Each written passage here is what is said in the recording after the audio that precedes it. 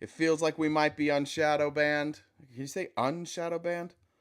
I'm not sure if that's correct or not, but it feels like we might be. So, good morning. Let me take my. I gotta do a little nose spray. I just want to be clear so I don't get accused. It's just nose spray. 1 second.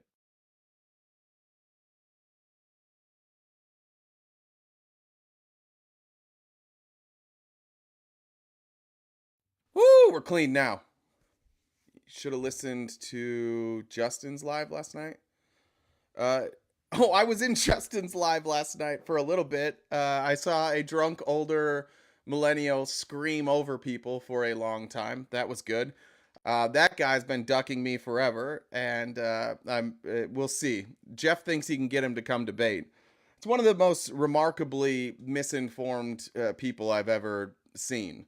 But the good news is he's very confident about his misinformation, which, Ty, is why you probably like him, is because you see confidence and you don't recognize the misinformation. Justin does it every night.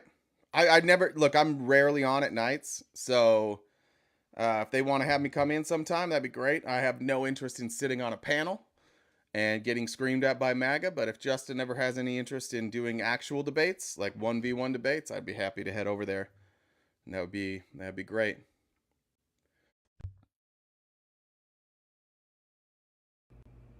Good Yeah, morning. like half. Oh, this is not working on mine. Like half our audience got blocked by Justin last night. So great place. Like Happy Friday. It's Friday. We made Friday. it. Oh, you're Yeah, I really would say scratchy. you are or I am. I don't know. Actually, I don't hear it now that you just spoke. So maybe it was just a one-time thing. Well, it was probably my phone. Is the static still there, guys? Or are we good? It's good. Let me check the chat sometimes. Friendly Friday. Yes, it is. Happy Friday. Tap the screen. We made it. Gosh, I've had a great morning. Fell down on the ground. Did not catch myself in front of like 10 people who just laughed at me. What do you Phoenix. do when somebody falls but Phoenix. it's I not don't know. People serious? have no sympathy in like when it's hot outside. I mean I it feel like was I'd they rather have don't know people if it was laugh. serious or not. I was reading an article. That's why I fell. I was making the outline for the show. And they don't know if I did not catch myself with my hands because I was like, am I gonna slam my phone onto the ground or just break my wrist? Probably break my wrist. The knee looked a little banged up. Yeah, but I didn't bleed or anything, so there. But yeah, it was, you know, when you fall or something embarrassing, it's not that it hurts. I mean, now it does kind of hurt, but it's just like the shame of the moment. And you're like, God, now I have to get up and people are laughing at me. I think I would rather have that than somebody trying to help me. And that probably says a lot about Actually, I me. did appreciate it. And people just like went on with their business, like walked right by me. Reminded me of when I used to live in New York. Like you could be run over by a car in New York City and people will just be like, I have somewhere to be. That's a good point. If they laugh, they think you're young and you'll be fine. I do see Jacob in the request. Jacob, are you opposition? Just write I'm op in the comments if you are. And if you're not, we'll get started on Felice's bloody outline. Yeah, well, for that, I Slow. think It was a slow news day yesterday. Nothing happened. All right, Jake. We'll do friendlies at the end today.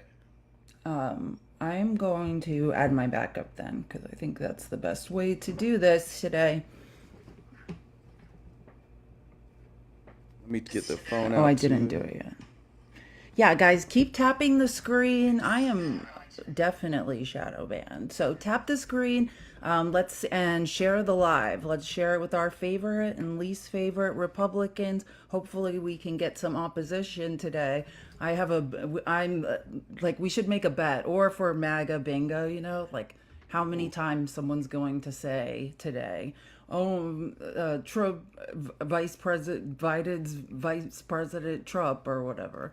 Like I think that live last night that Jeff was in, people said that in the comments. I was counting. I was only there for like 5 minutes. I think people said it probably like 25 times. Yeah, that's kind of what MAGA is. Like you just chant things, and then anytime our folks would try and join in the discussion, they just got immediately removed and blocked from the live. It's the least free speech live I think I've ever been in. Uh, Well, yeah, because there's I got it fixed. yeah, there's no like, well, there's definitely no free speech, but it's just like there's so much misinformation and they don't want to be corrected. Like, if that's the problem when you don't have facts on your side, like, It's tricky. I always say that it's impressive the amount of confidence some of these people have without any set facts at all on their side. You have to really go out of your way to be MAGA. Like you have to close yourself off completely from reality and from facts in order to like stay in the group, which is great. That's a good way to make a cult. They're making all the right moves. They're taking all the right steps. It's going really well as far as cults go. One of the most successful in world history. that's why I don't understand. Like, who was it? What's his Dean went up there, like, and it's like Dean's too smart, intelligent to be speaking to those people. You know what I mean? Like, You Dean, didn't it's know like how, they're yeah. not gonna use logic. Don't use logic. This is not about logic. They like, and right away, what's that guy's? They just launched into conspiracy theory. I'm like, oh, did you think he was gonna speak to you, follow a line of logic? Nope, just conspiracy theories. Yeah, Dean doesn't speak dumb. That's the thing. You got to be able to speak dumb if you're going to go over there. You got to really Or break it. well, and also he's polite. Do you know what I'm saying? Yeah. Like he's a little too polite to be around those people. Like you, Well, that's the move when you go into those spaces, though, because everything they're trying to do is just derail, right? They want to trigger you. They want to do some dick measuring. Like, how many times did older millennial talk about his following? Like a trillion, right? it was That so that's embarrassing.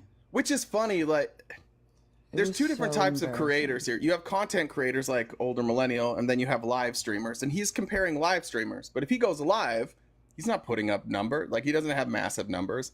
He's the guy that MAGA turns to just like confirm their bias. They just want to hear somebody every day confidently and loudly confirm their bias. And also attack Harry for some reason. We got a real problem with Harry.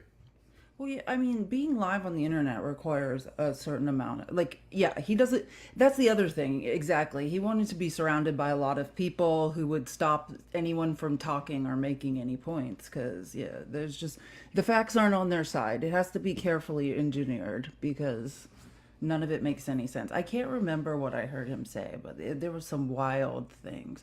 Oh, I remember now. He yelled at one point that women should be sterilized after their first abortion. That was a great one. That was truly disgusting. He's doubling down on that one. That's yeah. That's just stupid, right? That's that like sitting around at the bar with a bunch of white conservatives talk that I talk about. Like when I go golf, they just sit around and they pretend that they know how to solve like all the complex problems in this world with the most like brain dead simpleton reasoning. Like, are you out of your mind? What if you have a pregnancy that ends in a medically necessary abortion? What happens then? You're just done. It's just one and done. Yeah, well, I mean, I could say a million things about that, right? Like, there's a million reasons why saying that is absolutely disgusting. But yeah, what was the other conspiracy he brought up? At what point he started? I can't even remember. It was something about E.G. Carroll. Like he was like, "Oh, well, it turns out that dress that Eugene Carroll." Can I finish speaking really quick? It's Thanks. Thor. No, it shouldn't be surprised. Did you know that was Thor before you came up? I I can't had see the. Jen. I actually can't see the box. So I actually, Jen told me. I didn't know. yeah, I can't see. I can't see. Thor, do you have your camera on? I can't even see you. Okay, now it's loaded. Now it loaded. I can see you. Good morning, Sully. Guys, tap the screen if you would like to leave us a comment or message. We do rely on your tips and donations to keep our show and research going. We do appreciate it. And in the comment line, you can write a question, comment, concern, poem. We love a poem. It's our Whatever the case, favorite. question for anyone we're debating, whatever the case may be. And if Jay can please remember, periodically throughout the show, he will read them aloud. And please also invite Republicans because, like I said, I'm personally shadow banned. I think Jay might be as well. It's been a tough week, so let's see if we can get some opposition the good old fashioned difficult way. Hey, Thor. You're muted. You're What muted there, Chief. are you driving? I'm still on mute. Hey, police. Hey, RTP. Hi. So I'm still. You guys still riding with Biden after his all his gaffes and his feebleness? Are you guys really gonna ride with that guy all the way Yeah. to the moose train? To the what? Come on now. I think you He guys said will make a mush better life. train. He said if you mush, promoted like train? mush. I think he means What's like a mush, mush- mush what's for a- brains. Like, do you see how hysterical you are Police right now, guy. Thor? Like, it makes you so mad that people still look at Joe Biden. By the I'm way, not mad. you didn't watch the press conference. If you did, you would know that that was quite possibly the most brilliant breakdown of world politics that I've ever seen. Like, no, this is the thing. You don't know enough to even know what he was saying. Well, that's why he doesn't know because he doesn't understand. Like what you need to yeah. understand, Thor, is if you think that Joe Biden is not impressive, what he did last night, what he communicated about foreign policy, Donald Trump can't find a country on a map. Like so, however feeble and cognitively impaired you think Joe Biden is, well, that's very sad because on his best day, Trump could not articulate any of the thoughts that Biden did last night. Yeah, Well, like the president. I put out a video it was my turn. It was my turn. Thor, I put out a video today, and we have it here. Said but you it. might want to. He said it. What did he say? The drink. We're playing a drink. Well, it's the Oh, the mornings. vice Yeah. president. The drink. He Yeah. said the President one Putin. about Putin. Yeah, he said Putin. the Putin one though. Oh, he The- did Putin. Drink, Okay. Democrats. I just put out a 3-minute video of Donald Trump calling people the wrong name. Have you ever talked about that in your life, Thor? How about when he called Nikki Haley, or when he called Nancy Pelosi Nikki Haley for an entire press conference, or I guess rally? Yeah, How about he that? didn't correct himself. He Never just kept corrected going himself. with it. What happened there, Thor? What happened there, Thor? No, He what has the happened there, president of Thor? Ukraine right behind What him. what happened there, Thor? What happened when he kept calling Nancy Pelosi Nikki Haley? What was that? I get it. I get it. What was it? No, what was it, Thor? I understand you guys are having a bad No, weekend. but what was it, Thor? I No, but understand what you guys was have a it? bad weekend. I know, but what was it, Thor? How'd What that was what? happen? Well, if somebody calls somebody the name, obviously, happens. then they're yeah. Oh, it happens. It happens. Oh, it does. Okay, so But usually if you call somebody it the wrong happens, name, but you guys are.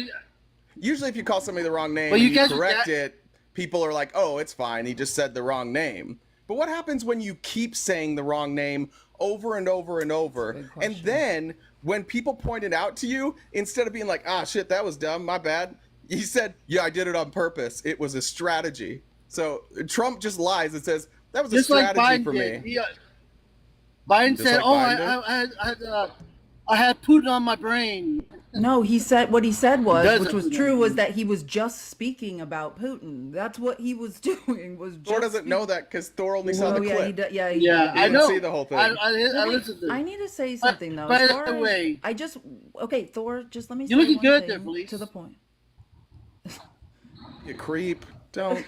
Okay. Anyways, what Why I was did gonna I say creep? was, no, I just want to remind everyone, like you're saying, so Joe Biden mixed up a name. Does anyone remember? And I'm saying this is just proof that anything Trump does, all of his cognitive decline and his constant lies and gaffes, right? He's not always lying. He just doesn't know people's names. This happens all the time. Does anyone remember just not the last Trump rally that was this weekend rally, but the one previous when Trump was trying to prove that he didn't have cognitive decline and saying he aced that test, and then calling him Ronnie Johnson, calling the doctor who gave him the test while he's trying to prove, look at me, I don't have cognitive decline, couldn't remember the name of the guy that gave him the test. And did the media go, oh my gosh, what's going on with Trump?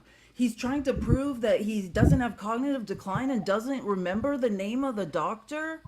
He did it you know what I'm saying, Thor? stop acting like this is a one-off and like Trump has not done the exact same thing. It doesn't, I'm not trying to say that Trump has cognitive decline. I mean, I think everyone in that age bracket has cognitive decline. But I'm not trying to even put Trump down in this situation. I'm saying look around. It's right? Apply it evenly to both parties. Are you in the desert? Well, yeah. Well, I live in Arizona, remember? Brother, We know you live in your Arizona. connection sucks. Right? Yeah, your connection sucks, man. Sorry. Sorry about that. Remember, who was that author recently that sat down with Trump for like their second interview? And then Trump's like, "It's nice to meet you." He's like, "No, we've done this before. Like, I've already interviewed." And it had been like, within, I think, 6 months. The guy that was interviewing him, like he has a book coming. I don't know if it came out yet, but he was interviewing Satuda? it's like about The Apprentice. Yeah, Yeah. it's about like, oh, from failed reality host to president of the United States is the kind of premise of his book. And he's interviewed Trump post presidency more times than anyone else. Yeah, and Trump would not remember him. Yeah, here's the And he's here's like, the I was quote. just here. Here's the quote from him. "My first sit down interview was May. We sat down again towards the end of the summer, and when I sat down, there was a very blank expression on his face. So I asked, 'Do you remember when we spoke recently?' And Trump said, 'No, I have no memory of that.' Trump also appeared to forget he was no longer in charge of foreign policy. He seemed to think that he still had some foreign policy powers. There was one day where he told me he needed to go upstairs to deal with Afghanistan, even though clearly he didn't." And then adding He was that trying Trump to did. act important, like he was still had something going on, or is completely senile, right? If Biden had done the same thing, was pretending to be president while he wasn't, and dealing with foreign policy, how would the press have treated that? When all of these recordings that this author, and it's remote, what was it, Satuda, I think someone in the comments, I think it was Peaches or Right. someone said it. Thank you for putting that in the comments. We appreciate it. Would you add my backup? I want to play Yeah. that video. Okay. And then just And to mute it. finish off, to finish off that quote, he also said he confidently told me and declared that Joan Rivers voted for him when he ran for president. Joan Rivers had obviously passed away in 2014. Yeah, multiple times. He asked him multiple times, and Trump swore Joan Rivers voted for him, who was no longer with us in 2014. But do we hear anything about Donald Trump's cognitive decline? No, absolutely not. Just Joe Biden's. Okay, I'm gonna find that. So this is like a 3 minute. Yeah, here it is. This is 3 minutes done by the Midas Touch Network of Trump forgetting people's names and things of that nature.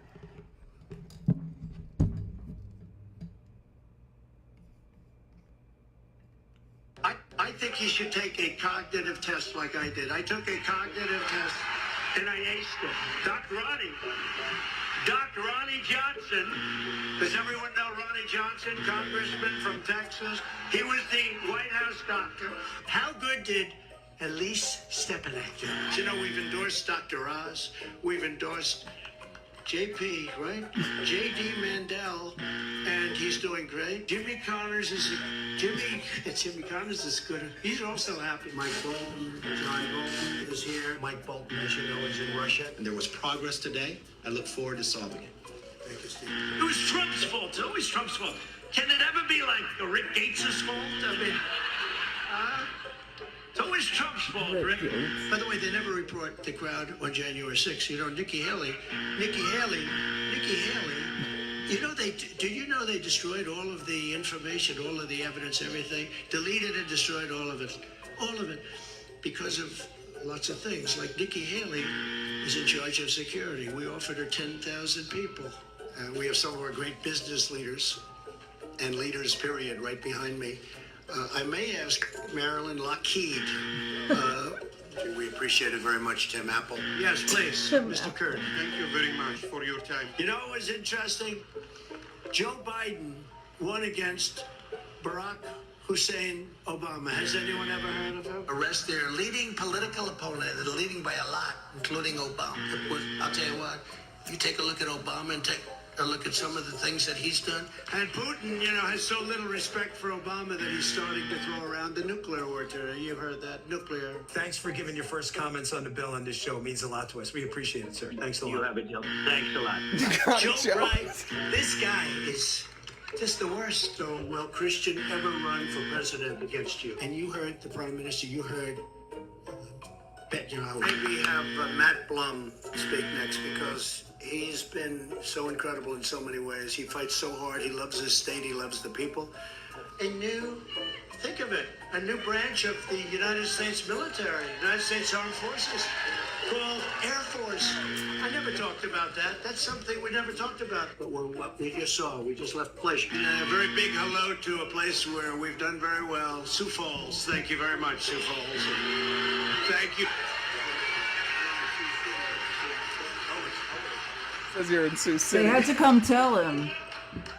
Senile. So, Sioux City, let me ask you, and the worst president in the history of our country who is cognitively impaired, we would be in World War II very quickly. The worst president in the history of our country will be a fading nightmare. He'll be I have fading memory. There we go. And that is in the outline under, it's 3 minutes of Trump forgetting names. There's the section, so we can put that in the Discord for everyone. So if you would like to use that, it's also on X, on Midas Touch's profile. If you would like to get in the Discord, how can they do that, Jay? Well, you can shoot me or Jen or any of the moderators a message. I'd also like to point out that that video can be found on my TikTok page, where I made a video using that this morning. So if you don't want to go to Discord, you don't want to go to X, you don't want to try and find it yourself, it's right there for you for your viewing pleasure on my TikTok page.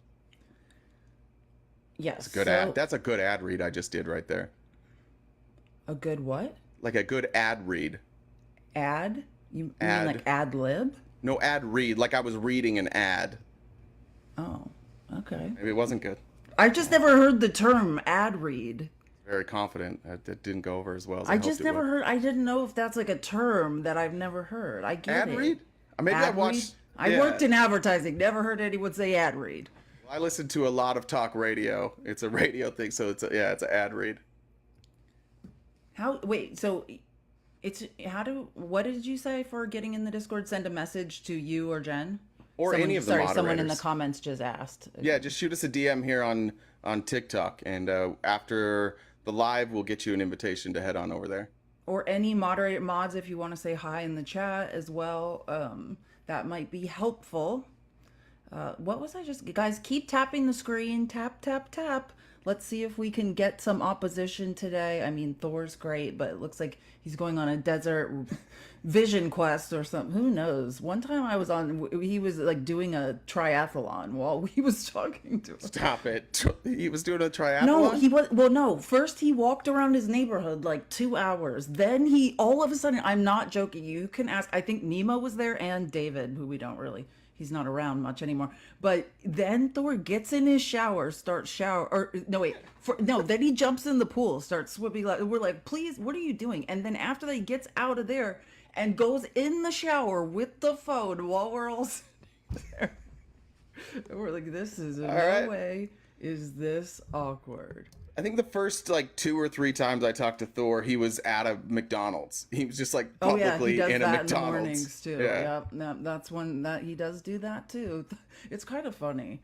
Yeah. So I want to can I talk about James Comer briefly, because that's Please. what I want to. So Please. I just think James Comer is an embarrassment to not just the Republican Party, to Congress in general. It says a lot about America that he is elected. He's continuing to waste our tax dollars. He's wasted millions of our tax dollars, right? Trying to cast doubt on the validity of our elections, right? Trying to interfere in the 2024 election by accusing Dark Brandon of things that James Comer, after years of investigation, can find absolutely no proof of. And that's been embarrassing for him. And it's also, again, the most egregious part is it has cost us millions of dollars. And it's really annoying that James Comer is moving on from that now. I thought, after the absolute failure of those hearings. It might have shamed him out of doing this stuff, but no, he is not. So Comer has a new conspiracy that he will be having congressional hearings around, and I feel so sorry for these people. But what's Comer's new conspiracy? He has discovered a shadow government, the likes of which have never been seen before. Never. He says it's worse than Watergate. He like this is not a joke. So House Oversight Chair James Comer is launching a new investigation in his never-ending quest to use the power of Congress to interfere in the 2024 presidential election. So, oh, this is so sad. Comer has just subpoenaed 3 White House staffers. I actually think I have a screenshot of them. These poor unfortunate souls who Comer's going to torment. Right? These are White House staffers. Their names it is Jill Biden aides, one of Jill Biden's aides, Anthony Bernal, Deputy Chief of Staff Annie Tomasini, and Senior Advisor Ashley Williams to testify before his committee. He claims that these 3 aides are running the country as a triumvirate. If you don't know what a triumvirate is, or like a troika, it's a form of government where it's like ruled by 3 people. And that's what he's accusing these people of doing, that they are operating a shadow government. And these are the real 3 people who are in control of the country and of Joe Biden. I'm not, you guys, this is dead so serious. stupid. It's so stupid. It's he says it's bigger. He says it's bigger than Watergate. Quote, our research indicates that these are the 3 people that have been pulling the strings for quite some time in the White House. These are the 3 people that have been trying to cover up the fact that Joe Biden has been hasn't been mentally or physically able to perform the job of president. These 3 people, their names keep popping up as gatekeepers. And then he says, in addition to Hunter Biden, because all of his Hunter Biden hearings were such failings. You know, he's still trying to slip Hunter's name in there to prove that, like, oh, and I haven't given up on Hunter Biden. I'm not sure he knows what gatekeeper means. Also, like, a gatekeeper is not the person who is pulling the strings. Like, if you want to go all the way back, it was somebody who just kept people from coming through, let's say, a gate, right? They limited the access. That's their job. Every president has a gatekeeper. Like, lots of people have gatekeepers. I have, I don't know if it's a gatekeeper. Yeah, Trump has a bunch of Christian nationalists. John McEntee, the Heritage Foundation employee that you don't see Trump without. Dan Scavino. Yeah. There's another one. Trumps are just less intelligent. Yeah. And here's another quote from, he said, have these 3 no-name employees, have they been operating a shadow government? Have they been privy to classified information? Do they have national security clearance? I'm pretty sure to be in the White House, you have to have some level. I know there's different levels, but you have to have some level of clearance. Have they been ordering the cabinet secretaries to do various job duties? We want to know this. He has no evidence, mind you, but he's just asking questions. So, also, they could be. If Joe Biden or Jill Biden instructed them to go tell somebody something, then that's exactly what they would do. Like, this is, first of all, this subpoena has no power. Like, you're just going to claim executive privilege. We've already done this. Trump had claimed executive privilege. It worked for some people. It didn't work for others. The ones it worked for are the ones who were working for him when they made the executive privilege claim. None of these people are going to be subpoenaed. And even if they were, like, what would be the crime here? Let's doing just their say, jobs. They did their jobs. Let's just say that they're doing everything. That's okay. Joe Biden can delegate if he wants, right? So what are you gonna prove here? Well, yeah, he's subpoenaing them, but it gets worse. Like, this is the part that really annoys me, because the only thing that MAGA is about, right, is retribution. They're mad because they did a failed coup, right? And now they're trying to get revenge on people. He's like, hopefully in a Trump administration, he has an attorney general interested in this. Yeah, I'm sure Matt Gaetz or Mike Davis will be super interested in this. This is an investigation that's being conducted with the highest level of credibility. I swear to God. The highest level. James Comer, you wouldn't know credibility if it smacked you in the face. Like, also, if you're preempting the fact that people are going to bring up that James Comer has no credibility, he's like, and by the way, even though I have no credibility, this time It's going to be credible. It's not going to be like all the other times when I didn't do anything and wasted millions of tax dollars. Here, you got to watch these clips because this is not a joke. This man's lost the plot. As an attorney general that's interested in this, and they're not going to have to investigate anything. We're going to hand this to them with a bow on it. This is an investigation that has been conducted with the highest level of credibility. No, it wasn't, Comer. And it's just so embarrassing. Sorry. What's the crime they're alleging here? So if they're going to hand them an investigation with a bow, do we know what the crime is they're alleging here? No, he's just asking questions that I'm not sure if they're a crime. He says, well, actually, let me just play the clip because that's what I want. I want you guys to hear him say this wacko stuff. Let's say Joe Biden steps down and all these people go away. What do you do then? How do you pursue this cover-up and this scandal after the fact?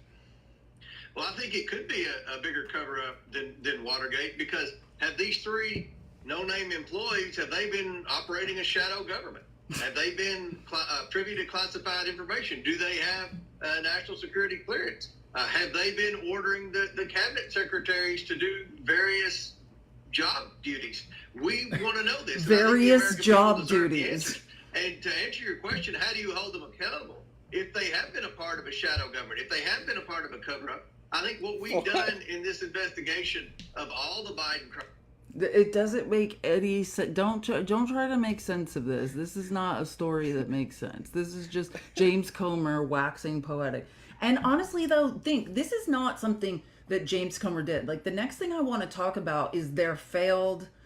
I was going to say impeachment. They're not impeaching Merrick. Their failed attempt yesterday to hold Merrick Garland in an inherent contempt.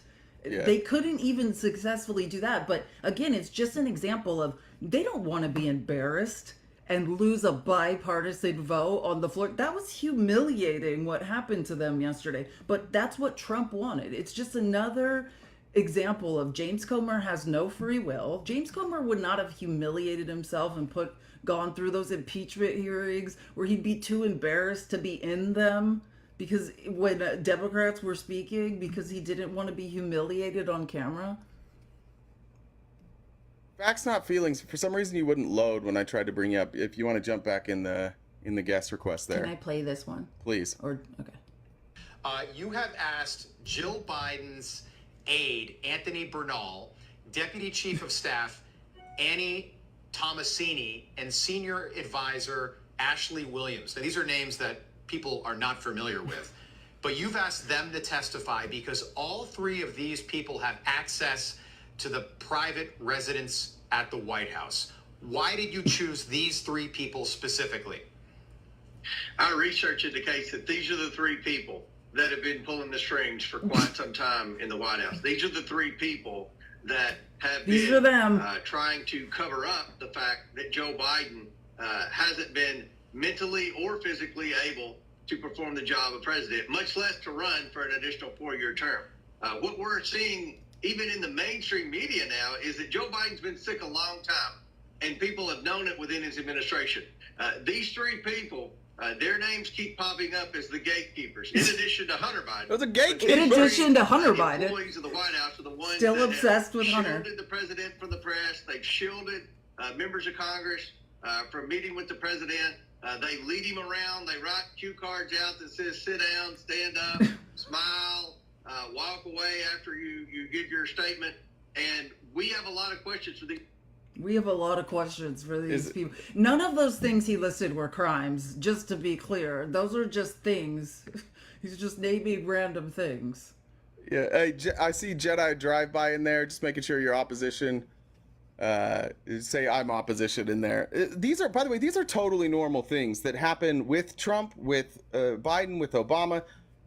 These types of moments, like these events where it's scripted, like here's where you go, you sit here, you exit here, like that happens for all of them. And it's not because people are too dumb to know how to get off a stage. It's because there are plans well in advance for safety. These are things that Secret Service plans out. Like, here's where you will enter, here's where you will exit. They make sure that they have all the angles covered. That's why that stuff's important, right?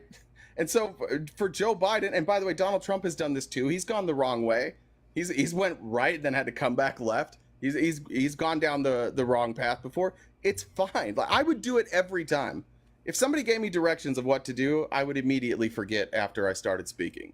I don't think that's that crazy, but the reach by Republicans now to try and paint Joe Biden is like, now he's just not doing anything. Nobody watched that press conference yesterday. Well, Nobody watched. but remember I remember he was, well, they don't know what any of those words mean. You know what I'm saying? It probably meant nothing to them. Yeah. You would have to understand foreign policy. I think we regularly see MAGA demonstrate they have no idea. Their foreign policy is America first. What's up, Ben Shapiro? Okay, hey, did you guys not see or hear the press conference with the press secretary where even the liberal media was calling out the press secretary for basically lying to them about, What? Joe Biden's Oh, you mean harassing Karine Jean-Pierre? Yeah, I did see that. I thought that was disgusting. And Biden reiterated last night. I thought of all the things he covered, it was nice of him to cover that, because I think it's completely inappropriate to harass and malign the press secretary, accuse her of lying and withholding information when she said many times, every time you have asked a question, I have answered it for security information and for HIPAA laws, right? She couldn't give the reasons or the name of the specific neurologist, right? Wow. Like, So just you to be still clear, believe wait, her? please let me finish speaking. Please let me finish speaking. So I just want to be clear, because again, this is educational. I want everyone to be clear what we're talking about. So Wow. again, please stop talking when I'm talking.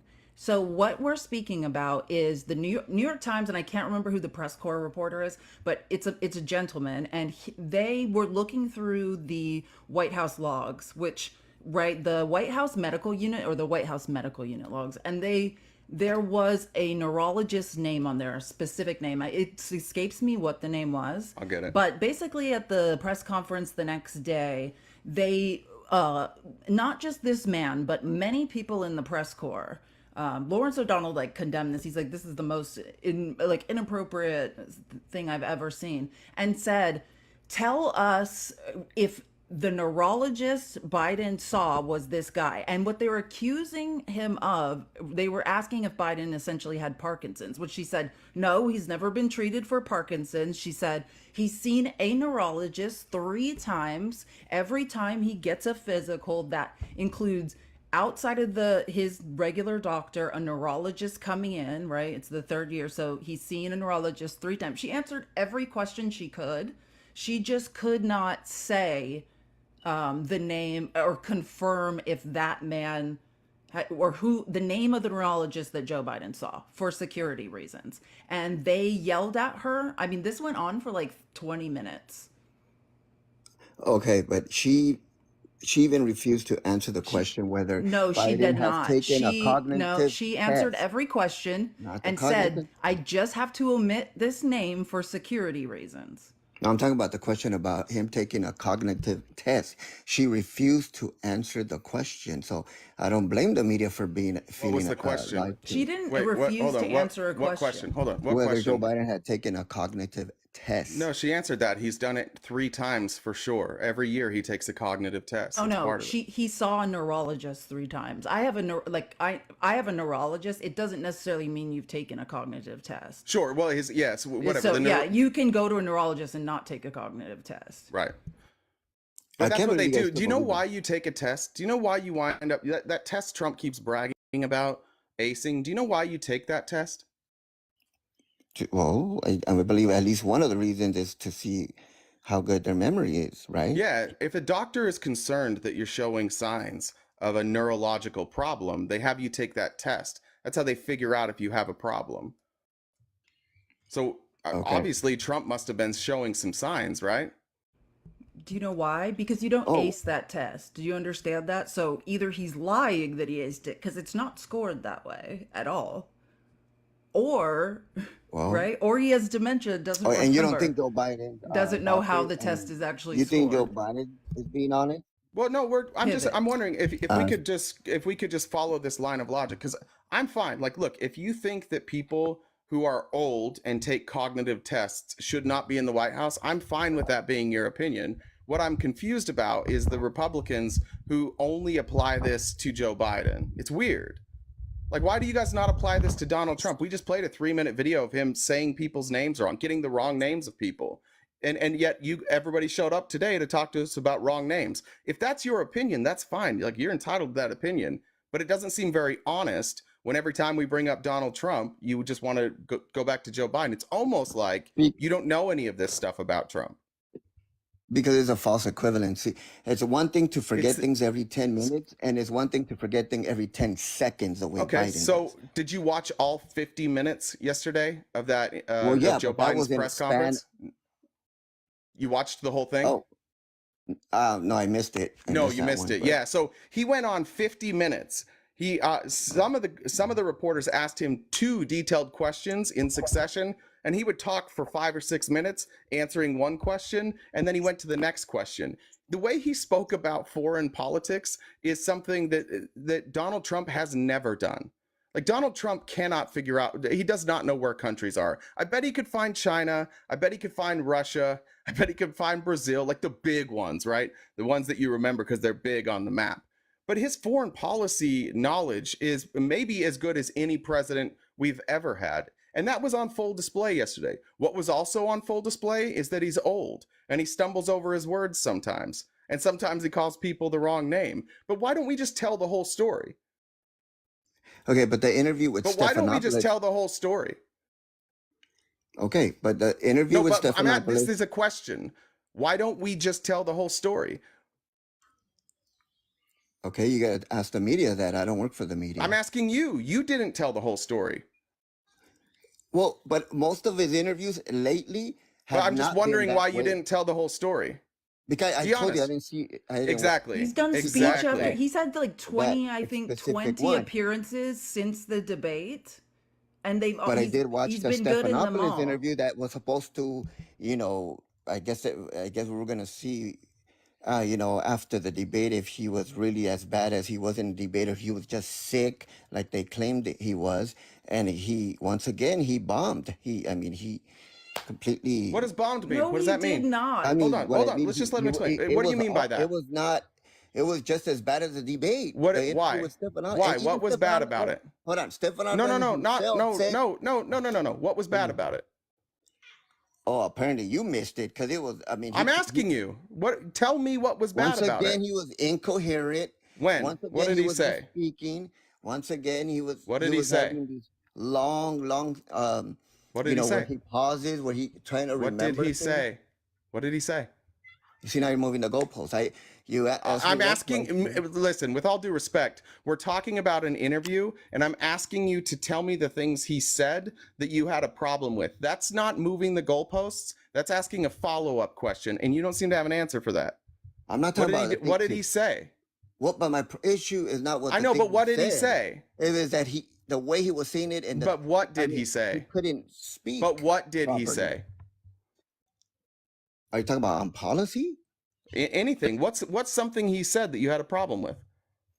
Is that he couldn't finish a sentence. I have the transcript right here. He's finishing all of his sentences. That's not true. That's not true. Oh, you think it's the same? He could not finish a sentence in the George. That's not true. Did you guys watch it?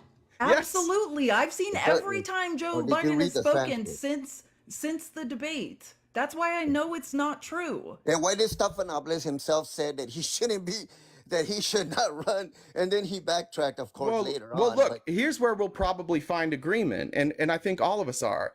I don't know if the problem that Joe Biden has right now is there's 2 real arguments. There's the argument of, one, is he too cognitively impaired to be president right now? I think that, like, unequivocally, he's not.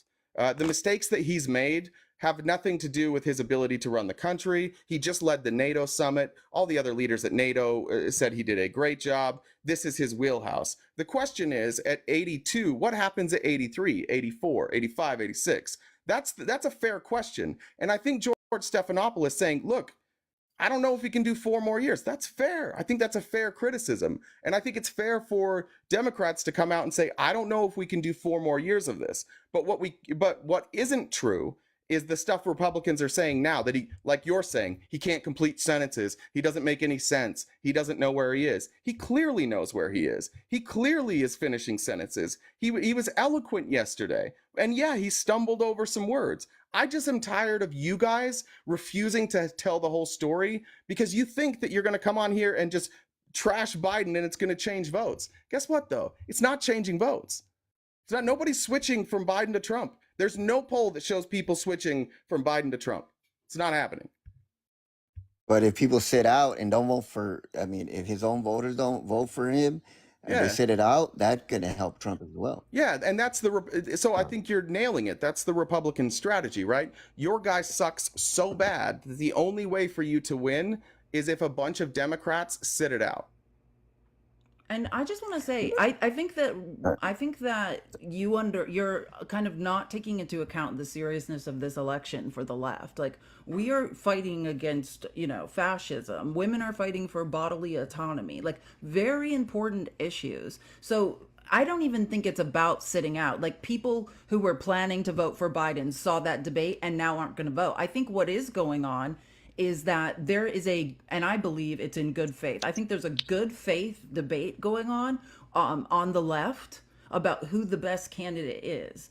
And I think that debate, there's also a debate about whether or not that debate should be public. I think to a certain extent it's going to be public, which some people would prefer it is not.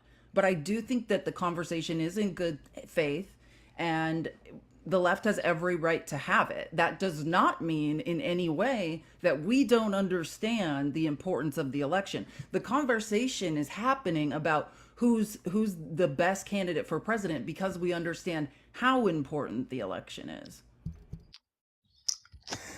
Yeah, well, I think that Kamala Harris is more of a threat to Trump than Joe Biden is, to be honest. There are some polls that say that. That's why the conversation is happening. And I would probably agree with that. Simply just despite what anybody thinks about her, and there's a wide variety of opinions, this election we know is going to be about women. Like, that's the number one issue. This is about women's rights to their autonomy. And who's going to speak on that better? Joe Biden, Donald Trump, or Vice President Harris? Of course, Vice President Harris is the person who's going to get that message across, right? The thing that she has against her is that there's still a lot of people here that are racist. There's still a lot of people here that don't want to vote for either a woman or a black woman. That's the part she has against her. Well, and I was going to say, and misogyny, because not all misogyny. I'm not talking about like the overt misogyny, like that comes from conservatives, like the 19th Amendment should be repealed, women shouldn't vote. Not that overt misogyny. It's the kind that's baked into us. It's, that's on the left, where people have this feeling like, oh, I don't trust a woman to lead. You know what I'm saying? Like the undercurrent of misogyny, where you just have this idea in your head that women can't lead. Look, for most of my life, I kept hearing the same thing. That they would never, ever, that this country's so racist, they will never, ever vote for a black man to be president. And yet Obama won 2 terms. And so yeah, but how did that happen? But let's talk about how that happened, though. Let's remember what happened during that time. Yes, America was far too racist for a black president. And maybe people said that will never happen, but it did. However, who were the racists? Who were the ones that were making racist tropes? It was the Republicans. Donald Trump entered politics by lying about Obama. Still hasn't apologized for that. Still won't admit that he was wrong. That's how he got in. The very first nominee from a party that was black, Donald Trump just lied about him. And Republicans agreed. And Republicans ran with that line, right? And then what did they do to Michelle Obama? Started calling her a man, right? Yeah, but if you know anything about the history of how black women specifically have been treated, like, that's a racist trope. So just because some of us, and by the way, I worked for Mitt Romney at that time, so I would be considered one of the racists who was spreading lies. We weren't ready for that on the right, and a lot of people have left the right since then. But on the right, you guys still aren't ready for that. No, my only point was that they said that the country was too racist. I'm not talking about just Republicans. I'm talking about even that Yeah, that the American citizens were too racist to vote for a black man, and they did. So I don't yeah. buy it So that people what? won't vote for Racism's a black dead? woman. Yeah, are So you I saying won't. that racism doesn't No, I'm exist? saying I don't buy it that they won't vote for that Kamala cannot win an election because she's a black woman Well, I or hope not. I was wrong. I would love to be wrong about that. I think that'd be great. I applaud you for having that view. I think that's Yeah, great. it's a sad world we live in when we seriously have to sit here and think on Joe Biden's record. Let's say he it does have cognitive decline. Well, he's still better than Donald Trump. Donald Trump ran in 3 years ran the economy into the ground. So Joe Biden, when we look at categories, beats Trump in pretty much every category. But we still have to sit here and talk about, oh, he didn't get someone's name right. What does that mean? So we basically are ageist and ableist. Oh, well, he doesn't walk strong enough for me. I don't know if I can vote for someone who's not looking tough enough for me. It's ageism and it's ableism. And then on the other side, we have to sit here and say, oh, I don't know. We have a long storied history and undercurrents of racism in this country and misogyny. So how will a black woman fare in an election? It's a very sad debate going on the left. But this is the world in which we unfortunately live. Mm, okay, so like I was saying, I just think that Harris can not only win but can beat Trump more than Biden. But Well, and here's what's I cool. think you guys are Oh, helping Trump by keeping Biden as a well, candidate. no, we're not. This is what Joe Biden did yesterday that I feel like nobody's talking about. And it shows the kind of human. It confirms my best suspicions about Joe Biden. He was asked a question. I think it was the last question, but they basically said like, you have all these delegates, and those delegates are bound to you. So when they go to convention, they are bound to vote for Joe Biden. They're his delegates. And somebody asked Joe Biden, what happens if what do you say to delegates who are assigned to you, but now they don't think you should be president? What if they want to vote for somebody else? He said, fine. And he opened the door. He said, look, I'm not quitting. And I'm gonna finish the job. And if my party decides that somebody else should be president at the convention, they should do that. Joe Biden is telling all of us, hey, you don't have to buy into me. I'm going to keep trying to earn your vote. But if we get to convention, which is the only time you could really replace him, you're not going to replace him now unless he steps down or just says, like, oh, we're going to switch out and Harris is going to run. At convention, they can do that. So Democrats now have a choice. They can replace Joe Biden if they want. And he said he'll stand by that. He'll accept that. He says, I don't think they're going to do it. Then this morning, there were a bunch of donors that said they're going to withhold $90 million. There's more Democrats coming out of the woodwork saying, yeah, we got to replace him. And maybe they will. But it's absolutely a nod to the kind of person that Joe Biden is, when he could have said, no, those are my delegates. I'm staying in this. You can't kick me out. And instead said, yeah, like, we need to let the people decide. And if they decide it's not me, I'll go. Well, that's news to me because so far he's been very stubborn. I know you didn't Very watch the news stubborn man. conference. I know you didn't watch Yeah, the news conference yesterday. exactly. You have to actually watch him speak. I watched enough. I think after the Stephanopoulos interview, I said I don't think I have to. Yeah, It okay. was enough Sure. for me. Were you going to vote for Trump beforehand? Were you open-minded going into that Whoa. Stephanopoulos interview? Brother, your name No, is Facts, Not Feelings. You're a Ben Shapiro meme. Like, no, your opinion didn't change. You're just looking for ways to get people to vote for your guy. And isn't it sad? no. Isn't it sad that none of you can come up and give us a good reason to vote for Donald Trump? Not one of you.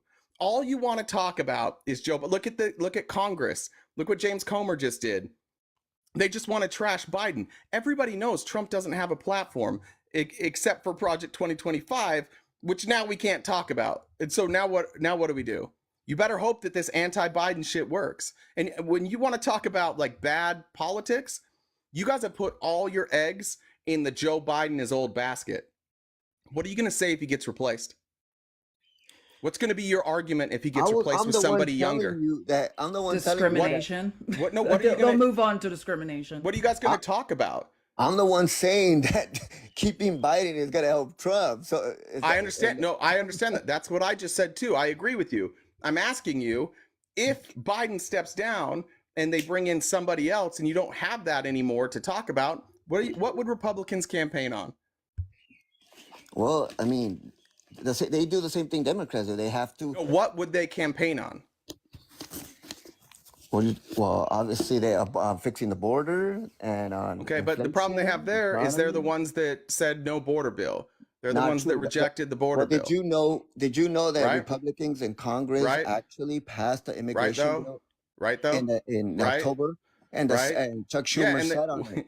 Chuck Schumer no, sat he on didn't. it. No, they didn't have the votes, bud. Hey, bud, they didn't have the votes, and so the Senate, where they needed the votes that they weren't going to get, the Senate said, we got to do something about this. So we'll come together in a bipartisan way.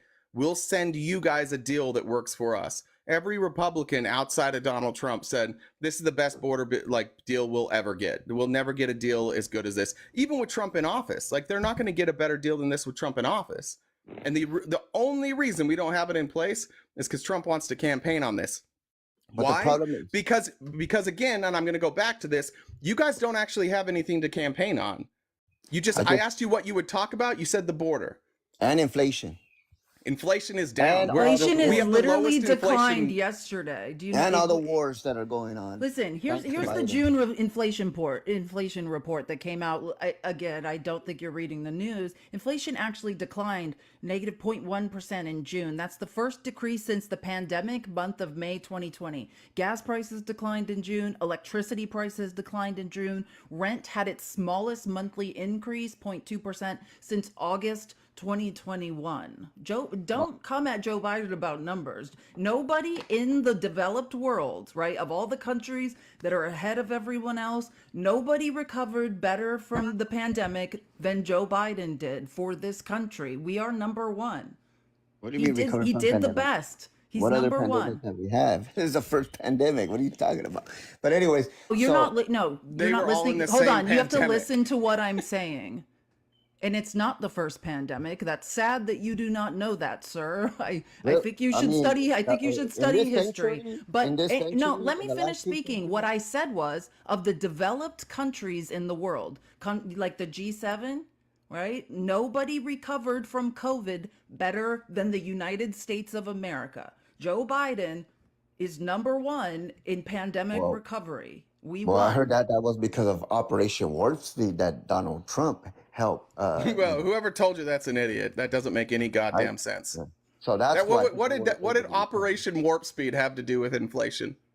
No, she says that nobody has recovered from a pandemic. We're talking about economically, buddy. Try and keep up. Okay, fine. But listen, economically speaking, I just went to the grocery store last night. Yeah. And I filled up my gas tank, and my prices haven't gone down. It's still the same. That's bullshit. You're lying now. Gas prices declined in June. Where do you live? Gas prices declined in June. $4, and when it used to be $2.50 under Trump. And now it's still something. You're telling us an anecdotal story, which I don't believe is true. You're reaching. But when we speak about data, we're speaking about average gas prices. We're not talking about your anecdotal experience at Bob's gas station. So you think I'm the only one paying $4? No, but gas is cheaper. Gas is cheaper now than it was a year ago in California. I just checked it. It's cheaper. That's what I read. You don't listen when I speak, but I said gas prices declined in June. That was one of the things I read to you during my inflation report.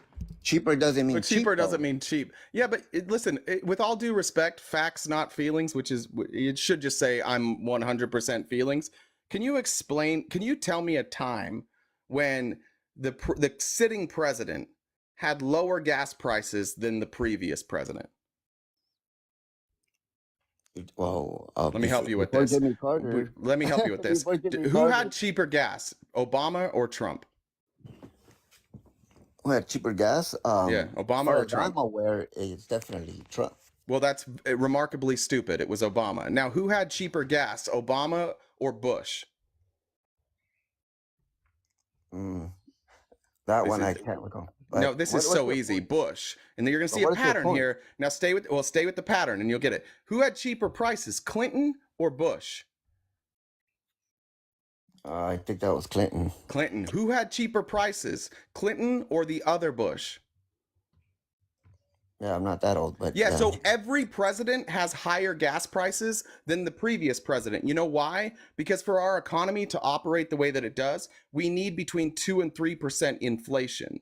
So prices always go up. That's why price of milk was cheaper under Trump, and then it was cheaper under Obama, and it was cheaper under Bush. This is just how prices work. And that's the problem that you guys have with messaging is your messaging only works on people who don't understand how prices work and that's don't not what Larry understand the Summers role of the said. president. So that's why you're easily duped into believing that these gas prices are due to Joe Biden and that if you got Donald Trump in office, then they would go back lower. It's not the case. Biden's second term or Vice President Harris's first term or Trump's second term, gas prices will be higher than they are right now. That's going to happen.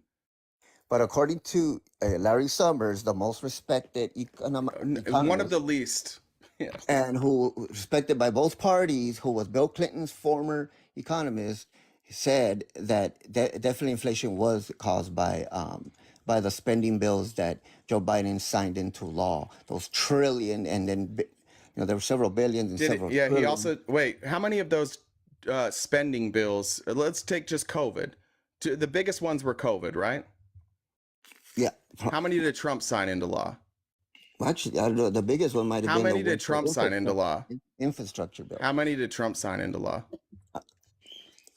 Yeah, but how many? No, how many? Just how many? Doesn't matter. You're trying to move. Oh, it doesn't matter. Yeah, because this is the thing, dude.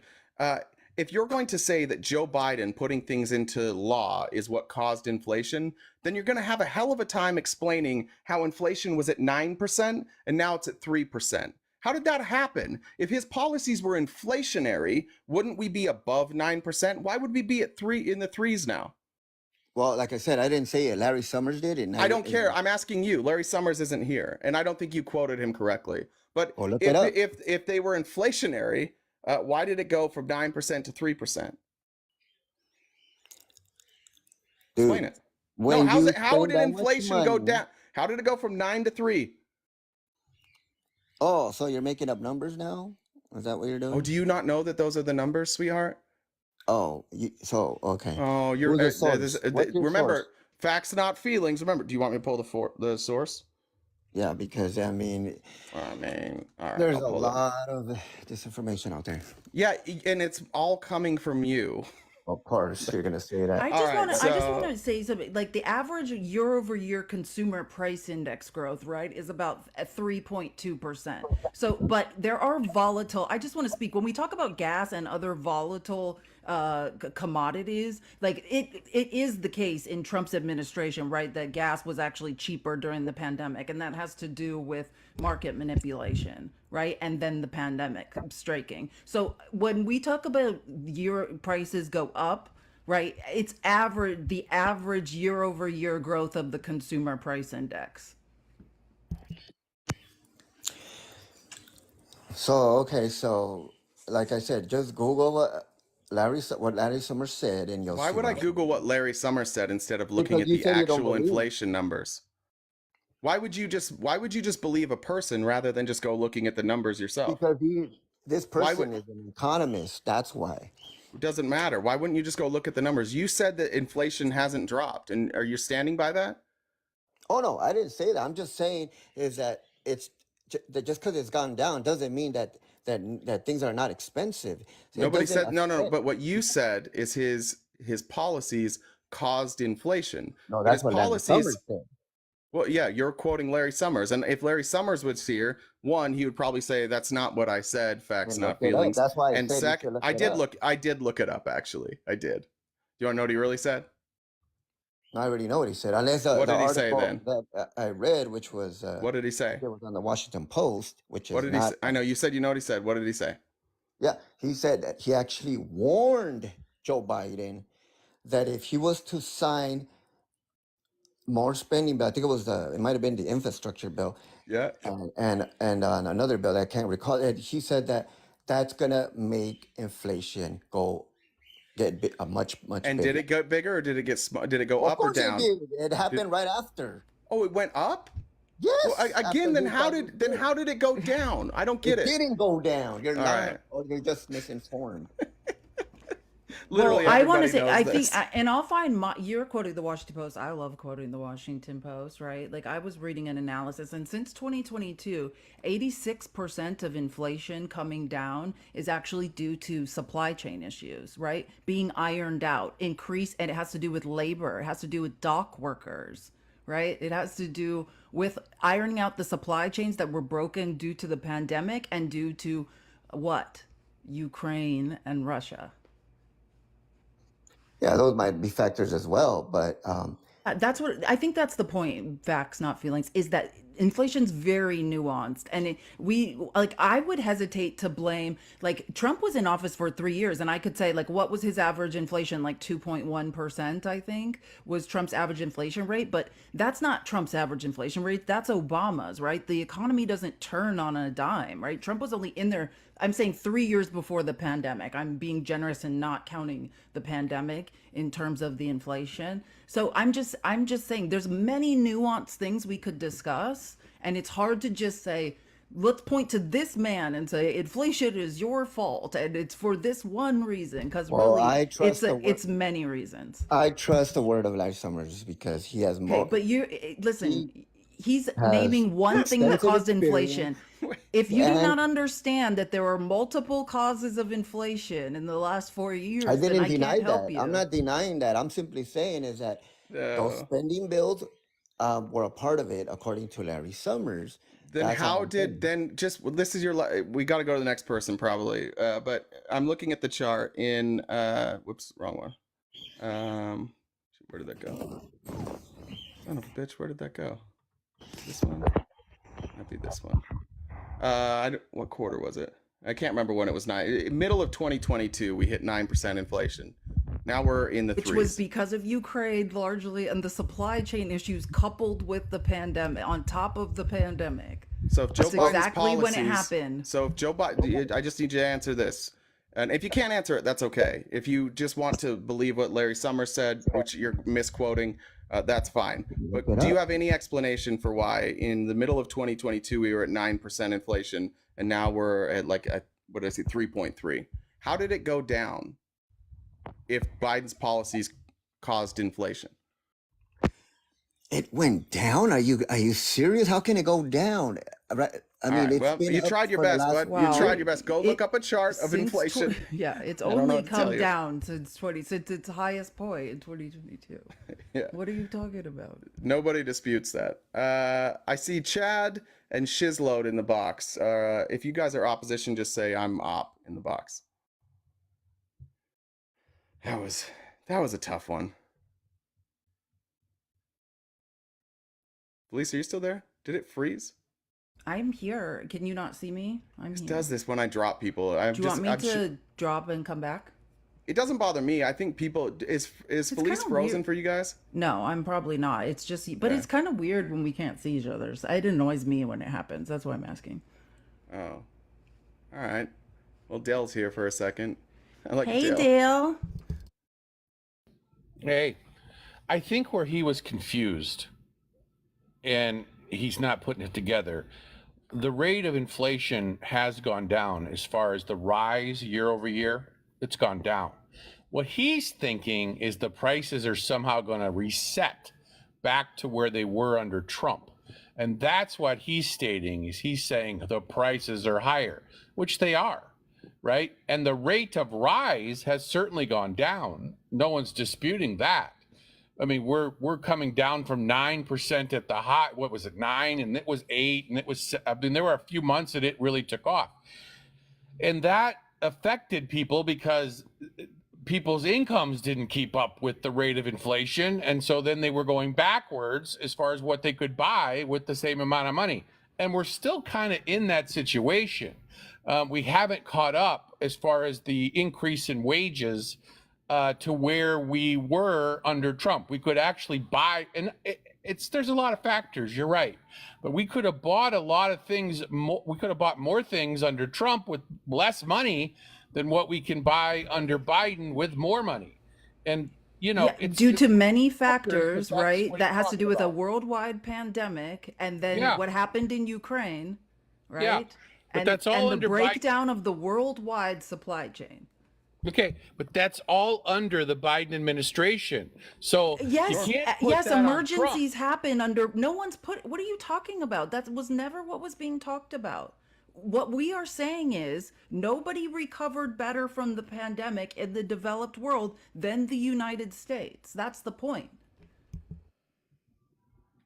Yeah, I don't disagree with that either, but that doesn't necessarily make the American worker feel great about his situation.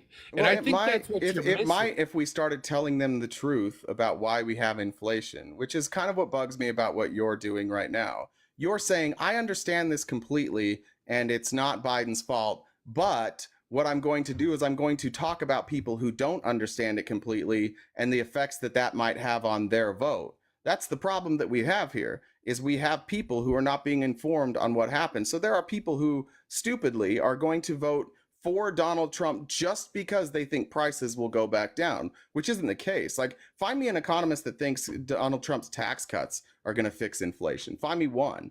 No, they won't. No, they'll He's not gonna- exacerbate it. But and yet He's not going to be able but- to bring the prices down. and yet the messaging is that he will. So it's almost like MAGA knows that their base is dumb, and they're just like, we have to keep our base dumb in order to get them to vote for Trump. Because if we tell the whole truth, they're going to see that Trump can't fix this shit, and maybe they'll start caring more about the fact that he's a felon or a serial sexual assaulter or runs a fraudulent business or lies all the time or tried to overthrow the government. It's the only thing Republicans have. All they have is this lie that when Trump gets back in office, he'll fix all these economic problems. And it's an absolute lie. And everybody knows it, including Well, he won't. yourself. I And you'll agree, still he vote won't. for him. I agree he will not be able to fix the pricing. He will not be able to reset it back to where it was in his first term. That ship has sailed, right? Yeah, because it was Obama. He didn't do any of that in the first place. Okay, I'll give you that too. It's Obama, okay? But the problem is people are hurting right now in their pocketbook, and they're going to You're doing it change again. because Yeah, of you're that. doing it again. You're doing it again. See, this is what I'm saying.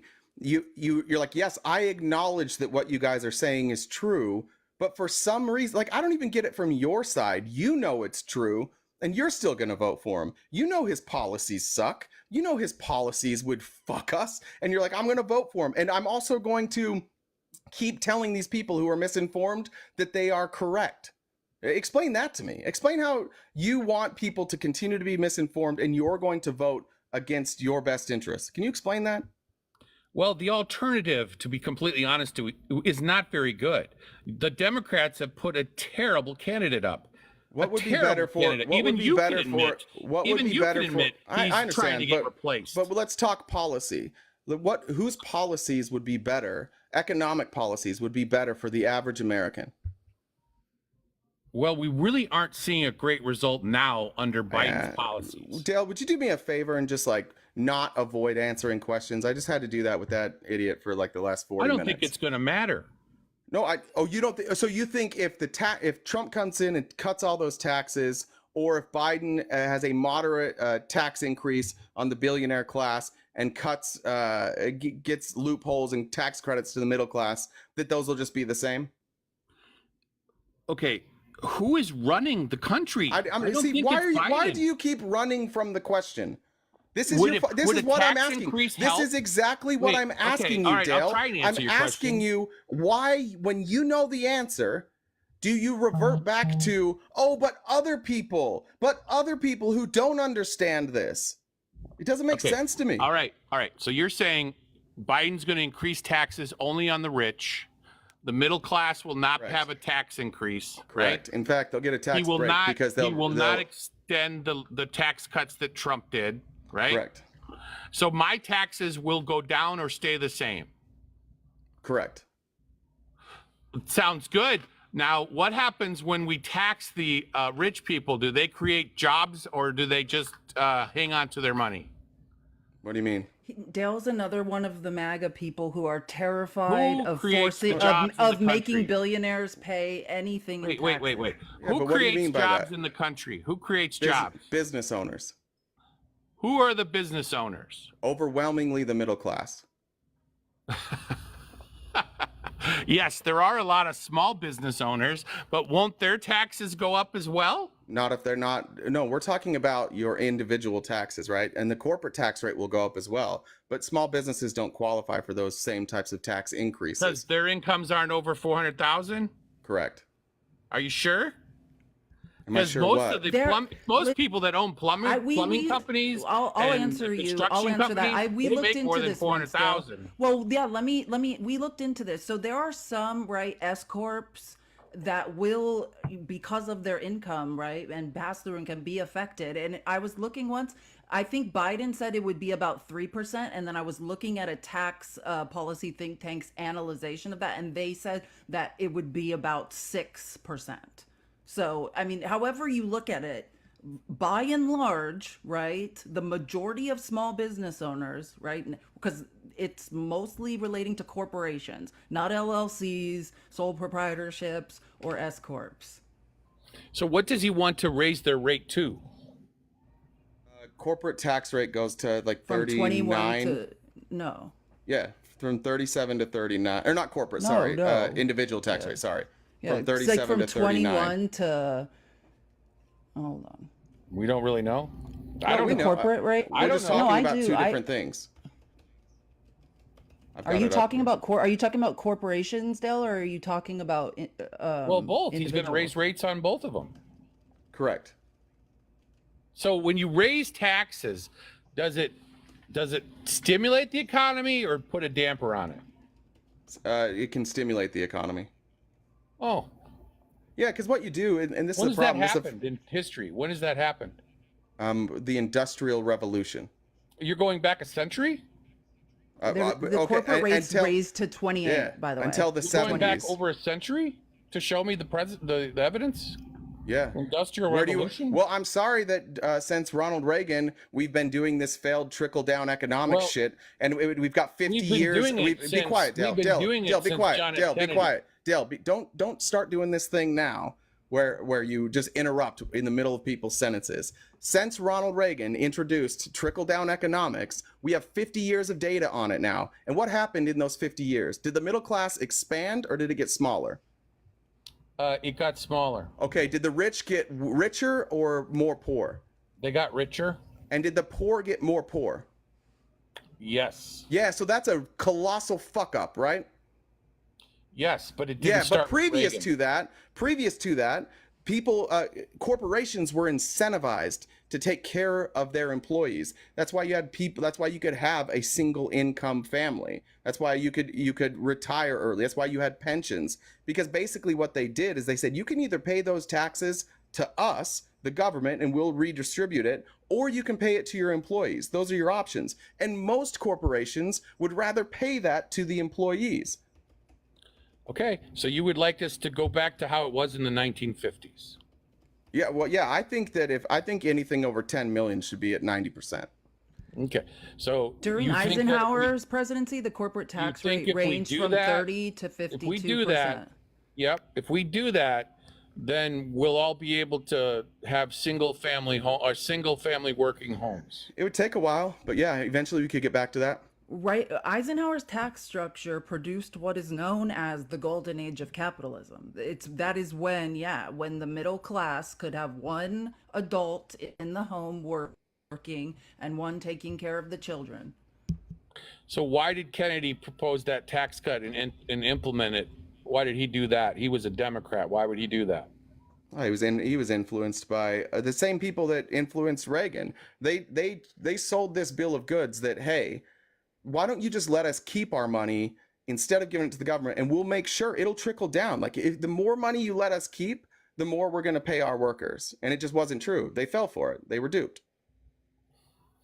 Okay, well, it also could possibly, doing that could possibly shrink your GDP.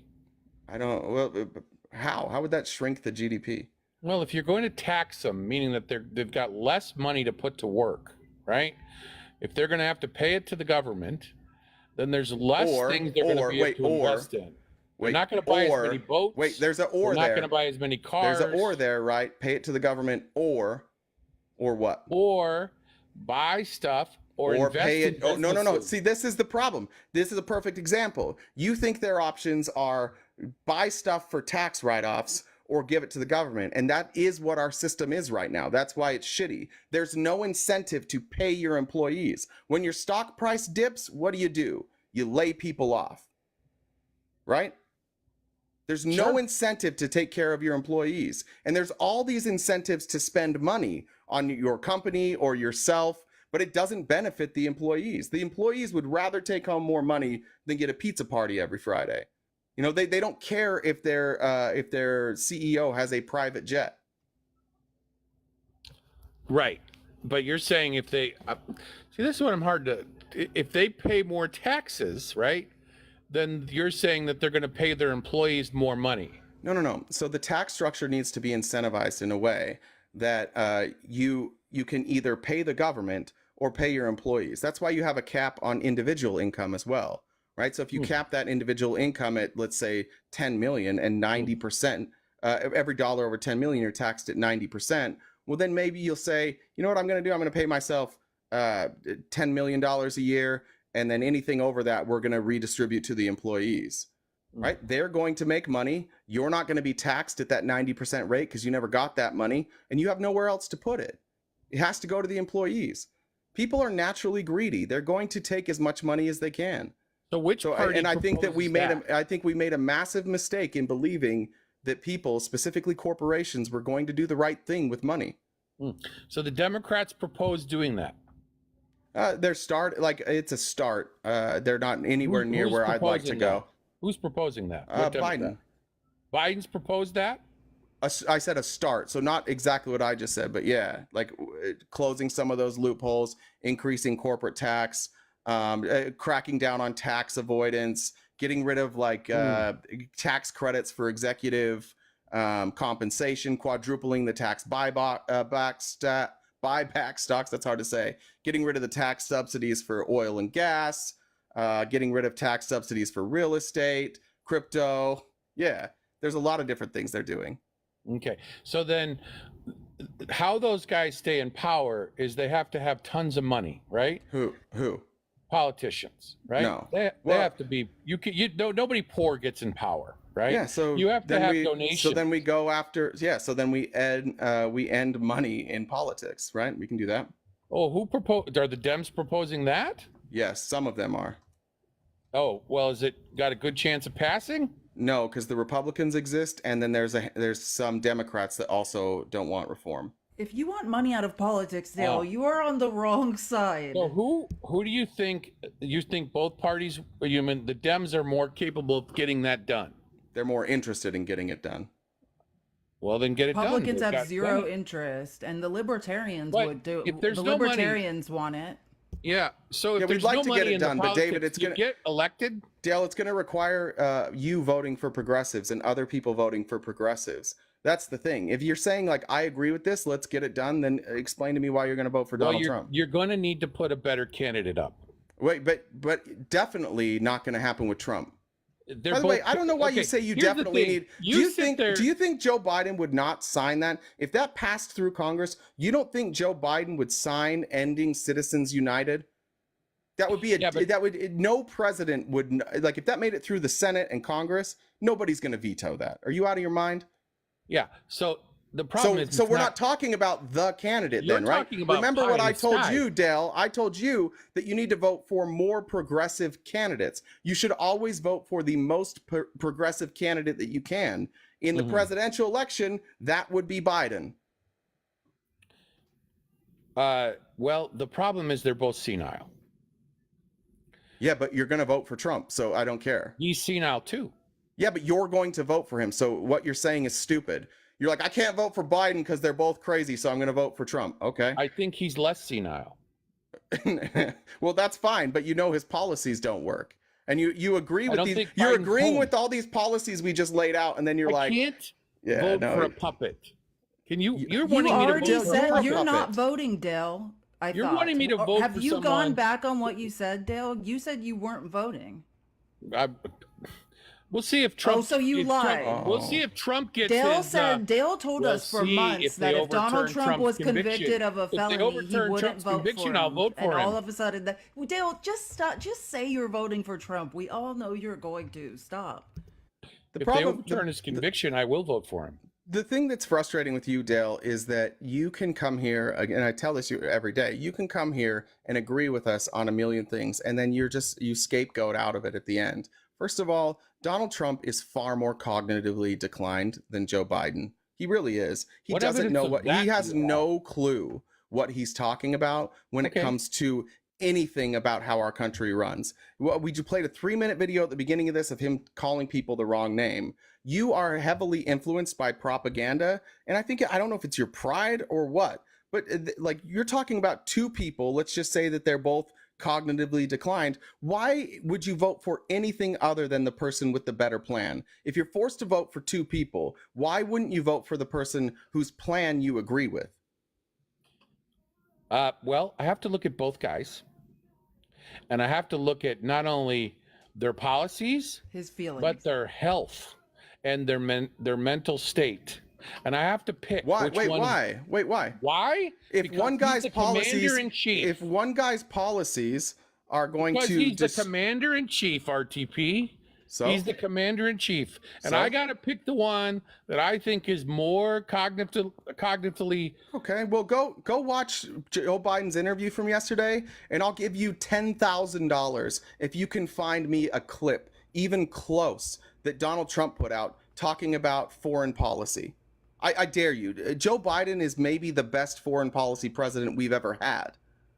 So you're like, I don't know what it's the only time that Joe Biden shines. Like the only time he's like the best of the best. That's his expertise is foreign policy. So even on that, you should vote for Biden. Give me a foreign policy win for Biden. Everything he's done in Ukraine. Oh, virtually everything. There's a war. He didn't start the war, dummy. Did it happen can't even do it. Oh God, he can't do it. All right, Dale. Thanks, man.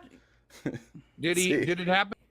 You can't even, and just to be clear, because Dale doesn't know anything about history or what's going on in the world, Trump continued, what was going on in Ukraine, Trump was also funding Ukraine, but what was Trump doing in Syria? If you understand history and what was happening, that was a proxy war, right? Trump was waging a war in Syria, which was a proxy war with Russia.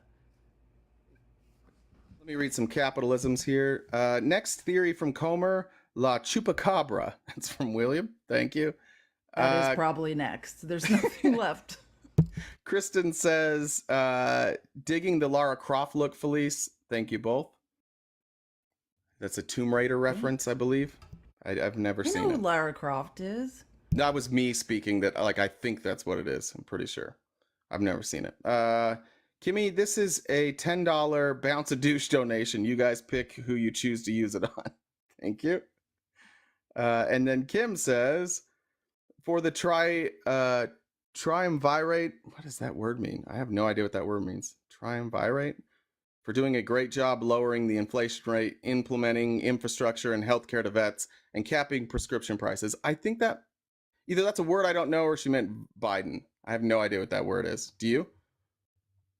Wait, say it again. I'm sorry. I think it's triumvirate. It's a triumvirate. I said it at the beginning. Triumvirate. Triumvirate. It's a government in which three people rule alongside each other. Oh yeah. Or it's also called the troika in places. Yeah, you taught me that like 20 minutes ago, huh? And I didn't remember. Yes, I did. Janice says, because you've had facts his feelings the hard way. Thank you. And then from, I think this is Gramingo. Trump is a bigger puppet than any of them, Dell. Dell is a fool. There we go. Did I get those all? I think I got them all. All right. What's up, Jen? Hey.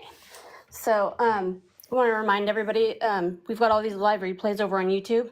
The link is RTP Talks. If you want to go check that out and subscribe to us, we'd appreciate it. Also, there's a bunch of people in the box that I've tried to ask if you're opposition. If you agree with Felice and Jay, please drop out. If you come up and you're not opposition, I'm going to end up kicking you out. We do have friendlies from 12 to 1, so the last hour of the show. So if you want to request then, please do so. And then if you like a link to the Discord, send myself, Jay, or any other mods a message, and we can get you an invite. And I think that's it. There you go. And don't come up here just to get kicked by Jen. You can do that at the end. Yeah, I'll do that later on. Just the last hour she can beat on you, but don't do it before that. Yeah. And Thanks, if you Jen. want a link to the Discord, don't message me because I do not read my messages. All right, Jen, you can bring up whoever's next. Just remember, if you're a friendly, Jen's going to have the ultimate short list, especially on Fridays. Fridays, she's going to be real short on the leash. Shizload. I like that.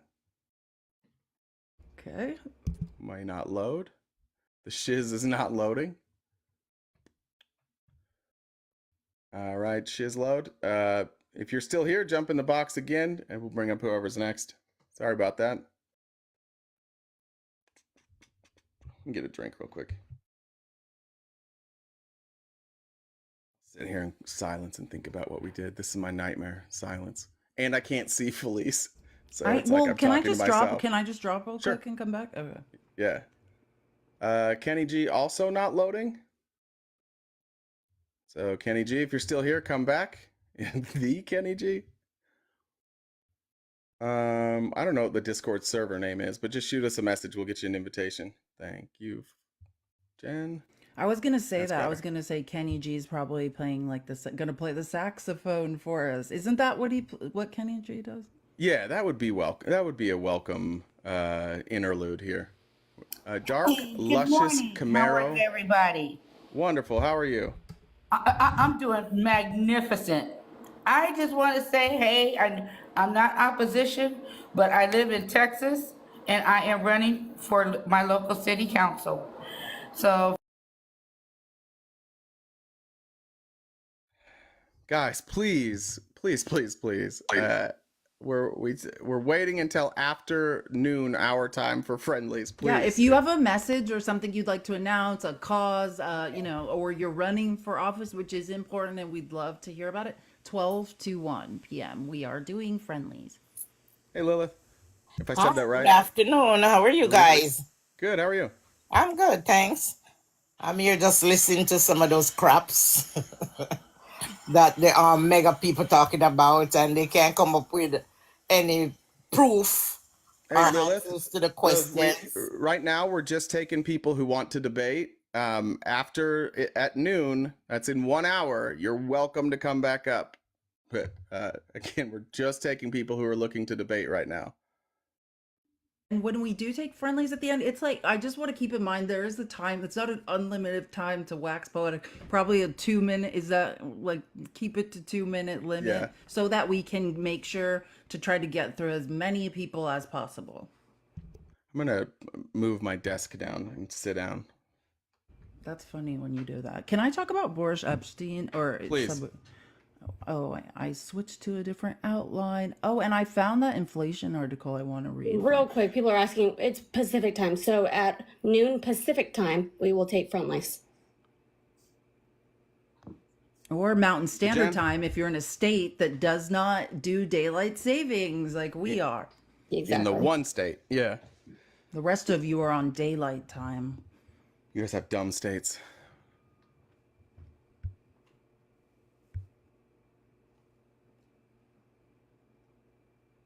Guys, keep tapping the screen. We're almost to 200K. Tap, tap, tap. If you would like to send us a message, that's Cash App and Venmo. You can write a question, comment, concern, whatever the case may be in the comments, and then we will read them aloud periodically.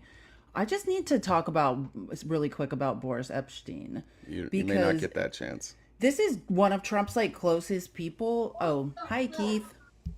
Hi, I'm voting for Trump because I don't think Trump and Stormy Daniels had sex, because where's the baby?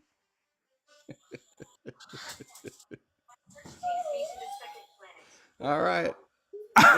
I'm messing with y'all, man. Yeah. Good shit. All right. Thanks, dude. All right, bro. See ya. God damn. Guys, please, for the love of God, please. We have stories we can cover.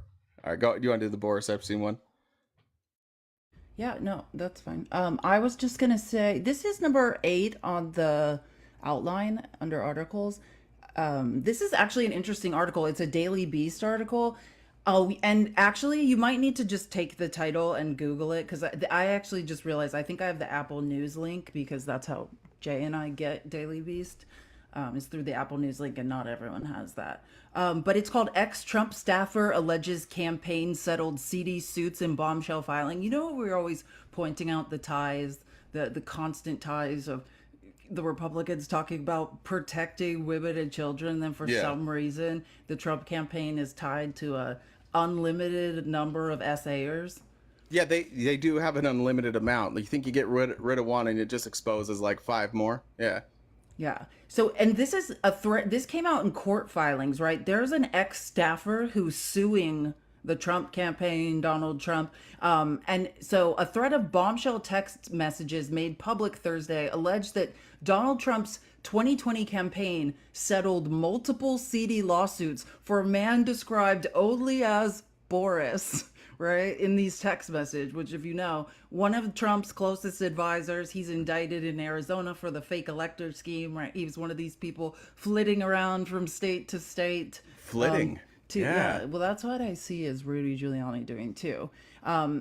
So those messages were revealed. His name's AJ Delgado. He's a former staffer on Trump's 2016 campaign, who's involved in a lawsuit against the current campaign, and alleging she was taken advantage of and raped by her former superior, Jason Miller. As part of that lawsuit, Delgado, a lawyer who's representing herself, filed a motion Thursday that included a text thread she claims to be between her and Jenna Ellis. And if you don't remember Jenna Ellis, she was she's indicted in Georgia, in Arizona, in many places. She was basically Giuliani's sidekick, right? Like when they were setting up the slates of fake electors, where Giuliani was, so was Jenna Ellis. So she has and has worked closely on the Trump campaign for a long time. So, anyways, so these text messages are between a woman named AJ Delgado and Jenna Ellis, another ex-Trump staffer who is a co-defendant in Georgia. So the alleged texts begin with Delgado asking if Ellis knew of anyone who complained of gender discrimination, pregnancy discrimination, or sexual harassment during Trump's 2020 campaign. And she says, "Tell me the truth." Do we want to? I can continue later. Yeah, we'll finish it. What's up, Kyle? Sorry, but I muted you when you came up. You just have to unmute. Hello? There you go. Perfect. What's up, man? Hey, so I'll be the first one to say that I'm definitely not the most educated when it comes to political stuff like this. But when I watched the debate, how can I vote for Biden when he doesn't articulate? I would say that the first thing you said is the important part. You need to educate yourself.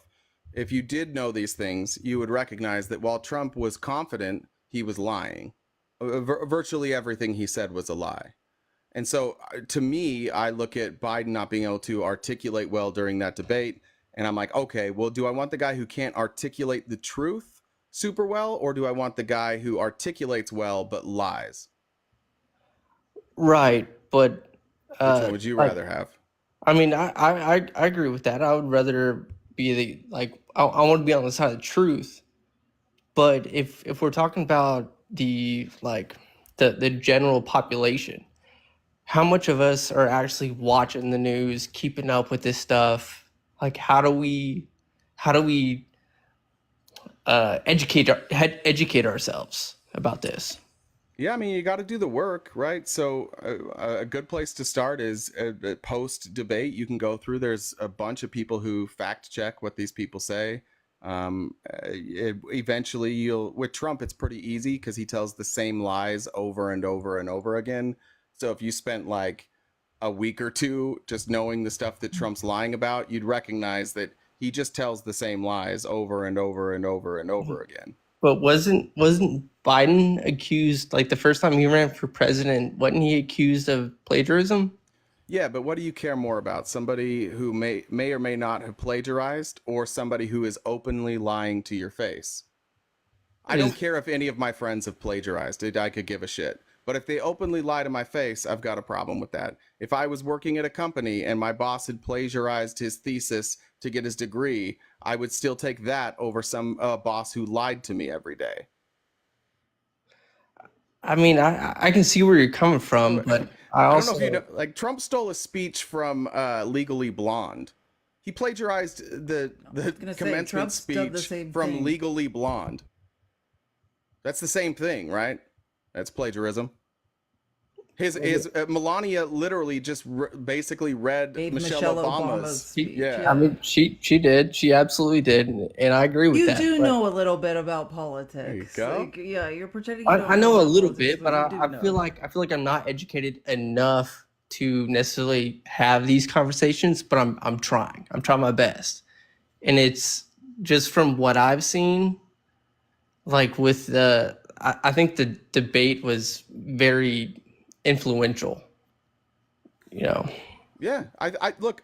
The reason that we, when we watched it, the reason that when Joe Biden stumbles over his words, the reason, like for me, it like makes me like gives me some anxiety is not because I care that he stumbled over his words. It's because I know that the American public is going to see that, and men specifically are going to view that as weakness and immediately be turned off. They might not even know why, right? So I agree with you. It doesn't look good.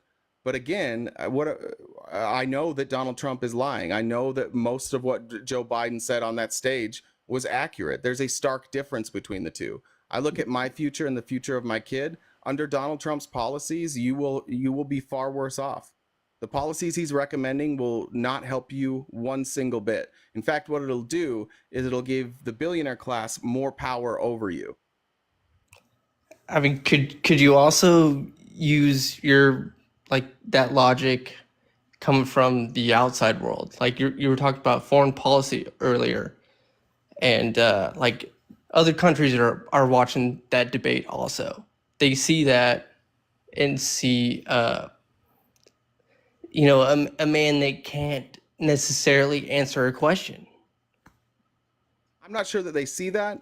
Biden just led the NATO conference yesterday. He was at the G7 3 or 4 weeks ago. World leaders have much more favorable views of him than they do of Trump. They like working with him. And if you want to see Joe Biden on foreign policy, go watch his interview, the press conference from yesterday. He might know more. He might be better on foreign policy than any president we've ever had, even right now. Like, he knows what he's talking about. When he gets on the stage and talks geopolitics, he's very good. That's like the one spot he shines. And just to interject one thing, I just want to point out also, like, Trump is a prolific liar. That is very much fact. But he also stumbles over words, forgets people's names. He talks about windmills killing whales. Like, what I don't like is just the disingenuous coverage. Like, I can find just as many instances of Trump stumbling, forgetting people's names, saying that batteries don't work, magnets don't work underwater, all sorts of crazy things that make no sense. Yes. But the difference is sometimes Biden misspeaks, but then when he does speak about foreign policy or speak about domestic policy, he knows his stuff. Trump never speaks about policy. I've watched every Trump rally since the onset of Trump rallies. Trump never discusses policy. What he does do is complain, whine, forget people's names, ramble on about whales and nuking hurricanes and things of that nature. Like, so I know that in Biden has it in him, right? And we know that because we see his policies, like the numbers, the data speak for themselves. Donald Trump doesn't have it in him. Yeah, I mean, I agree with what you're saying. What would you say about, like, so I'm pretty sure that Biden hasn't spoken to Trump in like 3 years or something like that. Or no, Biden hadn't spoken to Putin, my bad. But Trump was actively conversing with Putin. Yeah, I think that that speaking with Putin doesn't do anything. Trump was nice to Putin. What Well, did he's he do? Trump's a Putin asset. Yeah. What You know did that, it? right? It's Did it not stop necessarily a Putin? good thing. Because I think conversation is a good thing. Like But it did. if we're talking to people like But it just like wasn't. we are right now, But it at wasn't. least have the conversation. Okay, but with somebody like Putin, somebody who is an authoritarian dictator, they want like they're not speaking to you as a in good faith to negotiate. You're either a mark or an enemy. That's how. Notice who else Putin doesn't talk to. Putin's not out there meeting with other NATO leaders, right? There's a journalist. His name's Craig Unger. He wrote a book called American Compromat, which compromat is what Russian intelligence agencies gather on people, right? It's what they use to leverage and blackmail people. It's like secret information. And what the accusations that were made, it was published on January 26, 2021. In the book, Unger cites ex-KGB officer Yuri Shvets in making the case that Trump's relationship with the Russian government started decades before he became president because he was an op, right? They were cultivating him as an asset. I mean, This is really what not the informed feeling was enough to that this speak is a on quote that. from the book. The feeling was that he was this is talk speaking about Trump, an ex KGB officer speaking about Trump. The feeling was that he was extremely vulnerable intellectually and psychologically, and he was prone to flattery. What they're saying is that Trump can be used, right? If you know somebody takes bribes, right? If you know that somebody is a malignant narcissist and all you have to do is appeal to their ego and bribe them with money and they are that easily compromised, that's why, and you can look this up, there's a bipartisan Senate Judiciary report about the Russian interference in the 2016 election to get Trump elected. Why would one of our biggest enemies desperately, still to this day, be running propaganda campaigns, disinformation and misinformation campaigns, pro-Trump campaigns, if they fear him, if he was an effective leader? Why is it so imperative that they get Donald Trump elected? I mean, you bring up good points. You do. I mean, I guess you could also go the other way and like Could I I just don't. bring up one other story that happened when Trump was president? When he went to go visit Vladimir Putin, one of the most alarming things was at one point he kicked all of his aides out.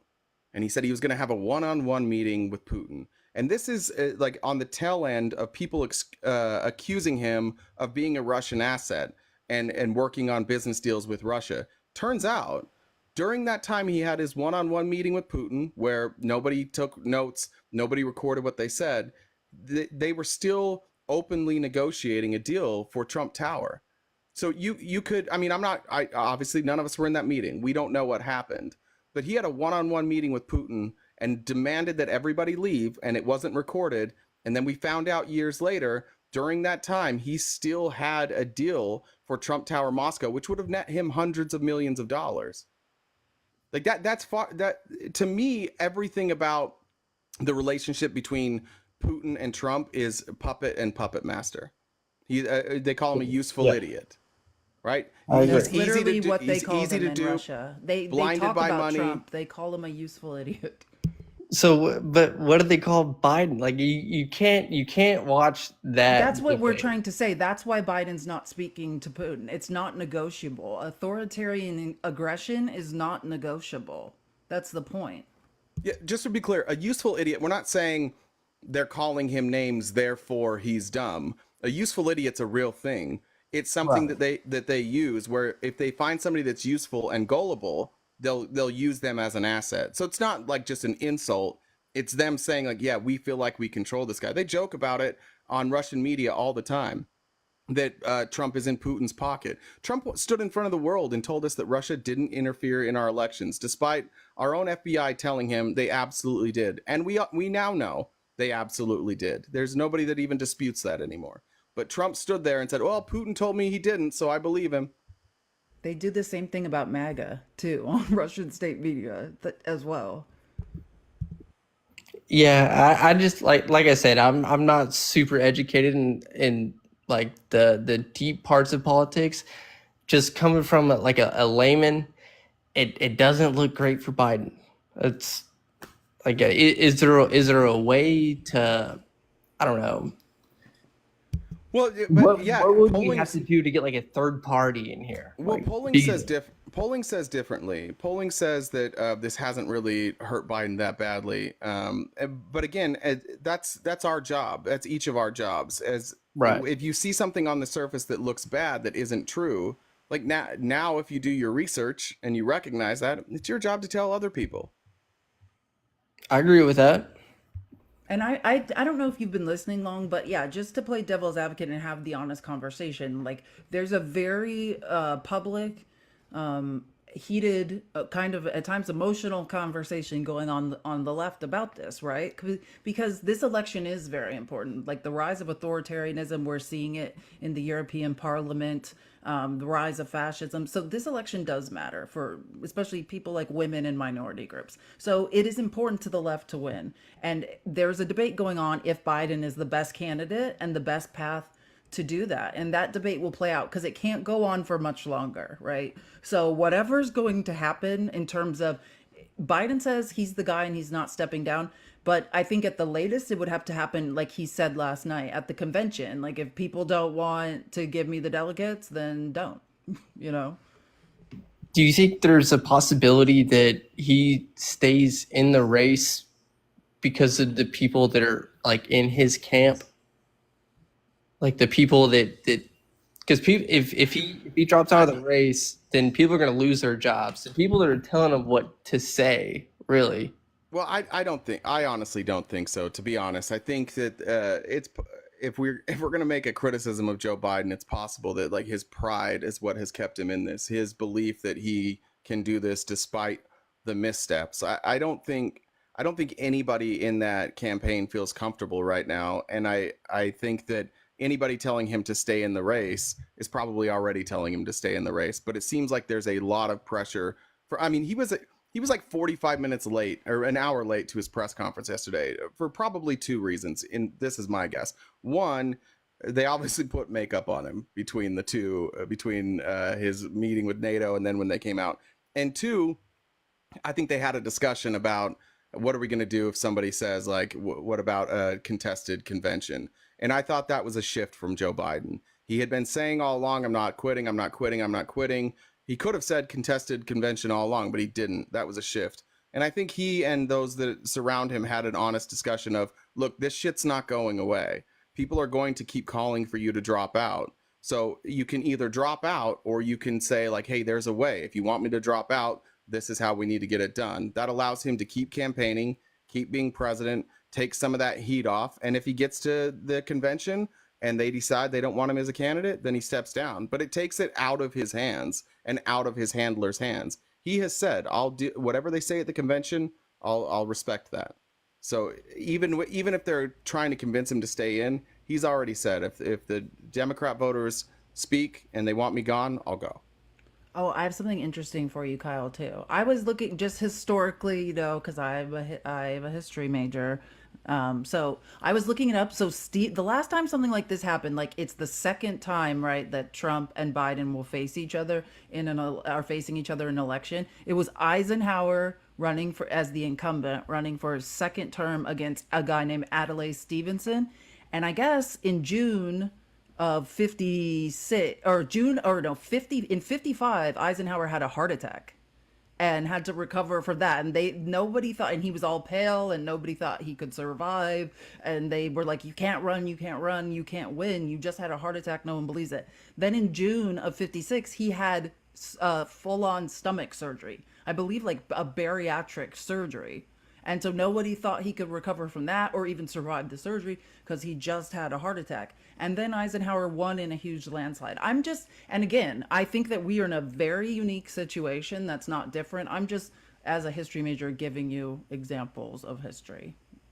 Yeah, I mean, I understand what you're saying. I also think that like a heart attack or bariatrics is a little bit different than like Alzheimer's type stuff Oh, it's or just I'm just dementia. saying the last time the two right, this is the second time they've been faced and there were Yes, constant ma'am. questions about Eisenhower's health. Again, it's not a perfect illusion. I'm just looking back for examples in history to share, but I do think we're in a unique situation.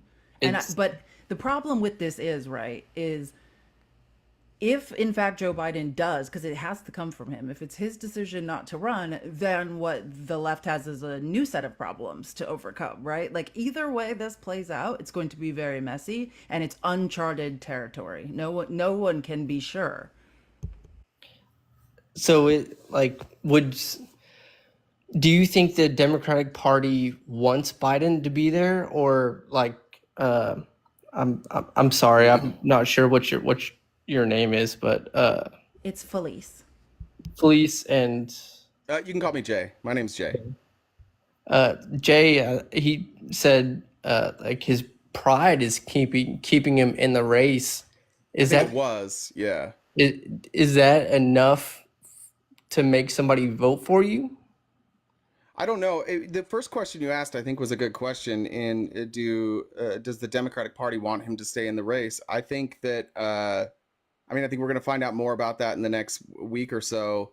But no, I don't. I think the pressure for him to step down is going to do nothing but get louder. I honestly think it's 50-50 whether or not we go to a contested convention. There's enough people and there's enough money being threatened to withhold that I do think that those who want to replace him are going to make a compelling argument that, hey, we're not going to get the funding that we need to make it through November if we keep him as the nominee. I think it's kind of 50-50 right now, but it's up to the voters. And I think that's what's cool about it, is that they're saying, like, yeah, like obviously he has an advantage. He's the incumbent and he's been running a campaign. So anybody that came up and challenged him to beat him, they've got their work cut out for him. But he's open to that. So if we really want to replace Joe Biden, we can replace Joe Biden. It's pretty simple. And who would be your replacement in your opinion? Vice President Harris would be my number one pick. In my opinion, if it's not Harris, then we have a huge disaster. Like if the Democratic Party tradition, we require the African American vote, right, to win elections. And if a African American woman is passed over in lieu of anybody else, right? She was part of the primary. Those delegates are, if they belong to anyone besides Joe Biden, those delegates are hers. And if Kamala Harris, like I was listening to a debate about this, and there were it was Joy Reid, who's African American host. She hosts the Readout on MSNBC, and she was talking to, I can't remember, a Democratic Party member who was also African American, and they were basically saying like, this will not go well if Kamala Harris is passed over. We could lose at that point the African American vote. I mean, as a white male, it difficult for me to say, but I think basing your vote off of race is not a great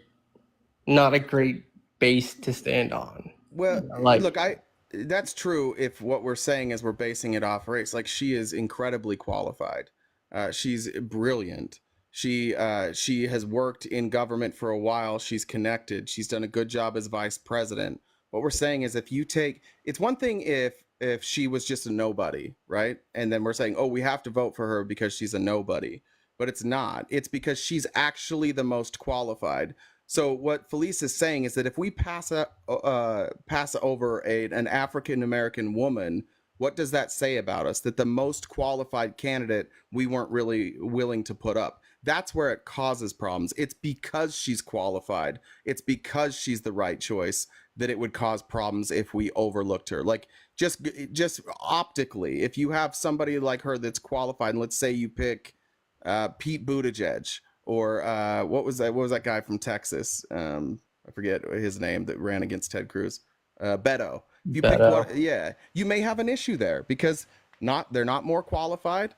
And then you've got to say, like, well, why didn't you pick your most qualified candidate? So it's because of who she is, not because of like what her ethnicity is. It's because of her accomplishments that if she was overlooked, it would raise some questions.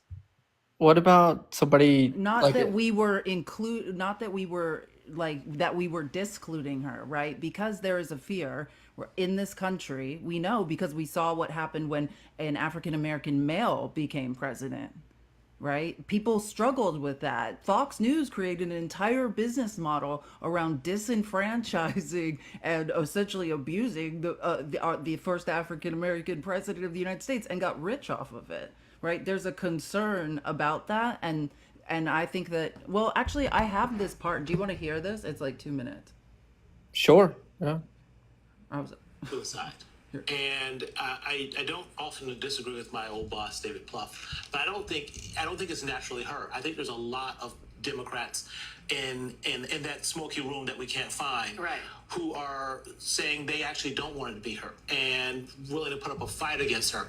And I tell you this, Joy, on national television, Democrats fighting the first woman of color to be the VP and her opportunity to get that nomination, Democrats fighting her over that would be absolute suicide and would be absolutely devastating to the base of this party and for a lot of younger and black and brown voters. So I hope that it's right that if he does decide he's going to go, it naturally goes to VP Harris. But from what I'm hearing, there's a lot of people lining up to saying no. We're not going to let her have it that easy. I've heard, so I'm just in the people that I've been talking with. That is what I'm hearing as well. That there is a very ugly kind of fight that's happening behind the scenes, in which there are people who would like to keep it from her, yes, and that there is a fight among Black Democrats to really consolidate those delegates if, in fact, it's not President Biden. That is what I'm hearing, that there is a really vociferous attempt to make sure that she would get it because of what I heard when I was in New Orleans, which is that Black Democrats, first of all, are standing by Joe Biden and were impacted by the debate. They don't think that he's not the right candidate anymore, but they also... Yeah, so what, yeah, just to recap what she's saying, there is an internal fight. There's a faction of, and it's rumored to be Senate Democrats, who don't want Kamala Harris to be the person and they want somebody else. And the Black Caucus is backing Biden. They don't think that the debate should be disqualifying for him and are saying if Kamala Harris is passed over, we have a problem.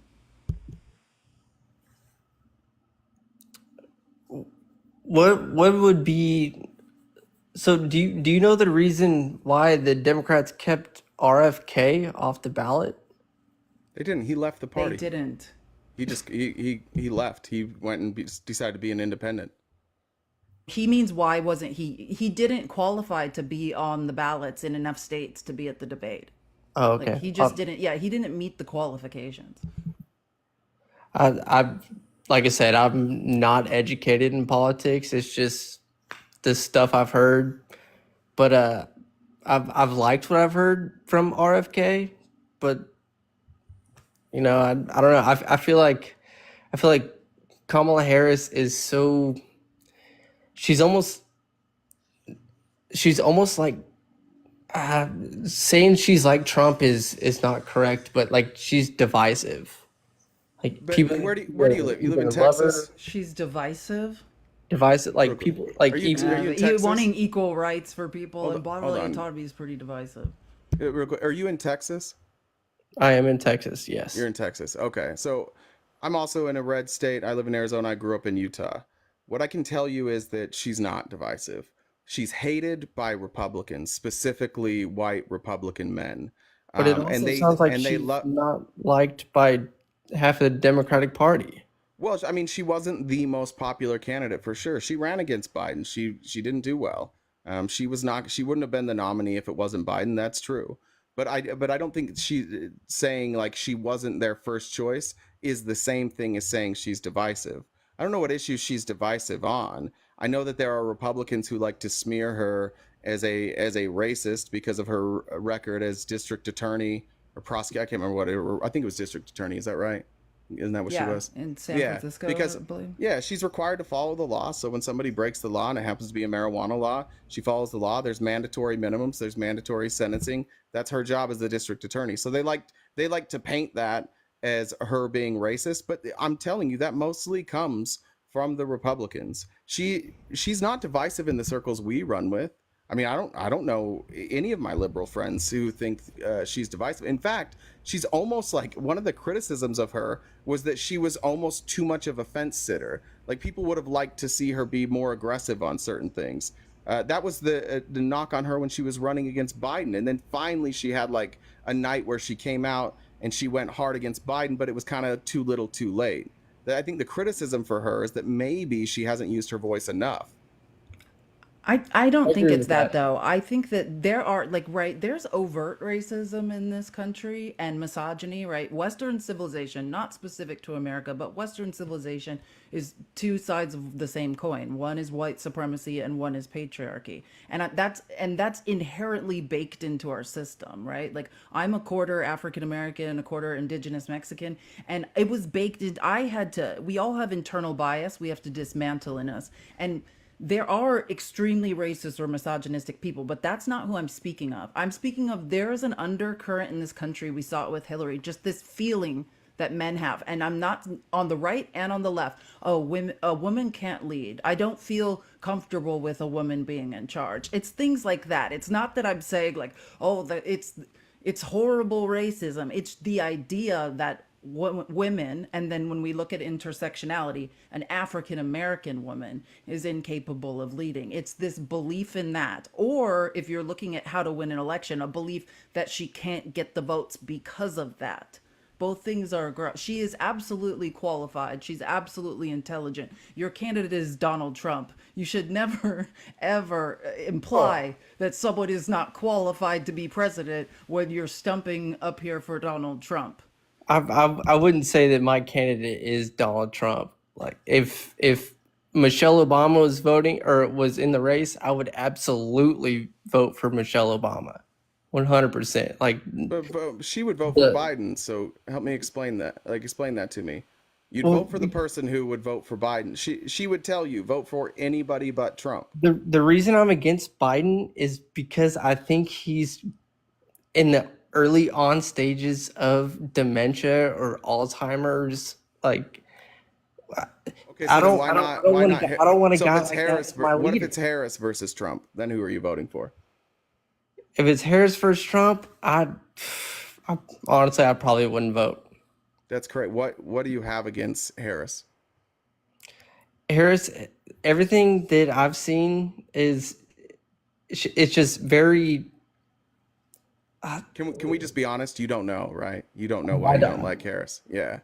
And this is the thing, like, and this is something we have to So I was recognize in trying to ourselves. explain. Yeah. Yeah, and yeah, it's hard to recognize that. I had to cope with that myself with Hillary Clinton when she was running against Trump. And looking back, I realized that the criticisms that I had of Hillary Clinton were largely just like internalized misogyny, which really is just insecurity, right? I there was a part of me that's like, I can't be led by a woman. Like, if there's going to be a woman like vice president, that's a great spot. Secretary of State, sure, that's a great spot, but like, not the president.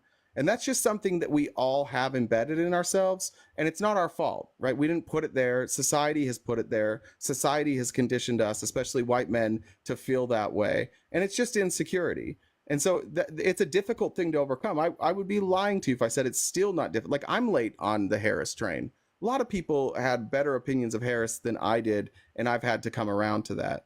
But I would just point out that, like, you chose Michelle Obama, who doesn't run, and she doesn't even have a platform. You're like, I would take Michelle Obama, but not Harris. But you don't know why.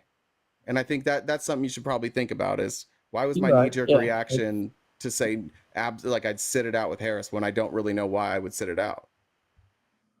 you're absolutely correct on that. Well, I appreciate it, man. We'll get to one more guys. Come back again. If you ever have questions on stuff you're reading, feel free to DM me anytime. Yeah, I followed you, All Kyle. right. Kyle, Thank you, thanks, guys. man. Thank you for the Yeah, conversation. Thank you for the education. yeah, you bet, man. Uh, Thanks for coming up. God bless. You too. See it. All right, we got 20 more minutes. Jen, whoever's next.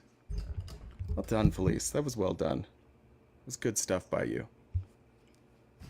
Oh, thanks. Now let's talk about Boris being a perv, allegedly. That's the next. Yeah. By the way, does this story, I didn't read it all the way through. Does it cover the stuff in Scottsdale? Oh yeah, it briefly mentions, yeah, that he was like at a bar essaying Yeah. people in And these girls Scottsdale. had, Yeah, yeah. yeah. It briefly mentions that, yes. What's up, Thank you, Motivation Nation? Sully. Hey, what's up? So I have a question. So what has Kamala Harris done from the country? What do you mean? She's vice president. She's performed her role as vice president. What does she do as vice president? Well, what is the vice president's role? What can they do? I'm sorry, I just asked what did Kamala do? I'm not looking to filibuster. I'm just asking what she's done. Yeah, she acted as president of the Senate when she needed to. She went on whatever assignment she was given. There were directives that she was given, like she was the face of the border. She went down. She went to Mexico. She gave a speech. She was like the second African American First of all, I don't really female. care about She was the speeches. second woman, black woman, matter. voted into the Doesn't matter Senate. about race. Doesn't matter either. I Yes, don't it care does. about it. Well, it's an listen, Has in a nothing to do boys' with club like the Senate, to be the second African American woman voted into the Senate is absolutely an accomplishment. But I'll give you some more. Casting a tie-breaking vote for COVID, reining in on violent criminal organization, protecting the rights of homeowners, reducing truancy rate of school children, promoting LGBTQ rights and marriage equality. Like what she did for women's bodily autonomy for the last year, touring the country and giving women hope, people with uteruses hope, like I think is probably my favorite. Creating the gun crime unit, reducing homicide rate in San Francisco. About I mean, there's the woman's rights in what sense? For what reason? Like, what was she standing up for? Is what I'm asking. women's bodily autonomy. Yeah, but like for like that doesn't really make any sense. Exactly, like for what was it? If you do not know the definition of bodily autonomy, it doesn't make sense. Did it have to do with just the LGBTQ? I'm asking for you to elaborate a little better. But you don't understand, and you need to look up the right, I definition don't of bodily understand. I don't think autonomy. anybody does. Yeah, so we're talking. Yeah, so obviously we're talking about the overturn of Roe v. Wade, and then there were ballot initiatives in multiple states that have either been voted on or will be voted on, and she has gone all across this country, whipping votes, getting people excited. Would you just shut up until people are done with their sentences? I'm tired of you cutting people off. I'm tired of you cutting everybody off. Every time I spoke. Just be quiet till the end of the sentence, would you? Show Well, some I self-control. was speaking No. and you guys This wasn't. Yeah, look. Now at this point, it's not an invitation. You just got to shut up until I'm done. So I'll she answer went around. She went around the country and she whipped votes for people, and it worked. Look at every abortion initiative that was on the ballot. They passed every time, and she was the face of that for the Biden-Harris administration.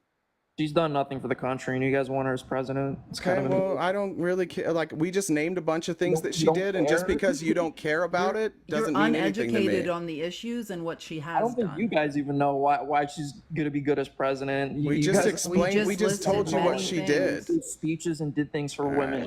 listen, brother. You asked what she did. We gave you a list. If you don't care about them, that's fine. But let's not pretend she did nothing. Just because All you don't said care about basically it. is that Just she's traveled because and you gave don't. All right. speeches. That's what you All said.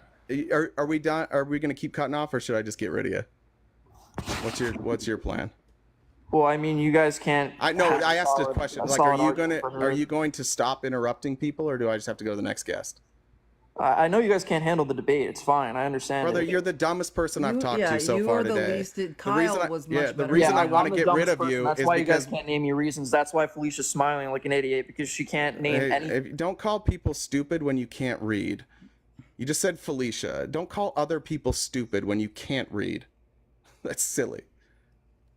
Nobody wants to hear your voice, bud. This is what's funny about like these mediocre incel MAGA men is they don't, nobody wants to hear from them, so they just come up and shout over people, and then they get mad when they get bumped.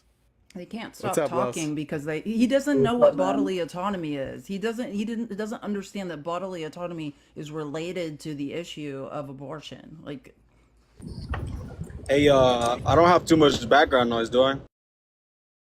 It's a little loud. Here, let me fix that real quick.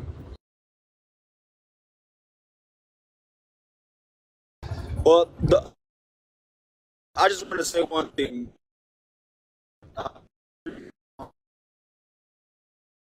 Sorry, brother, your internet is terrible. Sorry, we can't hear what you're saying. Sorry about that. All right. Guys, please help us out. And you know, most importantly, Kamala Harris at least passed the bar, right? Yeah. Donald Trump is the worst student his professor, like one of his professors, had ever like interacted with in his life. To imply that in any way Kamala Harris is not more qualified to be the president of the United States over Donald Trump is laughable. Time to delete. Welcome. Unpack that Hey, how y'all doing? misogyny. Can you hear me pretty good? Yeah. I got a question. So if the Democrats got a new candidate, right? Would he be on every ballot in every state? Or is it too late for that? It's a good question. I don't know. If it's because I'm seeing where a couple of states a new candidate wouldn't be valid. And that would be an automatic loss for the Democrats. I don't know if that's true. Which states? Do you know? I don't know, but I'm asking you guys. I'm not. Would Yeah, it- I'm not would sure the this answer to late in the that game question. because of this late in the game. Look, RFK didn't qualify for every ballot, right? I'm wondering if because Harris is already on the ballots in every state, I wonder if, even though not at the top of the ticket, if Harris still is technically there on are the ballot. I don't know how that works, to be deadlines. honest. Yeah, there are certain deadlines for being on a ballot, but because it has to do with the major parties. The reason that the Democratic candidate can get on the ballots is because it is the DNC. The reason independent candidates struggle to get on the ballots is because they don't have the apparatus set up and the power involved in getting on ballots. Like, which it's different for the Democrats. I don't think I don't think that like if you're asking me if I think if we change candidates, there's a chance that that candidate would not be able to be on the ballots as long as we miss the deadlines. Like there are certain deadlines you need to meet, you know, to be on the ballot because they have to print the ballots and all that stuff has happened. As long as we meet those deadlines, I think it'll be fine. Okay. Well, for all these guys coming up, I don't care what state Biden is in. When I'm facing Project 2025, and Trump being a felon, look, the one thing people are not talking about, if you remember the last few months of Trump's presidency, people were asking Mike Pence. I knew it was coming. Sorry, brother. I appreciate you coming up. We take friendlies the last hour, so we just got to keep that rule. Otherwise, everybody comes up. But I appreciate the question. There doesn't 10 seem to be minutes and you can re-request. there doesn't seem to actually be an answer to this question. So they're going through trying to figure out what the deadlines are, but they're saying the deadlines are also arbitrary. I would imagine that. I mean, think of it if it was reversed.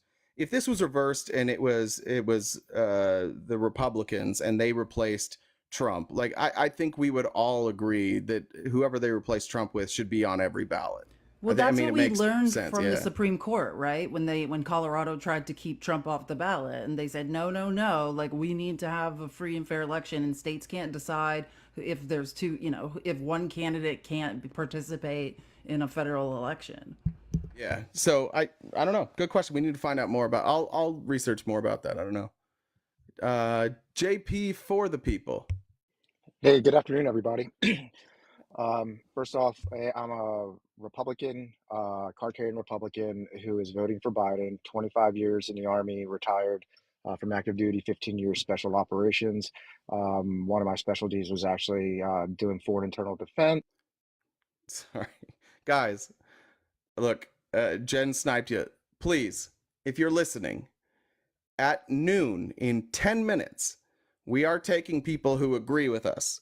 Until then, we're still just taking people who want to debate something or have a disagreement. So please, everybody who's been cut off, you're welcome to come back in 10 minutes. But please, just help us out here, guys. I saw Shuck It Trebek. He's been saying some interesting things in the comments about Kamala Harris, so I'm sure he's coming up here to disparage her. Yeah, you can come on back, Shuck It Trebek. I don't know why that didn't load. And again, guys, we mean no disrespect. We appreciate all the support you give us. We got to keep to our rules. And thank you for your service to the last gentleman. I followed you. Is that, as they say, Hublai? Is that how you say that? Yeah. He's Welcome. been up before. Hello, sir. Yeah, and I'm not opposition on every issue, but on keeping Biden and on foreign policy, I absolutely am. I think that's the craziest statement I've ever heard on here, that Biden is a good foreign policy president. That's madness. I said his understanding of foreign policy is what I said. What does he understand? I disagree with a lot of his foreign policy too. Like I disagree with his the way he's handled the Israel-Palestine issue, but his understanding and his ability to speak about specifics was probably better than any president I've seen. Well, except that he's dead wrong. I mean, just in the debate, he made at least 10 wrong assertions there just about foreign policy. The NATO summit speech was even worse. Like he's up there literally telling. Choose one. Yeah, choose one. But Okay, again, he's telling though, at least 30 countries they're at war with Russia and war with China. That's news to Hungary. That's news to Turkey. That's news to Portugal. This has profound negative implications. Both the left and the right party in France want to quit NATO, and frankly, they should. NATO is done. It's done. And that is all on Biden. Why? Well, the word irreversible. You're telling every future democratic government they can literally never make peace. You're telling every Ukrainian they have to be conscripted. The minorities that are being That is not what happened. That's exactly what happened. No, it's not. That's exactly what happened at the NATO Listen, this summit. is alarmist and Oh no, you should read what they're saying in France. You should read what they're saying in Scotland. You should read what they're saying in Hungary. Who's they? Who's they? Who should literally I look up? every commentator talking about it. Literally every rash generalizations. got it. Please Who? stop. What are they going to do with Orban now? Like, I mean, you just- he's could literally you the just- head of hey, the You have to European say something Union. specific, Hey, listen, like brother. I cite just a source did. or something. No, these Brother. are your opinions. No, that's not feelings. Read Hold on, Article brother, 5 brother, and tell we're me trying what it to- says. Okay, It's a right listen. to call a meeting. My friend. It doesn't this put is you at my war. My friend. Biden is This telling people my they're at friend, war. My friend. This is not your platform. So please, when we try and have a conversation and I try and ask you questions, don't fucking bulldoze. I'm just asking you for some people that you're citing unnamed people. I'm asking you who I should look at. They. And you just say all of them. That's clear. Well, Obviously, you can that's go not- back to the classic John Well, could you just Mearsheimer, give me- Jeffrey I'm Sachs just view if you asking, want. for the love of God. I'm just asking for an example, please. I just gave you 3. Who did you say? Orban, Mearsheimer, Sachs. There's 3. You said Orban? Oh, Orban. You want me to? You just what said did Viktor Orban say? Orban. Yeah. Viktor Orban, the president of Hungary. Yeah. Yeah, we're Yeah. not talking Viktor Orban. Yeah, who was at Mar-a-Lago It's by a the NATO way, country. who was by the way. meeting with Trump. Yeah, and is holding up other countries. He's the entries. president of I the know, European I know Union. exactly who Viktor Orban is. You don't get He's to tell him he's he's an at war. authoritarian nationalist, anti-Semitic. Head of a NATO has done country. horrific things. He's a white nationalist, to be fair. There are interviews where he talks about expelling brown people and Is closing Erdogan the that? country to immigration. He is a horrible Erdogan is also person to a cite. NATO head of state. Do you have any? He's talking about the head of Turkey now for anyone that doesn't know. while you're up but here, do you cite have- a source where someone says what you said they said. Like, do you have any intention of engaging in a conversation, or he just wants no to matter? talk Well, you're really just fast. lying. gonna- I mean, I just told He you what wants to Biden talk said that really was fast. false, I- and you don't want to again, talk you're about doing- Biden's you're doing it false again. statements What- about NATO. Yeah, could you He's be quiet for a second? gish-galloping. Do you have any intention of having a conversation, or did you just want us? No, I'm telling you, you're dead wrong about Biden. His foreign policy is a joke. No, you don't want to have a conversation. This isn't a conversation. Okay, see you later. This is bye. What do you want me to do with that? I actually have had conversations that I thought were respectful with that guy, and I followed him for that reason. Like, I don't know what that was, but what we're asking is just to engage in civil discourse. That's wild. What's up, Holden? Hello. Sorry. What's going on? Hey, I didn't mean to request. So let me call you guys back later. Sorry. no worries. What do we got? About 5 minutes. Why? I don't even understand what he was so angry about. I was trying to figure that out the whole time. He Who's this? despises Biden. He despises neolibs, which I do too, right? Like, but it's a very nuanced position to sit in your socialist tower in Canada and enjoy socialized medicine. All the things that we're trying to fight here, the Overton window in America has moved so far right. Like you have no idea. Like we're in the trenches taking grenades, and you just want to whine in Canada about Biden. Like we got it, got it. What's up, OG?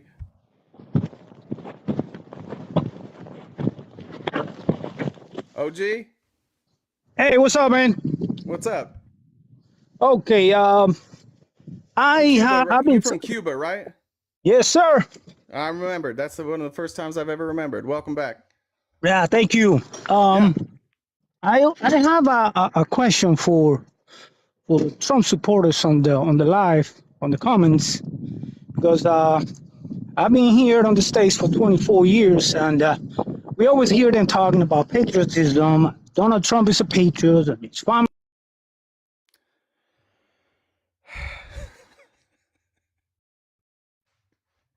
I don't know what is going on today.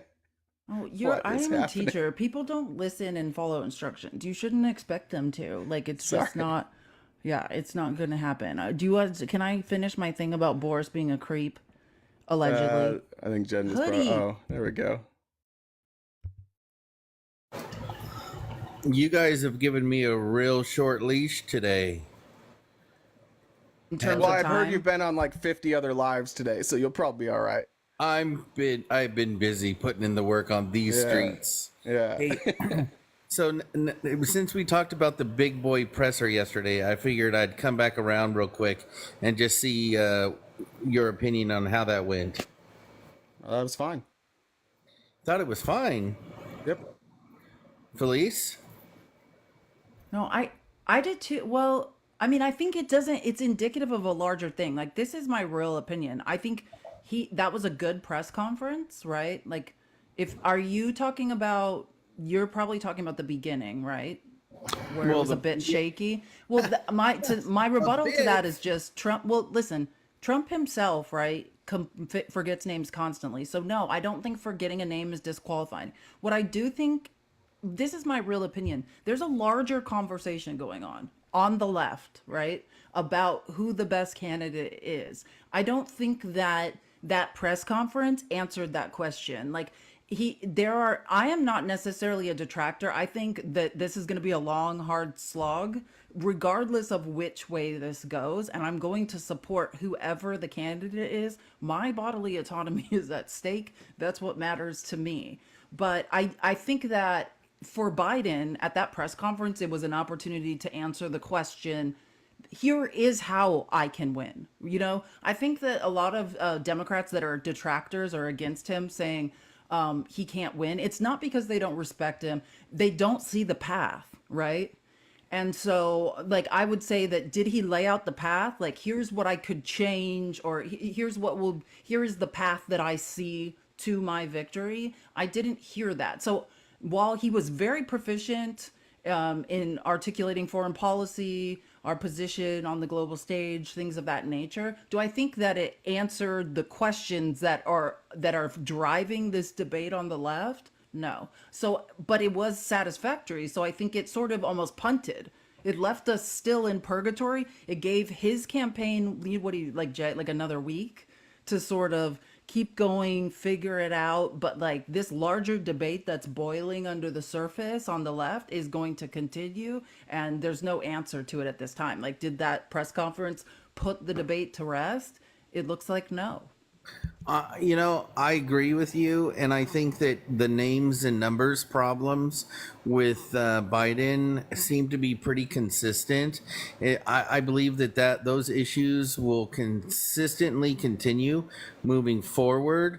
I thought that this press conference was going to be open to any and all questions, and it wasn't. And that was a huge disappointment for me because it kind of shows once again. Why did you think? Wait, hold on. What you set an unrealistic expectation that nobody promised you, and then and then now you're disappointed that your unrealistic, unpromised expectation didn't come true? Laura You see how you Luber just was also created like mad. Wait a a minute. They let her in. hypothetical scenario to be I upset created about? Hold on. Laura Excuse me. Loomer was pissed they wouldn't let her in. Jay, I did not create any straw man or any false expectations. When Nobody said he was going to take. It was going to be an open season and anybody could ask questions. Who said that? Jay, Who said that? we both know. No, we didn't know. Who said that? No, don't not answer the question. Who said that? Okay, what's a big boy press conference? I have no fucking idea. I've never heard anybody say that before. There Okay. is no, and I looked it up. There's no definition for it. So Okay. it means whatever they meant, and But you're what's your- upset that your version of what you thought they meant didn't happen. Sorry. Well, I'm going to ask you, what do you think about what a big boy conference would be? Tell I me. think it was that. Those were legitimate journalists, and every one of them asked a non-puff question. Those were all tough questions. They asked every question anybody wanted to answers to. Those were great questions. They were tough questions. That wasn't like a pillow fight up there. So how was these reporters that were on this said list? Why were they Said list? chosen? No, it's a real list. No, I know. Yeah, the list, right? How did they get on there? Do you know? I don't know. Do you know? I have my. I don't care. I don't care. If you don't know, then I don't care. Well, they were all. They No, weren't I'm telling you, I'm not interested in having that conversation. Okay. Well, here's what I think. I think when you have somebody who has already been given at least 3 or 4 opportunities to correct course, which I believe this was the 4th, right? And he has not been able to correct course. I think that we heard a couple of What are you talking about? What the hell are you talking about? The Well, you 4 look at- times he could have changed course. What are you talking about? Well, what I'm saying is after the debate, he's had now 4 different opportunities to clear the air to do what? Clear the air on what? On whether or not he's capable of doing the job, Jay. Well, yeah. What and how would he do that? Well, he could There's do no that way to clear by the air, not Hoodie, is messing the up, answer. It Jay. won't- Oh, well, he did mess up. So it is what it is. Like, people make mistakes. People stumble over their speech. He clearly has a problem where he doesn't get the right words out more often than we would like. So now what? Well, he called the. Did you think what would have it taken for you to change your mind? Would he have to be perfect? Never stumble, not once? Yes, that would. That's okay. Well, exactly what he that needs is to an do right now. absurd level that you should hold for nobody, because nobody is capable of living up to that expectation. No. But we're out of time, and the Jay, friendlies. We got the last please. hour, so I Thank you, appreciate guys. you coming, Hoodie. We'll talk to you next time. The big boy Bye, Hoodie. live. Don't change for anyone. As The we're bringing big up boy guests, live. let me read just some comments. There were a few that came in. Laura said, "Are you taking opposition? You haven't been clear." It's a good question. That's funny, Laura. Thank you. Somebody was listening. Alex says, "Because Felice is so smart and pretty." That's a double. Oh my gosh, that's very nice. Thank you. Kimmy says, "Hey, did you know the first French fries weren't cooked in France?" I'm not surprised to hear They were that. cooked If in you go to Greece. France and you say, "Oh, that's a good one." If you go to France and you say to them, "Oh, did you guys invent French fries?" They will spit on you. And then Nicola says, or Nicola, sorry if I got that wrong. "Thanks for educating that young man to who was torn between voting Harris versus Trump." I think that's all of them. Miss Julie is here, and Jen's here. Jen, did you have an announcement first? Yeah, really quick. So, Okay. Frites, we've yes, got a Jesus bunch of Christ. people Palm in the frites are the box. best. We've got 20 people in the box right now. So if we can keep our points fairly quick, 2 minutes, 3 minutes max, that would be awesome. And I'll be rotating people out. So if we can keep it so everybody can get in. Sounds good. Thanks, Jen. Hi, Miss Julie. No, bye, Miss Julie. I think Jen might have accidentally Frites kicked are Miss the Julie best. first. Sorry, I was talking about the French word for fries. It's frites. It's not frites. Frites. I It's would have said frites. frites. Well, you don't know how to speak French then. That's true. That's why I would have got it wrong. I see Sedalis, but it's not pulling up. Justice, welcome. Hey RTP, thanks for letting me up. I'm gonna make this really quick. My just one question. The media talks about Joe Biden's age a lot, and if they want to have concerns about that, that's fine. I suppose we can have concerns, but it's like, why is the headline not, hey, this guy over here is literally saying that he's not going to accept the election results and said that he's going to be a dictator on day one? Why is that not the headline? That sounds like a big concern for me. I thought about this a lot. Preach. I think the reason is exactly because of who Donald Trump is, right? He's the type of person who is going to say something insane every day. And then when you report on it, they accuse you of TDS. Like when you report on the things that he's doing, they're like, you have TDS. And then you're afraid, like, and we get this way sometimes. I'm like, do I want to cover the petty stuff? There's often stories that come out that Felice and I will talk about. Like, do we want to be this petty? Is this an important story? Yes, it might be true about Trump, but like, how does it make us look? That's the hard part of covering Trump, is he does and says so many insane things that like we're all calloused to it. We're all used to him doing something insane and his voter base not doing anything about it. So it's almost like the Joe Biden stuff is new. It's news, so they focus on it. Because if they just keep saying Donald Trump's insane, they're like, yeah, we've been hearing that for 7 years. Even if it's true, we've been hearing it. Oh, okay, so it doesn't make money basically for the media. Yeah, probably partially for sure. Yeah. Gosh, we really are fucked. Not by Biden, but by the media. Gosh. It's insane to me. The media, I invite everyone to look at the bias coverage. Like, while Trump was trying to prove he wasn't senile, forgot the name of the doctor that gave him the cognitive test, called him by the wrong name, not once, multiple times. Was it ever reported on that Trump's cognitive, why do you have that look on your face? Can you hear me? Yeah, I just hear background noise, but everybody's muted. Okay. Oh, it's maybe on Swede.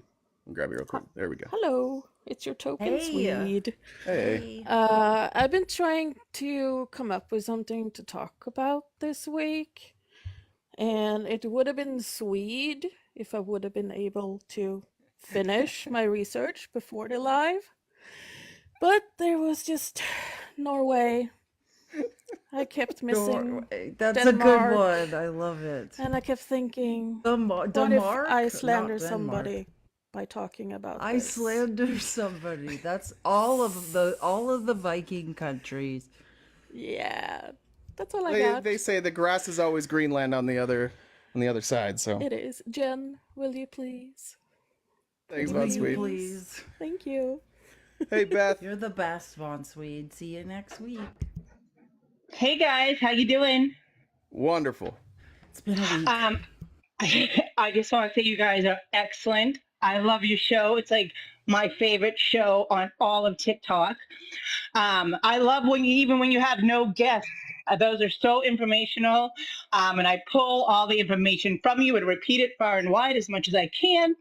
I do want to ask you one question. This is, we always look to the younger generation to kind of lead the way. Historically, the younger generation is the one that makes that's not from my house making that noise. I don't know what that is. Making the progressive moves, I guess you'd say.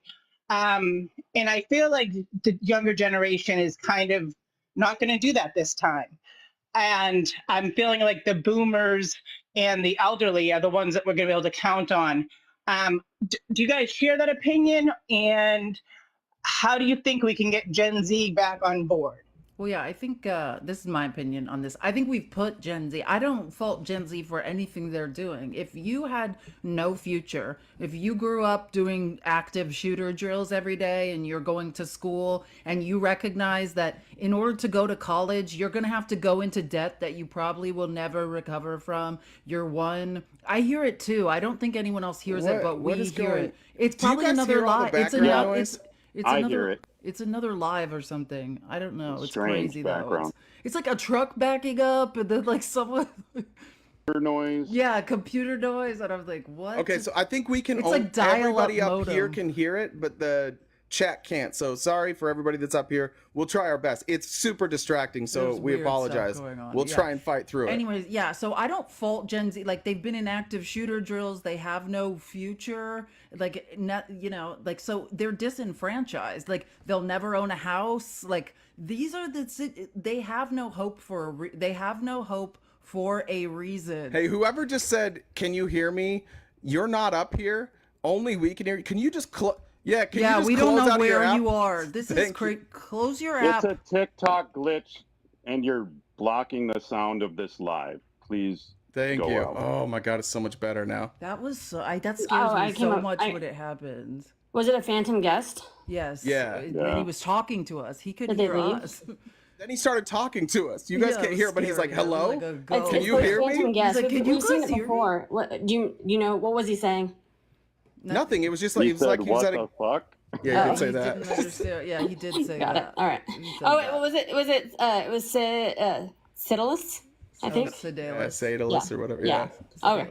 All right, Yeah. thanks, So, Jen. anyways, I don't blame Gen Z for feeling disenfranchised. I think it's our job, right, through policy, to re-include them, to create community, to give them hope, to tell them they have a future and there's a point to their life in America. Like, that's our job. So, I mean, I think we have to turn that around. I was reading some very disturbing polls about Gen Z. Yeah, like, they are disenfranchised, or they are like, a lot of them are moving right. Yeah, I think that I do think it's overblown a little bit. That we've lost Gen Z. I have faith that people will come to their senses when it comes down to voting. Like, am I really going to sit this out? Am I really going to not vote? And I think it's just our job to draw the contrast between Trump and Biden, or Trump and whoever happens to be the next candidate if they replace him. I think that's our job, is to continuously show that there is a big difference between the two. Even if Biden's not your guy and Biden's not going to give you most of what you want, we still need to highlight that there's a massive difference. I just want to point out one more thing. Like, where we see in Europe the rise of authoritarianism, it is primarily in countries that didn't recover well from the pandemic and feel they have no financial future. Like, poverty is a big issue, and I think that's why I see Gen Z feeling disenfranchised, because they don't see a financial future. They don't see a way to build wealth in this country. I think we have to change that. Illusion. Gen Z is definitely being stunted. But that's not why I'm here. I mean, economically stunted, obviously. I'm here to say thank you for what you guys do. Obviously, I always am very grateful. And then to lift up the idea of female leadership. And in that case, I am going to start with an apology to all the women in America. We are sorry. Men suck. We know we suck. And just kick us in the nuts and move on ahead. Everything will be fine. There's part of that I'm not super on board with. There's just one I'm part on of that. board. I didn't received the love. message loud and clear. That will get me We through have the it weekend. coming. And you should do that like once or twice a week on this show. Just come up I and try to get in apologize once for a week, men. but yeah, I do try to do that. So thank you, and little Kenny G to get us out of here. And thank you very much, guys. Thank you. Appreciate it. And Buckle, welcome. My favorite nurse. Hey, my favorite TikTokers. Thank you. Welcome. Hey, how concerned are you that Hakeem Jeffries refused to endorse Biden last night? I think I think it was the right move, honestly. Knowing how split Democrats are, and knowing that there's going to be more calls for Biden to step down as the leader of the House, I actually think that was the right move.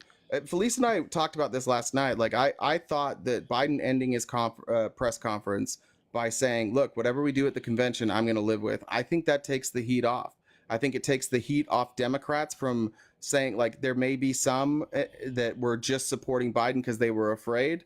And I think it takes the heat off. I think it lets everybody say exactly what they want to say and make those decisions once we get to convention. I think it was the perfect political move for this scenario. Like, obviously, it'd be better not to be in this scenario, but I think he played it perfectly. And I think same with Hakeem Jeffries. I think that was the right move. Yeah, I think Hakeem Jeffries, remember, he's the coalition leader. Like, it is his job in a certain sense to remain neutral while there are certain members of the House, the ones that are calling for Biden to step down. Most of those people are in tight swing district elections and they're panicking. You know, they're not just out here willy-nilly trying to rip our party apart. I think he's trying to be the voice of reason and remain neutral and hear people, which I think is a good move. And like, I think it was also a good move, Nancy Pelosi saying it's up to Biden, because Nancy Pelosi is an example for Biden. Like, hey, I called it. You know, Nancy Pelosi knew when to say when and pass the torch to Hakeem Jeffries. So I think everyone's just sort of playing their role, like, you know. And I think that he's in an impossible position, and I think he's a good leader. Well, that makes me feel better because I was really concerned about it, but I didn't think about it in that way. So that gives me a lot of It's holding the coalition together. I mean, relief that's the on most that. important thing. If we lose the election, we have to hold the coalition together in Congress. Yeah. Hey, Lynn. Hi. Well, so you guys have been talking a lot about this. I kind of feel like I'm being gaslit by the media about Biden. No. Media gaslighting us? It is, yeah, there's a lot of gaslighting. So It's much crazy. gaslighting. I'm like, are we watching the same person? like I was actually very impressed with Biden last night. I thought he showed his command of like you talked about foreign policy, and it went over my head. But I could tell he knew what he was talking about. Well, do you remember that part that he said? I don't remember which foreign leader he was talking about, but he named their aide from 30 years ago. He recalled a conversation he had with their aide and said their name, and that was 30 years ago. Yeah. And that kind of goes back to what Robert Hur said, where like his recall is actually impressive. It's the in the moment, like quick reaction stuff where he struggles, but his recall is there. His knowledge is there. He's just not eloquent. Right, exactly. Yeah. Like, and yeah, so, like the Israeli aid of like some old, is that what you're talking about? Yeah, he remembered Yes. a couple Yeah. of those where I was like, what the? Yeah, totally. Yeah. So I'm and I feel like the sort of the more people call him out for like asking him to step down or raise concerns about his fitness are actually creating a snowball, right? It's just like this frenzy and everyone's kind of jumping on. And I don't know, it just to me, I'm very frustrated with our party right now. I would like to see everybody rally behind Biden. I think we could win, but I'm really worried right now because of what's happening with the Democratic Party. Very on brand for us, right? Herding cats. Herding. Right? Everyone has their own ideas. It is interesting to see the left flank though, and the Black Caucus support Biden. Like the progressives even. Like, what was it? Jaya Paul in the hallway? I can't remember what she said, but some reporter was like, "Oh, do you think Biden's like mentally fit?" And she was like, "You want me to elect a felon?" Like, just sort of yelling. Katrina. Hi. Do you guys hear echo? Oh, you sound great. No. Okay, perfect. Okay, I just wanted to say this really quick. I know you guys hate it, but I have to come on and say it. First, I'm gonna give you a little background. I just got finished listening to a creator on here, Too Raw to Real, I think his name, yeah. He talks about Kamala a lot. I think it's Essence Fest, of course with a lot of people. She, the vice president was there, and she pretty much always makes sure that every person that has I'm not trying to think. I don't know if it's Essence Fest or maybe it's just the Black people that's in Congress. She has meetings with them to make sure that their mental health is okay, because she knows what we go through as people of color. And so I want to do that with you guys. I want to make sure you guys are okay. I hope that RTP is hugging your baby girl often, giving her kisses. I need to make sure you guys are okay, because you guys, and I'm getting emotional, are going to get us through these fucking elections. And I don't know how we're going to end up. But you guys are so blessed. I mean, you're just amazing. So I just want to make sure your mental health is okay. If you need to take a day off or two, even if it's just to go hold the bag at the golf course, do it. You know, or go for a walk, or even if you just want to come on here and just play with your computer, RTP, do it. I don't care. I just want you guys okay. And I want to make sure that, you know, just know that you have a lot of people that love you. And I'm gonna drop. I love you guys. Jen, you know I love So you. nice. Thank you Thank so you. much. Yeah, we gotta protect our mental health. The struggle is real, but also the same way you guys appreciate us. Like, you guys keep me going. I know that. Yeah, I'll just say that, like, I think that the team that we have around us, like, we do check in on each other's mental health. Like, we are cognizant of that, and we do talk about those days. It is heavy some days, a lot of days it's like just a choice between, like, will it impact me if I show up, or will it not? And truth be told, when we show up when we don't want to, those days usually wind up making us feel better at the end. And so just being here, even on hard days, like, we feel better at the end. And that's for a couple reasons. One, the support is overwhelming. And two, every day we're testing, like, are our arguments correct? And we're validated day in and day out. And so we leave feeling more confident each day. But I mean, we have an incredible mod team. We have an incredible Discord. The people that are here are consistently worried about how we're holding up, and we appreciate that. It honestly helps so much. That was well said. So Dallas, welcome. Hi. Oh no. Is this Your the guy internet- that we could hear? Yeah, and this was the zombie. Sorry, your internet's today. It's like that we could hear talking. something's We going did have on. a conversation before. It was scary. What's up, Willie?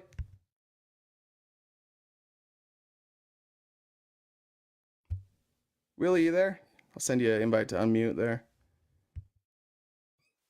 I'm sorry, I forgot to unmute. How you You're guys good. doing? Yeah. How are you? Good. Happy I'm Friday. 61. I'm a 61-year-old Puerto Rican from Chicago. I just want to say that you guys are awesome. You guys are so awesome. I've been learning so much. Even you know, I'm only a high school graduate, but listening to you guys, I learned so much, and I want to say thank you for your commitment, for right over wrong, and to my Latino friends, go Biden, because this is affecting all of us, and and hopefully you have a lot of Latinos listen to your iPad. I'm sorry, iPad, your whatever you call it. I'm sorry. Yeah, it is. Well, we don't know what to call it either, so that's fine. Yeah, you're good. Okay, but hopefully there's a lot of Latinos, because I know a lot of Latinos are not highly informed of the situation that we're going through this election. But seeing you guys doing what you do each day, and that brings me happiness as a Latino. Thank you. Thank That's really you so kind. much, Willie. Love you you guys. just brought us and happiness. Thanks, Willie. Felice, you remind me of Wonder Woman, the lady who plays Wonder Woman. Doesn't she? Kid, thank you. That's so nice. I don't know how to take compliments. So JP, welcome back. Hey guys, how's it going? I want to first off, I want to appreciate the host and forum and the team out here doing it. You handle things diplomatically and respectful with adherence to the facts. So I do appreciate that. And so one of the things I wanted to touch base on earlier, like I said, I am a Republican voting for Biden, and I'm anti-MAGA, and I'm anti-MAGA movement because I am a father of daughters, retired military. But one of the things that a lot of Republicans don't understand, and they're talking about Ukraine and everything like that, is we are literally chopping the knees from underneath the bear, and without putting a single troop in harm's way. This is a long haul. This is 10 years, and we are looking at a potential internal revolution on not, like overthrow or going into a civil conflict, but it's going to be the people who are tired of losing their resources for a fight that doesn't benefit them, losing their sons, their brothers, their fathers, their sisters in being sent to harm's way, and then also the economic sanctions that are being placed on them. We are literally, President Biden is literally chopping the knees from underneath the bear. It's not going to happen overnight, but long term it is. And Russia is not our friend. Russia has been doing state-sponsored cyber attacks on us daily. And I don't know why people from the right don't understand that, or they just oppose that it's someone else's idea. And so therefore, if it's someone else's idea, it's bad. And then I wanted to address that specifically since that was a hot topic this week. And I think I have a resume and the receipts to back up what I say. I think people on the right also don't understand modern warfare, right? Like there's this idea on the right, like you hear them talk about how many like aircraft carriers we need. It's like the new warfare is being fought. It is cyber warfare. And like they don't understand that we are under attack. That Russia is waging a war against us right now. Like go hang out on X. You can see it happening in real time. Oh, absolutely. You're 100% right that the warfare changes with technology. It always changes. But everything that's contributed to the change of the artifice of warfare has been technology. It went from swords to, and bows and spears to eventually getting trebuchets, and eventually progressing after that to what we have today. And we're still evolving. But a lot of people don't understand that this is a country that does, when I'm talking about Russia, Russia does not want to see the United States successful. And if we're able to send just money over without a single loss to United States troops' lives, that is a win. And we're showing them what we can, that training a foreign country in our old weapon systems, they're not getting, the Gucci stuff. They're not Yeah, getting our Gucci stuff. We're sending them old stuff, and then we're that's getting right. new They're getting stuff out. to They're pack getting with. LA gear. They're getting The they're lights. getting FUBU. Yeah, they're Then getting we Fila. replenish our reserves. Yeah, Yeah. I appreciate We're JP. fueling Yeah, our economy. thanks JP. We do need to move on, but I appreciate it. Come back again. Lilith. Did I Yeah, say it right? JP, I followed you. Don't be a stranger. Lilith. Lilith, Lilith. Lilith. Like keys. That you're just muted. I don't know if I can send you an invite to unmute there. Hello. There you go. Now we got you. Hey. Good afternoon, guys. Hey, welcome back. Thank you. I didn't know it's my first time on the live, so No I didn't problem. know you have extra different times for. Yeah, no problem. Don't worry Yeah, about but thanks to you guys for educating me as a Caribbean person living in the States for 12 years. And now it's my first time I can make my vote be counted. it. But That's what I amazing. want to ask, and I'm for Biden, trust me, Democrat. Okay. And Okay. for Kamala Harris, a Jamaican background, I'm up for her. Yeah. But what I want to ask the question to these megas, why they are scared of women leaders? Because we don't put up the craps? Yeah, probably. Exactly. Probably. Yeah. Back in Jamaica, there's a problem right now with the government that is there and the opposition. The ruling government, whatever they does, it's okay for their people, but they are on the opposition back to know everything and want to know every crevice and corners. But what I want to ask, there's Kamala with Joe. Who is with Trump? We don't know yet, but I bet it's a white guy. Okay. It's probably, because or it could be Marco Rubio. It could be a Cuban. they're It could be a saying Cuban That's true. guy. they're saying Kamala is not doing anything. I know. I have a wild card for you that I just want you to think about. I don't think it's likely, but Alina Habba. I just want to throw that out there. Oh, stop. I just want to throw it out there just in case. Can you imagine? Then people will be like, "Holy shit, RTP nailed it." Alina Habba. That's the dark horse. I think it's gonna be JD Vance. What's up, Deani? What's up, guys? So earlier we were talking about Kamala Harris if they try to put her in, and I think we really need to look at the 12th Amendment. I just don't trust Republicans. I feel like they're always 10 steps ahead of us, and I'm sitting here reading the 12th Amendment. Like, it is crazy. Like, there's all kinds of deadlines, like for her to be on the ballot. It's up to each different state. And then it says like from the let's see, 18, I'm trying to read it right now. 1804 presidential elected is when it was ratified, and it revises and outlines the procedure of how presidents and vice presidents are elected. Oh, And this the 12th Amendment, isn't this what? Oh no, wait. Each member of the Electoral College casts 2 electoral votes with no distinction between electoral votes for president or vice president. Why is Then it was amended. So it used to be whoever got the second most votes was vice president. You didn't pick your candidate. So it was like first place president, second place vice. Right. So like Yeah. what I'm saying is like, so what if it ends up being like, if it says first place president, second place vice president, we end up with like a President Harris with a Vice President Trump if they decide, and then it's not like that anymore though. Yeah, we changed that. They changed it. Okay. Okay, that's what I was just looking That'd at. be wild. That'd be amazing to force Trump to take orders from Vice President Harris. I might be on board with scary. Well, I'm just saying, like, I feel like we really need to look at this, because then it comes up with like Mike Johnson and them getting to decide or something. It's something weird with the House. Well, that just comes down to if they can't come to a decision, if there's no electoral college, Victor. But Right. I don't think. Look, I think that I do think this is just smoke where there's no fire. I don't know who just went on mute. You might have to drop There and we come go. back up because it's echoing really bad. There we go.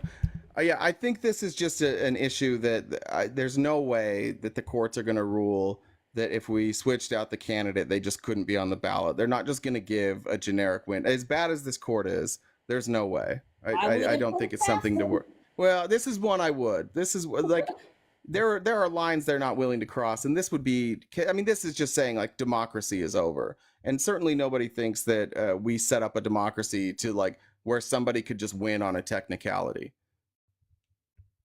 Sedalis, third time's the charm.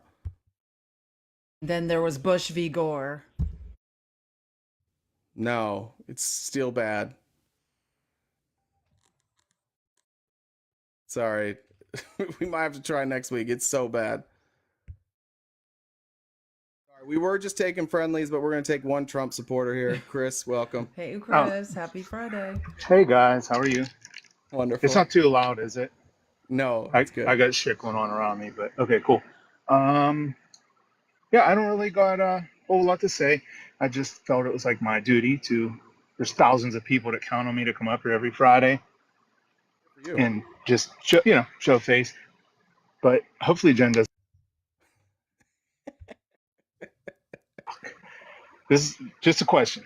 I'm not being stupid. For real. Don't mute me for a second, Jen. Okay. Do you watch Jeff's I don't even care about the camera. Do you watch Jeff's battles after you guys get off of your I can't. I love Jeff to death. I can't do it. I can't do it. you haven't watched them at all? I watched like 5 seconds of one. First of all, the battles Did you are see him awkward last as shit night? anyways. With older millennial? No. Yeah. What? Jeff was on Older Millennial? It was on somebody else. It wasn't a battle. He's talking, Felice, about like the Oh no, I 1v1 do. I battles. did one time. Okay, sorry. I thought you were just talking about regular debates. But no, one time I was scrolling and I ran into Jeff battling people. I was like, nope. I just. But he's scrolled on born past. for that. Like that Yeah, is what for that is sure what he is. that's For he's sure he made is. for that. That's his calling.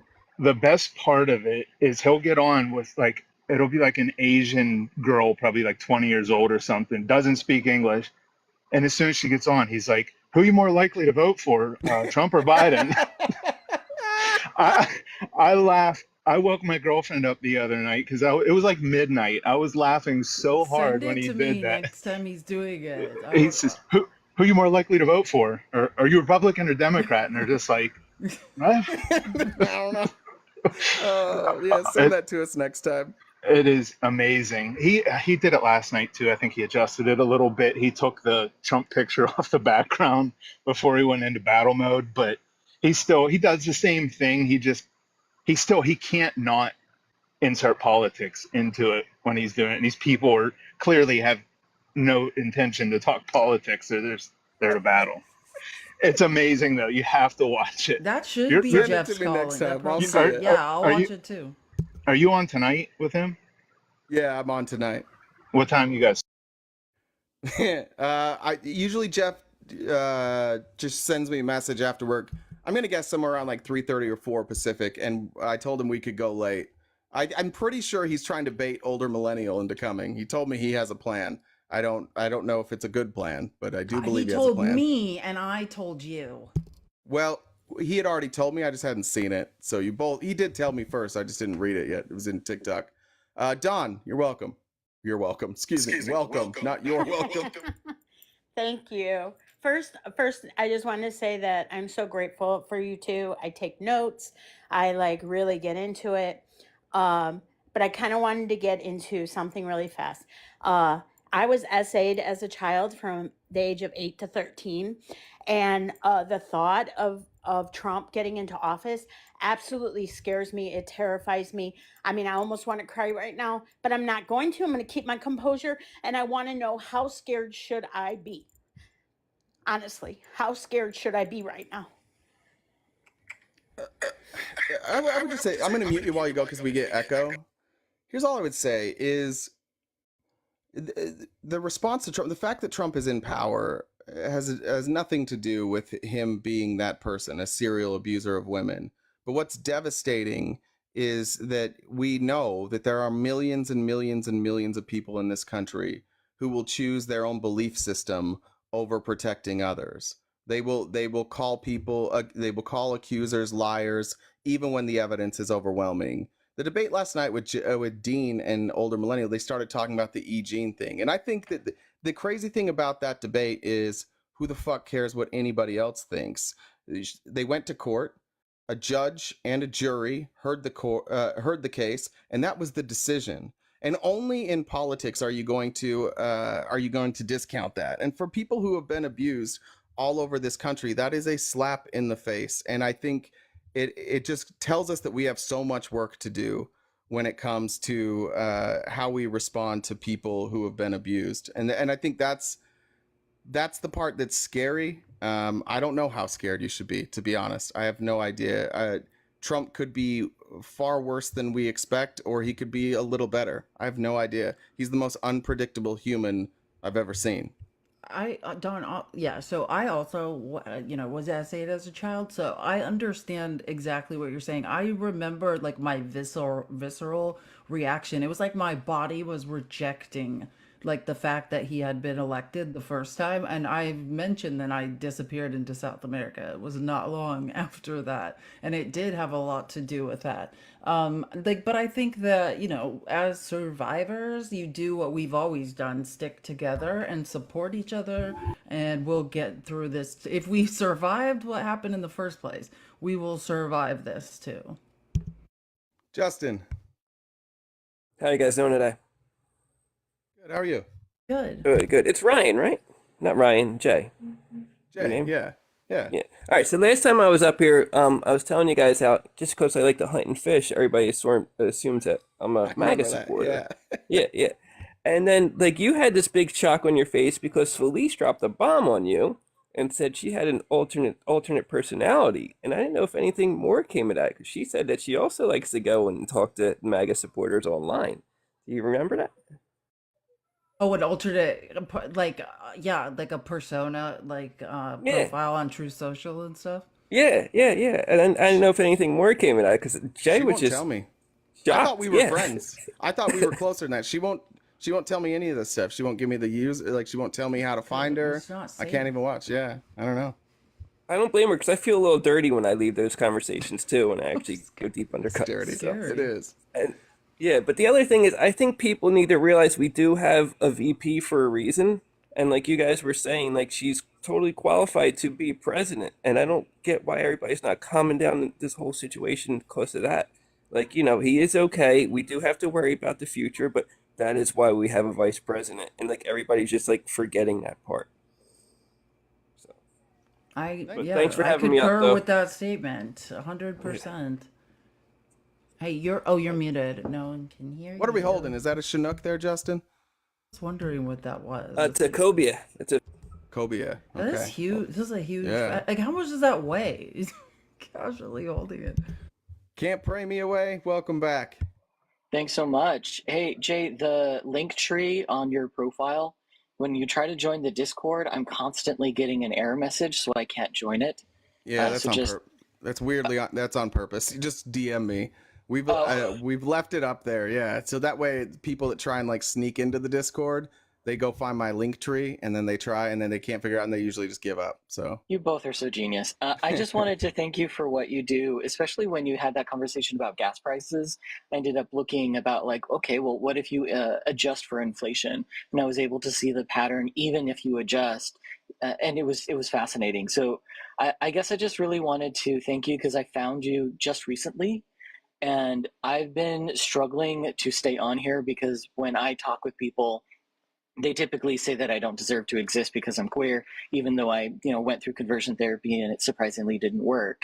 But You when I got see the how strangest thing how it doesn't work. and I've been struggling to figure out how do I get through to these people because it's like starting from ground zero and they don't have a heart because they don't want to listen. But when I'm seeing how you two do this, it seems like you are so confident in your facts. You have your data. You're able to be willing to be wrong. I've never seen you be wrong. Granted, I did just find you, but you haven't been here long enough. I'm wrong all the time. Felice is rarely wrong, but I'm wrong quite often.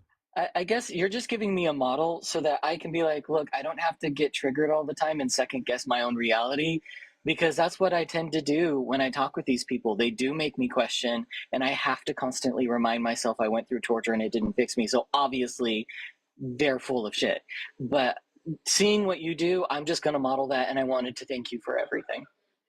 I totally understand like the what you're saying. I was raised strictly evangelical. Like, I identify as pansexual, but yeah, I understand like how you can question yourself. It's like the 24-hour a day gaslighting does make you question what you know to be true about yourself. So, thank you for listening, and hopefully this is the beginning of a great relationship. Hey, Sherry. Hey. Oh shit! I went to invite you to unmute and I muted you. I'm sorry. That's okay. That's okay. We all make mistakes, even our president. That's right. That's right. So anyway, I'm first of all, I want to thank you guys. I love listening to you, even though I'm an old lady. I'm not quite as old as Biden, but I understand where Biden's come from because I'm not the sharpest tool in the shed anymore. But I do think that last night he was terrific, and I'm just going to say that if anybody can screw this election up for us, it'll be the Democrats, and they scare me to death because they can't get their act together. If we're going to do something, we need to do it now, like this week, and and go on. I'm going to vote Democrat no matter what. I'm a Biden girl, but I've always felt he was too old, and if we're going to do something, we need to do it now and get off the pot, so to speak. And I'm voting for Biden or Democrats for my 5 granddaughters. I'm 70 years old, but I am voting for my 5 granddaughters, and I'm also voting for my dad who fought fascism in World War II. He had 5 silver stars. He got in a tank and pulled men out. He's killed Nazis. I'm not supposed to say that word, sorry. But anyway, I am voting in their honor, and I am scared to death of Donald Trump and his regime and what's going to happen to America. I grew up.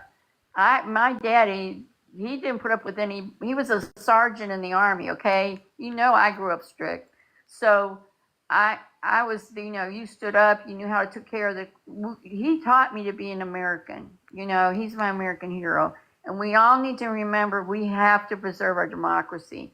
It's what this is all about. So Democrats, get it together, doggone it. And you guys have a good day. And I'm going to keep on, I'm going to try to support you. But, I got my Social Security. But I'm going to try. Don't you worry about that. Just influence your neighbors. You just tell your neighbors and your friends, and you keep fighting. Don't you worry about supporting us. And you know what's interesting? Like Biden is better now than he was 2010 Biden. Do you know what I mean? That's why I said George Clooney was saying he's not the Biden he was in 2010. I hated that Biden. I didn't hate him, but I didn't like him. He said a lot of gross things. You know what I'm saying? It's Like a humble version. And what he said last night at the press conference, like wisdom comes with age, and like it's made me into a better person. I 100% agree. Like Joe Biden was, has changed a lot for the better. All lefts, welcome.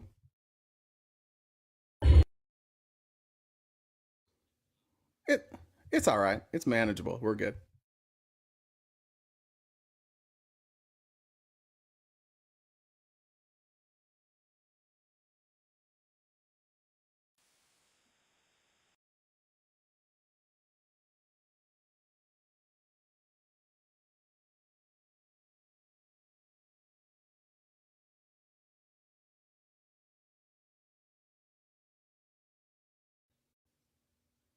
I I think a know long I've time watched ago I it. saw it. Yeah. Okay, so it's a fantastic movie. I think I want to say like nobody early can 2000s. hear. Hold on. I guess nobody can hear you. Oh, Let we me can hear him. Well, let me now mute he's you on and mute, then yeah. unmute. See if Okay, that fixes it. Can you guys hear him now? Okay, it's back. All right. Okay. Here we go. So yeah, it's a fantastic movie. I want to say like early 2000s, where Chris Rock, just a normal guy, ends up becoming the president. And halfway through the movie, he brings in a good friend of his, Bernie Mac, who is like a bail bondsman, to be his VP nominee. And there is Yes, Bernie Mac, rest in peace. yes, and there is a golden scene where he goes on all of these political talk shows, and one of the guys asked him about NATO, and he tells him, "I don't know anything about NATO." And then the response is, the guy says, "You're running for," it's like, "You're running for VP. You're supposed to know these things." He says, "Oh, I thought you were talking about this guy, NATO Jacobs, like someone that he knows." And they have a hilarious back and forth where he ends up saying, "You don't know nothing about NATO. I don't know nothing about NATO. I saw the lives that you guys did in the clips. And every time I see these people, I think of that scene." So if you haven't seen the movie, go watch it. It's hilarious. That scene is gold. And there may be some opportunities to make a few clips out of that. The movie was I had to bring that up. It was called Head of State, right? That's what Yeah, it's called? Head of State. Yeah, All right. absolutely. Hilarious, totally slept on movie. Go check it out if you haven't seen it. Okay, Again, I need always to laugh enjoy the this lives. weekend. I probably will Thanks, check brother. it I out. Thanks appreciate for it, the man. rec. Thank you. Hey, absolutely. You guys rock. Didn't get the That was rest a of it, good one, Jacob. Jen. Welcome, Jacob. Felice Jay, how are you? Wonderful. How are you? Good. How are you? Fantastic. I have one statement and one question. I'll start with the statement. It is pronounced Kamala, not Kamala. No, all that stuff. It grinds my gears whenever I hear that. Lisa and I were talking about this a couple days ago offline, that we've heard it wrong so many times that now when we say it, we're not sure. So you'll notice in the last week, I just keep saying Vice President Harris because in the moment I'll say the wrong thing. So I've abandoned it completely. We question reality because we talk to so many people who are, I don't even know anymore. Are purposely saying it wrong? Some of them admit to purposely saying it wrong as a sign of disrespect. But yeah, Kamala. Yep. Thank you. That for also, it clarifying that. grinds my gears. All right. Second, for my question. So I was on Adam's live. I don't know Adam. He kind of does the same thing you guys do in the mornings. Cray? Yes. Yeah. I believe. I don't believe see him so. It's very like a often because we're green getting ready, profile but picture. he always has a flat brim hat on. Yeah. Yeah. He calls everyone Muppets and stuff. All that stuff. Like I said, I've never really seen him because we're on it the same time. I've heard other people talk about him. I know he's got a big live, and I think he goes a little bit earlier than us. Yeah, he's good.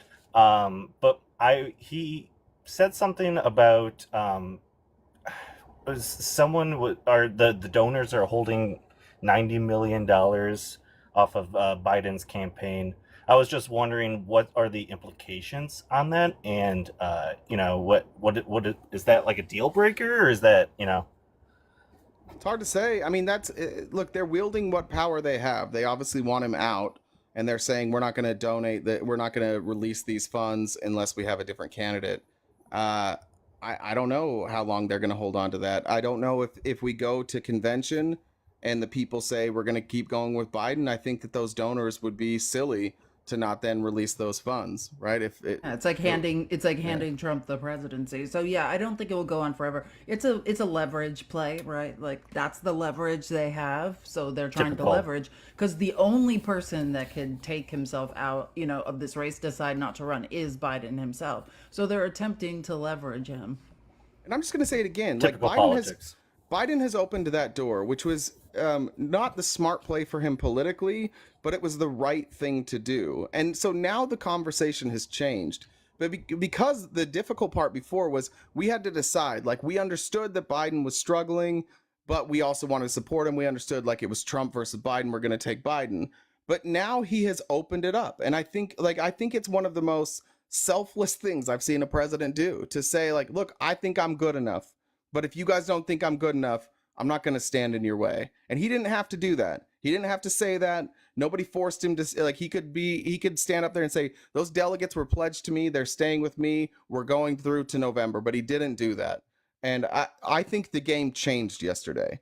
I don't think we have to fight within the party anymore. I think you can go up on a news segment now and say, here's why I think Vice President Harris should be the choice. Here's why I think Gavin Newsom should be the choice. Basically, it's now a primary, which primaries don't necessarily hurt you. I don't think you're going to see the people who would primary Joe Biden really hammer him about anything other than his age. It's not going to be a dirty knockdown, drag out fight. I think that it will be polite.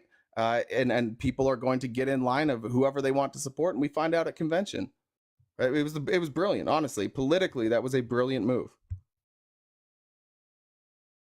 David. David. There we go. Can you guys hear me? Yeah. Okay.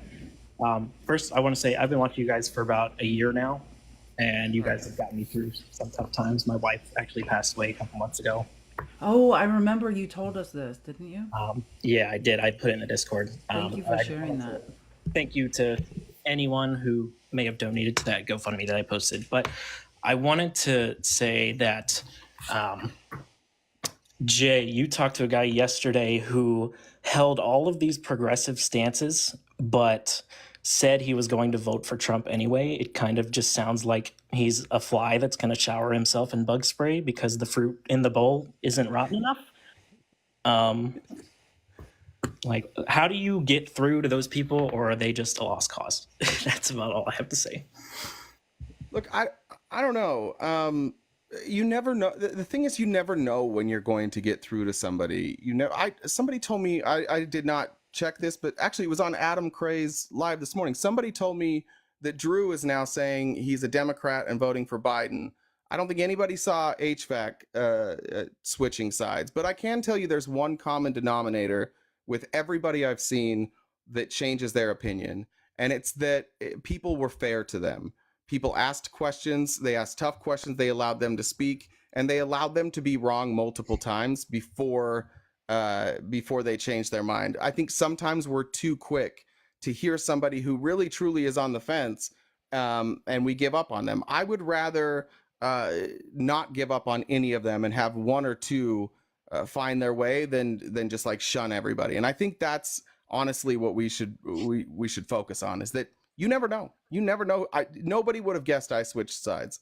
If you would have heard me in 2012, nobody would guess that 12 years later, I'm on the exact opposite side. Yeah, and you don't know what someone needs to hear, right? And you just want to have touch points, like provide information, like listen, be a resource, and you can't change anyone's mind, right? You can just cast doubt. You can poke holes in what they're saying, and then be a safe space, essentially, that people can come when and if they do change their mind and want to have more conversations.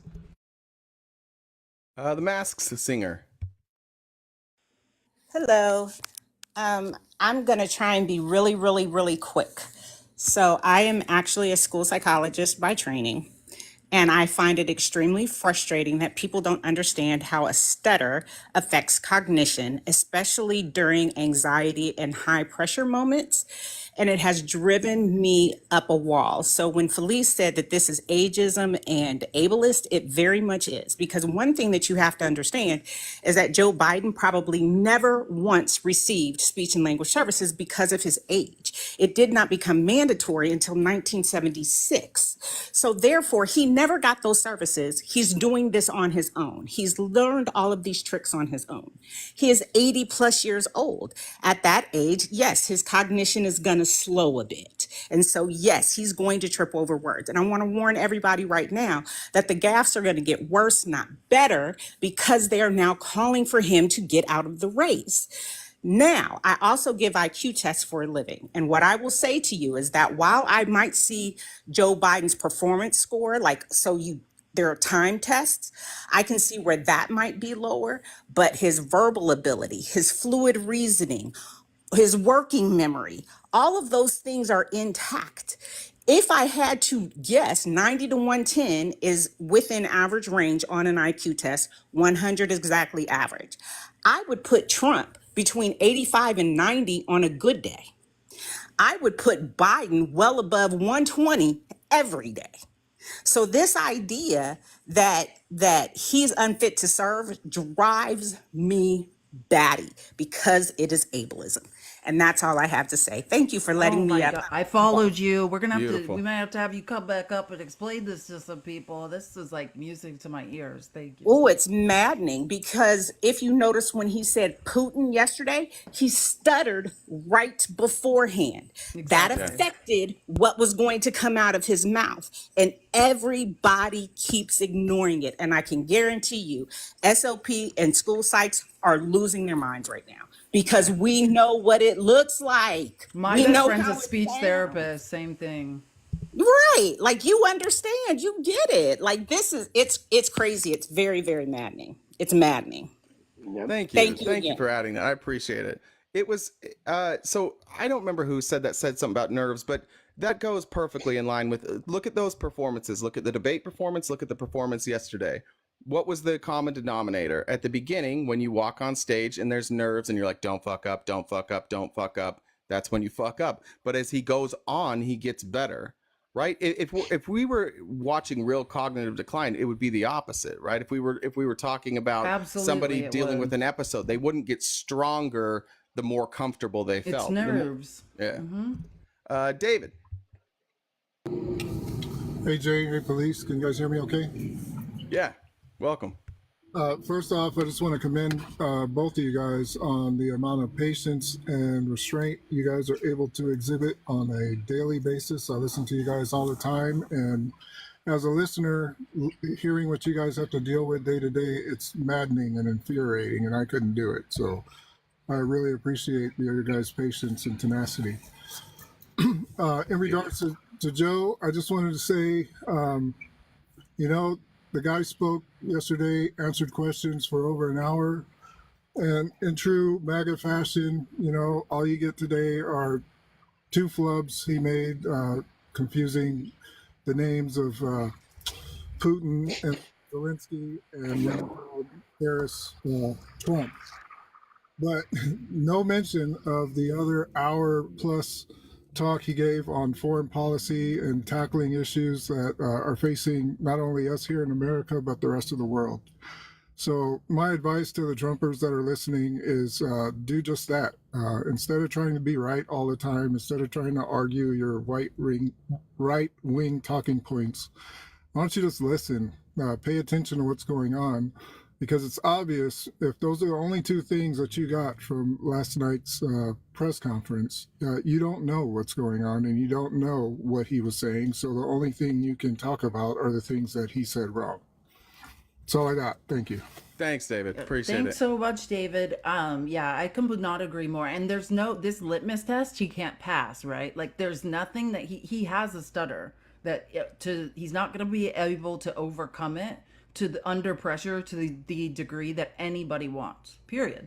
Yeah, I just point out too, like we host people every day and it's their job when opposition, it's their job to tell us what they want to talk about. And you'll notice when somebody comes up for the first time and it's their job, they're going from like quiet to they have to start a conversation. Usually it takes them a minute to like figure out where they're going. We all do that. And obviously not everybody also has a stutter. And so it may sound a little bit better, but we all do that. Snark Attack, welcome. Hi, Felice. Hi, Jay. How's it going? I just wanted to thank you guys again. There's been a lot of praise today, but I think you guys deserve it.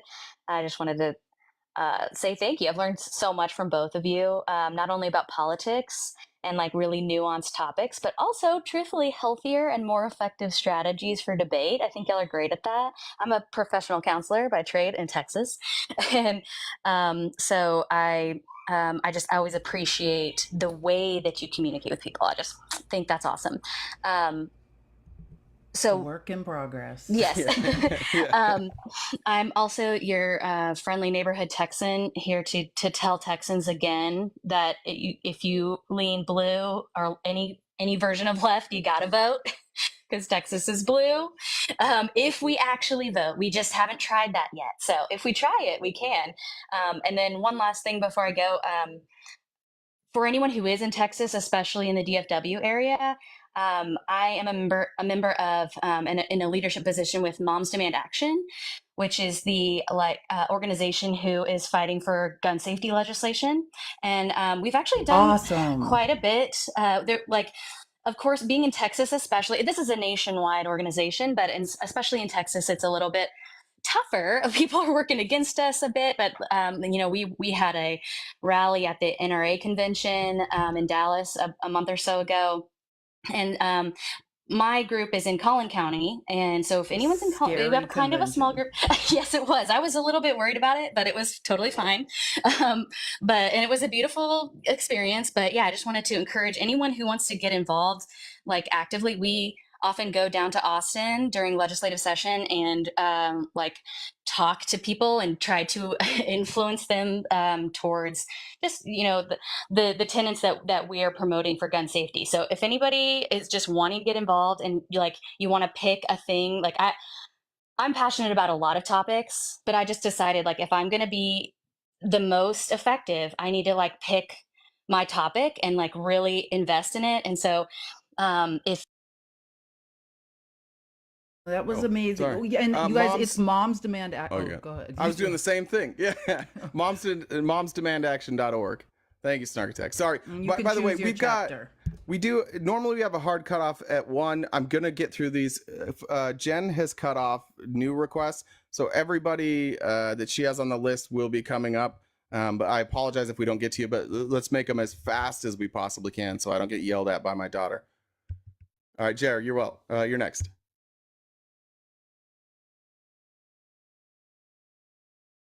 You're muted. There we go. Okay. So can you hear me? Yep. Okay. You two are amazing. Jay, I'm actually from Salt Lake myself, and I understand your background quite a bit. Yeah. LDS and all that. Felice, I grew up in Utah look County. So much like a second cousin of mine. Yeah. Felice, you look so much like a second cousin of mine, and she's stunning. So. Oh, thank you. Thank you. You're welcome. I'm just going to read from a little list that I typed up. I want to make some massive points to a lot of people that listen, opposition and otherwise. Because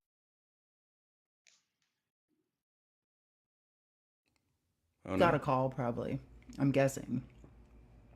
I'm guessing he got a call. I don't know.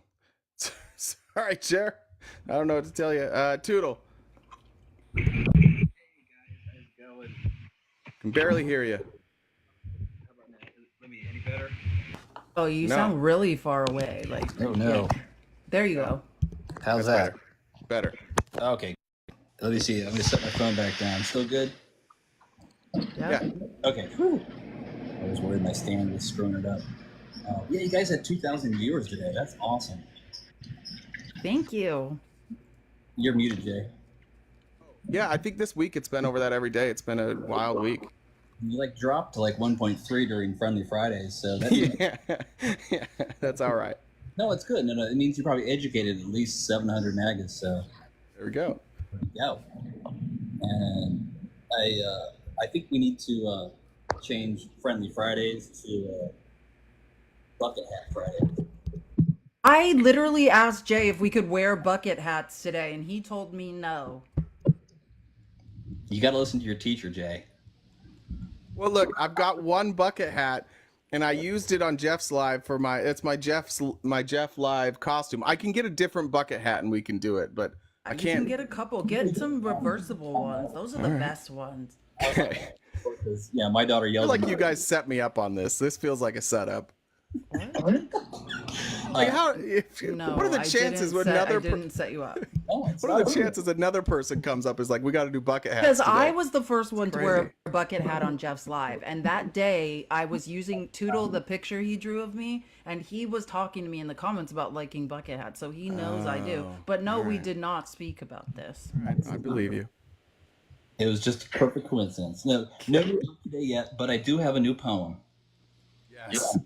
Okay. It's Awesome. called We face an existential choice now in the USA. Will it be Biden or Trump who wins the day? Will we choose to reestablish bodily autonomy or be trapped in a fascist nation of Christianity? If we left the choice to tie, we'd probably get Project 2025. Will we make America great again when it was only ever good for land-owning white men? Or will we defeat Orange Jesus to get the win and banish him to history's dustbin?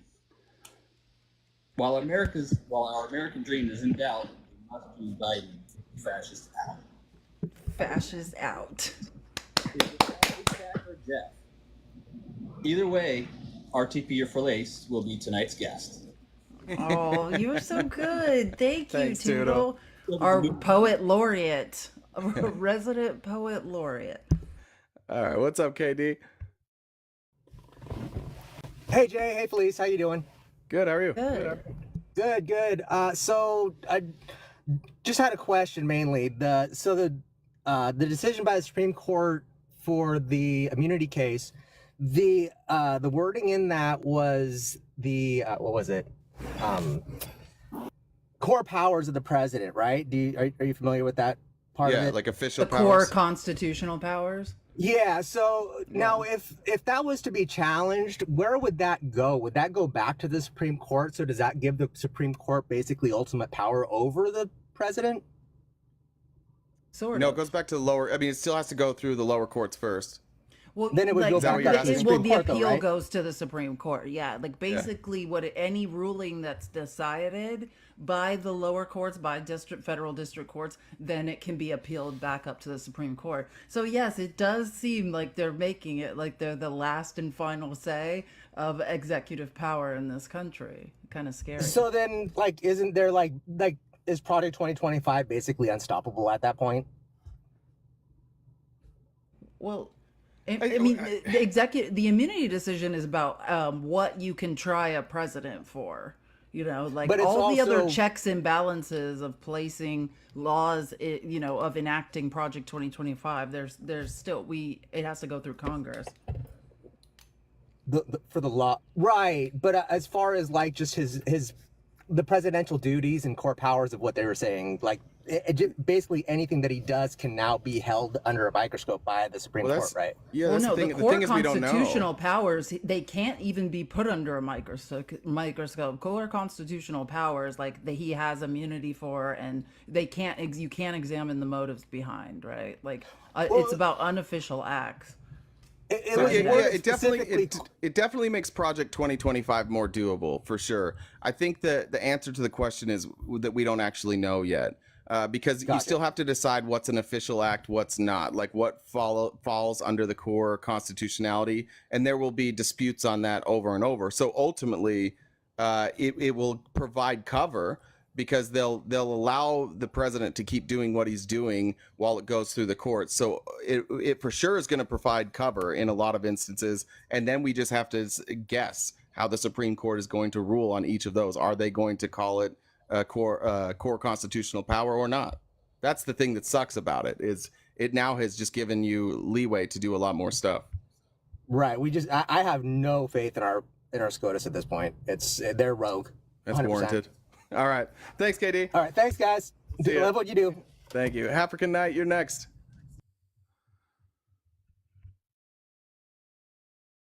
Go ahead. You're just muted there.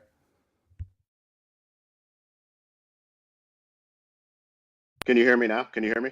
Gotcha. Okay, cool. Sorry. Just wanted to say I'm going to be really quick. I just started following you guys Monday. Jay, you've been reaching out in the DMs. Very, very polite, and you guys are great. Felice, awesome knowledge. I just wanted to say I'm in Arizona, so we spoke earlier, and I got booted by Jen. Jen, awesome moderator. Sorry, I didn't know the rules, so I apologize in advance. I got booted in like 2 seconds.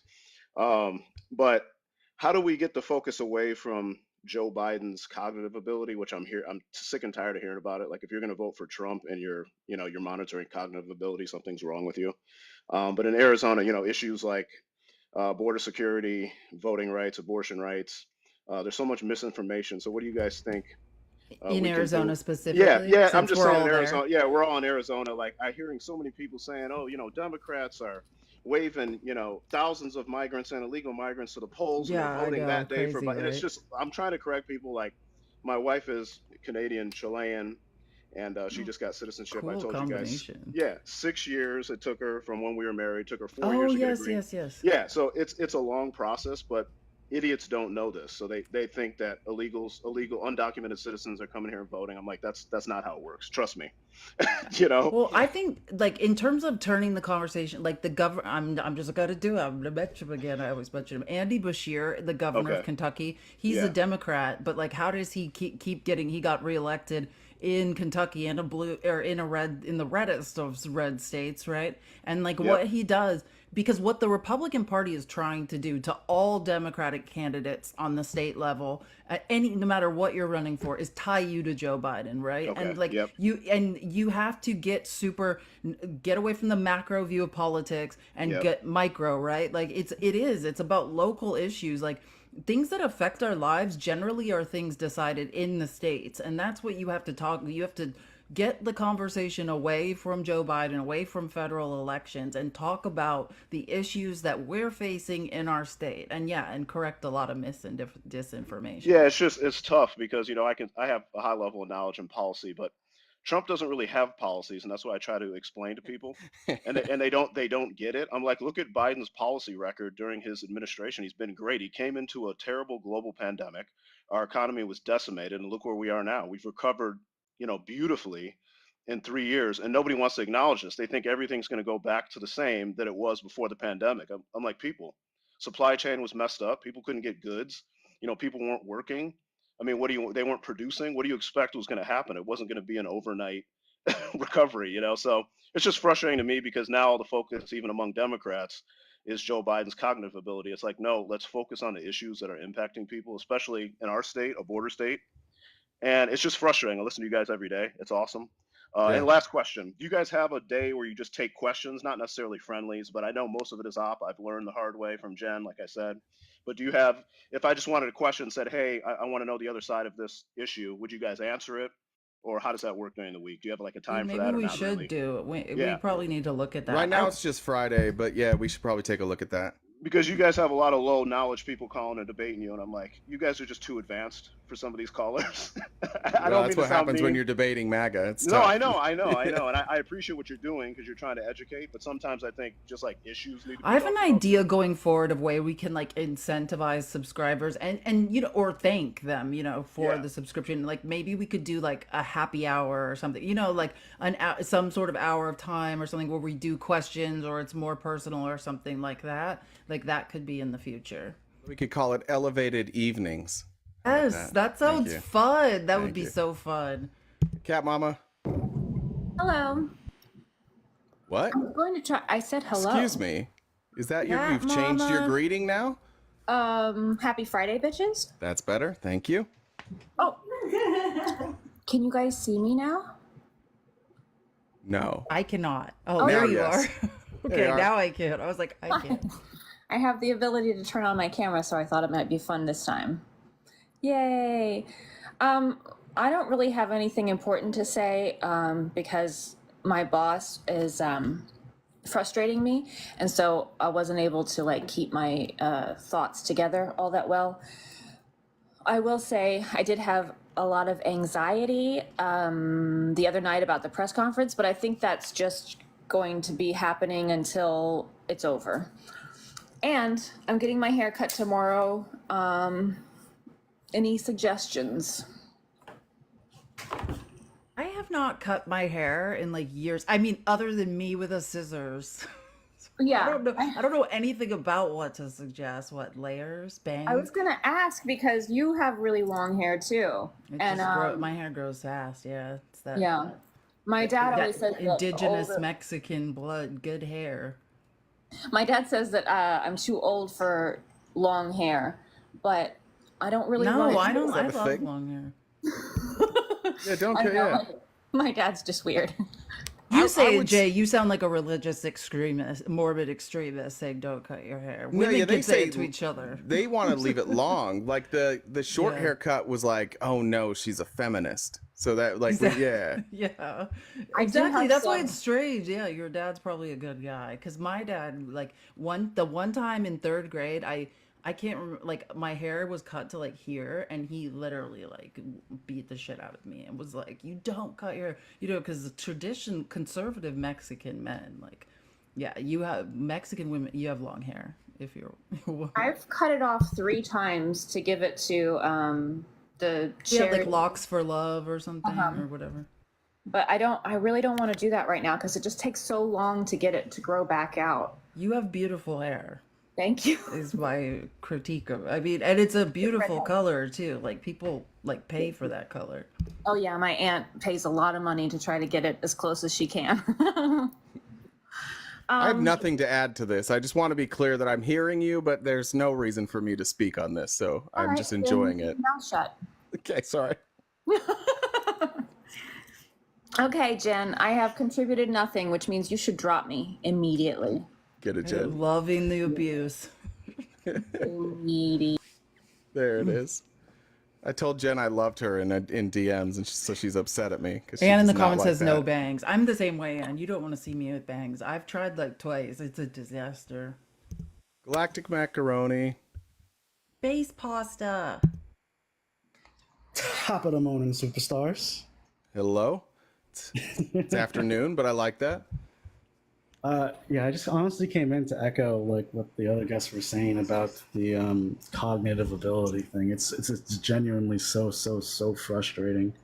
Like a stutter is it's a neurodivergent condition. Like it signals not necessarily not going to the right place, but like getting lost on the way, and then you recover it immediately. Like if you pay any attention, like it's more of an indication on the people who don't understand what he's saying that they can't like critically think out or correctly understand what's being said to them. Like, and for anybody else, I said this in the chat before, but if you go and look up like speech pathologists or just people who are experts in communication, they'll tell you the entire time when he gets quote unquote lost, he's exactly on topic. It's a stutter taking over, not going in the right direction, and he often recovers. Whereas, when Trump gets lost, everything about his like body language, his tone says that he is genuinely lost and he has no idea what he's talking about. Yeah, I agree. Never to be found again.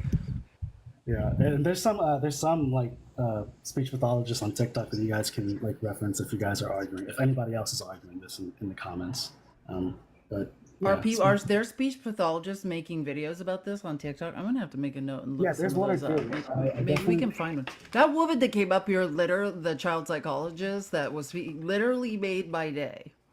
Yeah, that was definitely very refreshing. I didn't think about like child psychologists and people in school who like regularly deal with like special needs kids. That's definitely a good angle to approach that from too. All right, brother. Thank you. We'll see you next Friday. See ya. Bye. Lorenz.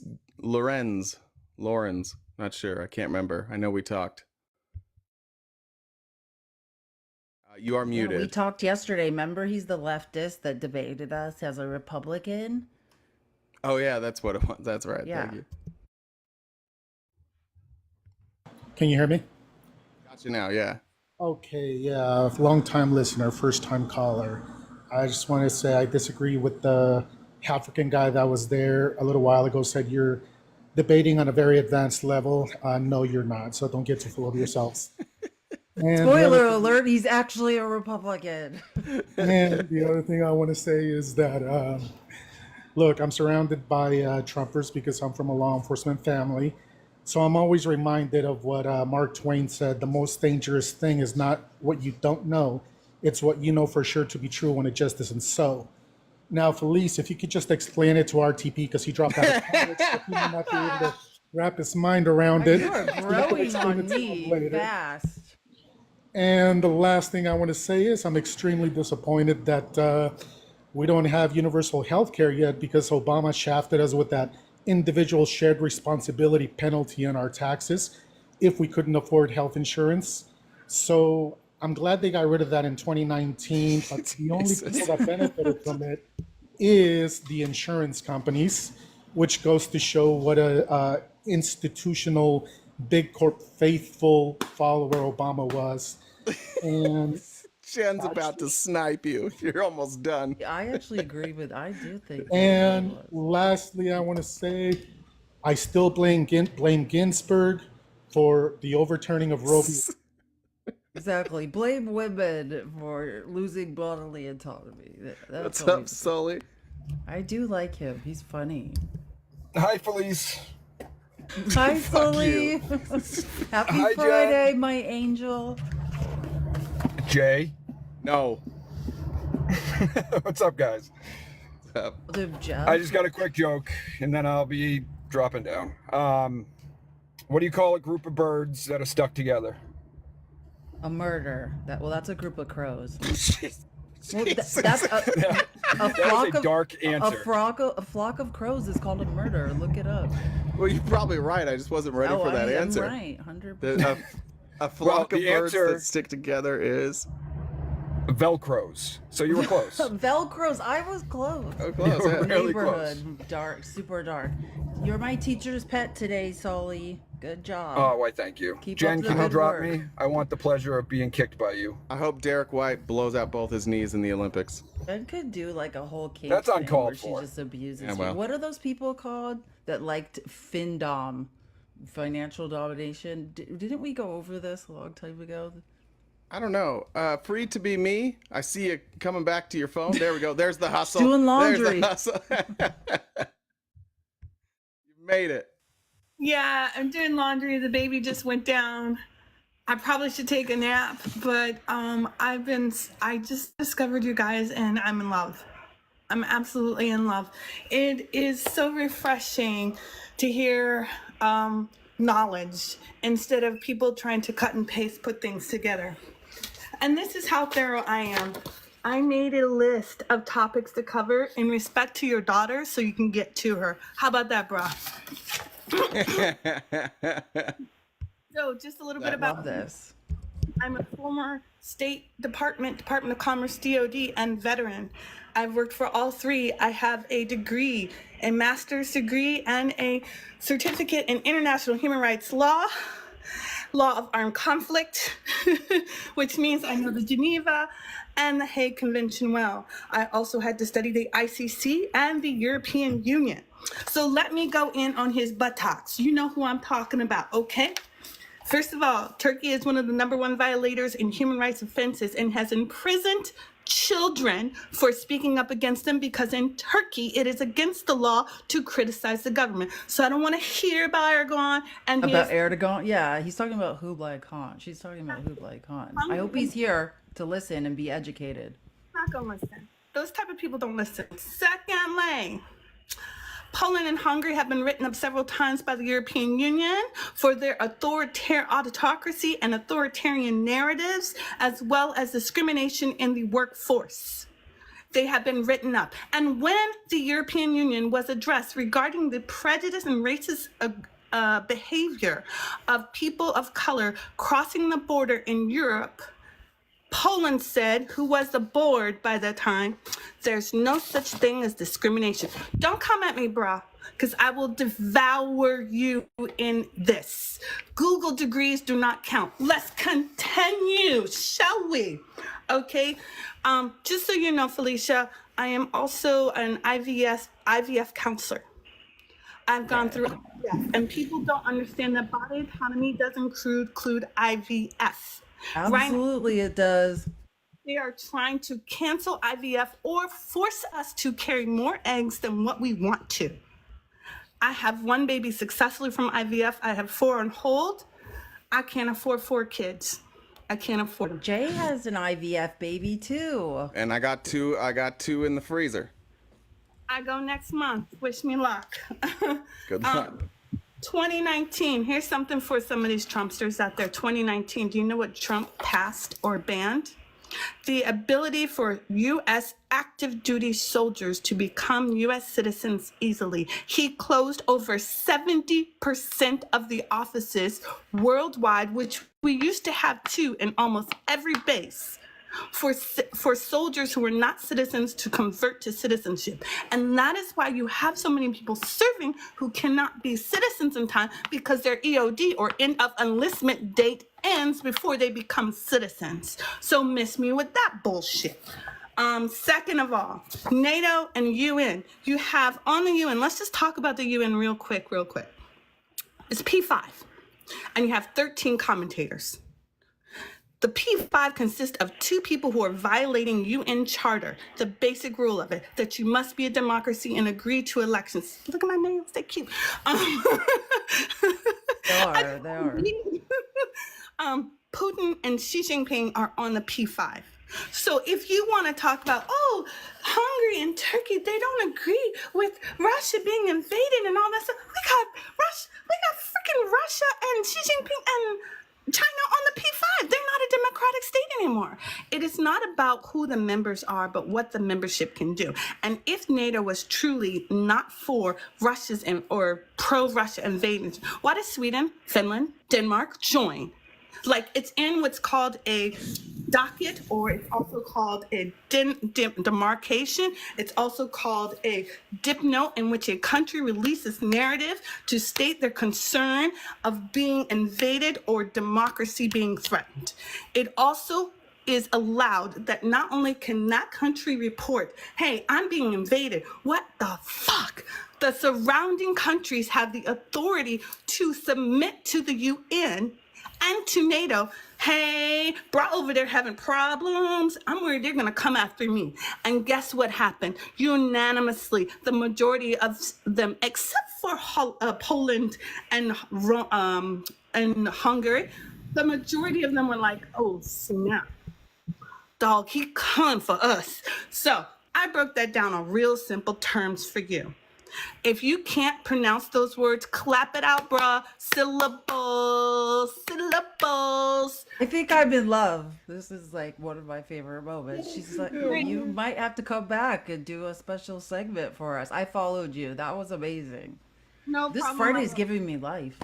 You gave me life, you two gave me life. I heard educated comments instead of cutting, chopping pieces and conflating, which matters. Our knowledge matters, and this is why, even if these white tea supremacists think that they got this on lockdown, my daughter, who is 2, has already surpassed them by being bilingual. We speak Korean, German, and Arabic in our house. So let them do what they're gonna do, because when that test comes along, she gonna ace it, and they're gonna be like, oh, affirmative action. How'd she get in there? Because she gonna have a 4.0, baby. That's right. First of all, I love you. You're the greatest, and we're gonna message you because we need to have you back. Oh, with love. Get to your daughter. Okay. Get to your daughter. Thank you. Appreciate it. A great weekend. RTP God. Potter. Welcome This is back. why we do this show. That was a walk-off. No, y'all, I needed free up here. I was gonna beg her to please join the Discord. Oh, we'll message her. We'll message her. We'll make sure. Please. Thanks, Kim. Hey, puppers. This is Mordecai. I'm Mordecai. That is very cute, that's a very Mordecai. distinguished name. Bye, y'all. RTP Potter. Hey, what's up, guys? I will just give my great credentials that I work in a grocery store. That's about the best I do. I don't know how I can follow. That's valid too, though. love That's that. valid too. Like Most education I've ever gotten in my life was on TikTok, probably. Like I can tell you education everything doesn't about come produce from and stuff. institutions. So what I was really coming up, Felice, you had brought up something earlier in the week, and I kind of talked to a message Jay about this earlier in the week. You had brought up the Twitter of why can't I think of it now? Decoding Fox News, the Twitter. Have you actually looked into her or listened to her podcast or anything like that? No, I don't. I mean, no, I don't think so. So she has a background in research. Yeah, And I could tell. I used to be a historical researcher. I could tell. So she Just what I've started seen from her actually Twitter. doing. She started with doing like underground research into the Proud Boys. She's From like when- Jenny Cohn, Jay. Like she's similar to Yeah, Jenny no, Cohn. who I went and researches listened to the Christian podcast nationalism. after he So- suggested it. Yeah. So one of the things, because my entire family, I live in Northern California, my whole family's MAGA. I honestly don't really talk to too many of them, but my parents are old. They can't drive. I take my mom to the grocery store. So when I do get to take her to the grocery store, I get to have conversations with her and talk to her about, because all she watches is Fox News. Literally all she watches. And so this is going to be a few months old because obviously you guys talked to the opposition. But I was having a conversation with her about some of the things that she was hearing about, and one of the topics I brought up was the Lake and Riley case. And she knew all about it. And, you guys muted? No. Yeah, we do that when you're talking. We hear you. So she knew all about that story, and I said, "Well, Mom, around that exact same time, I believe the girl was non-binary in school, and they got beat up in the bathroom and died the next day." They're non-binary. And Yeah. next Benedict. And I asked my mom. I said, "Hey, did you ever hear about this story? Because it happened at the same time." And she went, "I've never heard of it. Had no clue that happened." I'm like, "Isn't it funny that you heard about someone from southern, I don't know exactly where that person was from, but you heard about that story and it made you fear them. But you couldn't hear about someone part of the LGBTQ community that ended up dying the next day from an attack. How are you only hearing about one story, not the next?" But see, I got that from Decoding Fox News, because when she compares like 20 hours of Fox News to the PBS NewsHour, and she compares the stories and the percentages, and she has all of her research, all the sources that go to everything to show that, obviously OAN and Newsmax are much worse than Fox News. But the fact that a lot of people you have coming up here, they're hearing a narrative, but she really at least helps me to actually see where that narrative's coming from, and seeing how during, especially during that debate where, we get our news from a lot of different areas, but if you were to listen to CNN, they are going at Biden going, "Hey, what's going on here?" and going after both candidates. But on the other side, they're only going after Biden. They're not even, looking at their own candidate, which you guys obviously talk about. But honestly, I just wanted to bring up the Decoding Fox News. I remember you brought up the Twitter Felice as a possible another research item that might be great to help, because her tweets go viral, but the podcast gives so much more information into that realm. That's all I had to Only say. imagine. I will check. Well, is it called Decoding Fox News, the podcast? exactly what it's Okay, called. cool. Yep, I'll look The absolutely. link's into all it. in her Twitter bio too. That's how I found it. But all right, thanks, brother. You guys have a great Appreciate one. it. See ya. Have a great weekend. I think this is the last Jedi drive-by. You Ooh, wrapping on the it last up. one, No, cool. no pressure. Closing No, it no, out. no. No, I just wanted to come and commend both of you. I love both of you, by the way. I just wanted to commend you on your patience, because it's so frustrating as a viewer hearing these guys, speak all these facts, information, and then it's like you're talking to a brick wall. Like it just goes in one ear and out the other. Like I say, you could lead a mag to water, but you can't make them drink. That's But- right. But Facts. I had two questions real Horses. quick. I wanted your opinion on why has the media done such a shift to just put down and bash Biden after that debate. I mean, they have to know they're helping Trump, and I just wanted your opinion on why they're doing it, or any theories on why they're doing it. Yeah, fear. They are helping Trump, but I do think I take them at their word that the reason that they're doing that is because they're afraid of losing to Trump. I just think that it was hysterical. I think that there were better ways to cover it. And I kind of get it too. Like, news is meant to be reactionary. I think my thoughts about the debate in the moment were pretty different than my thoughts 2 hours later, when I could kind of process it right after I Yeah, had same for me. the Yep. entirety. And I think that that's what we saw. And then that gets clicks.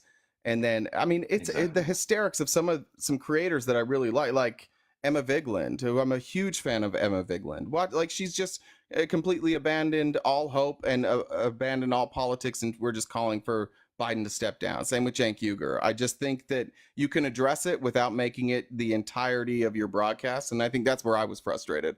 Is tell the truth. You should talk about it, but like it's not the number one thing we should be worried about right now. Yeah, stand on the issues, stand on the data. Like, we're in the trenches. People's bodily autonomy are at stake here, and so many other issues. Like, that is what keeps me up at night. That is what I'm doing this for. That's why I do research, is not because I care, I mean, care about Biden, Greg, nice guy, but I don't really care about him, right? That's not the issue at the end of the day to me. So, like, I'm going to stick to, like, what is driving me deep down inside, Yeah.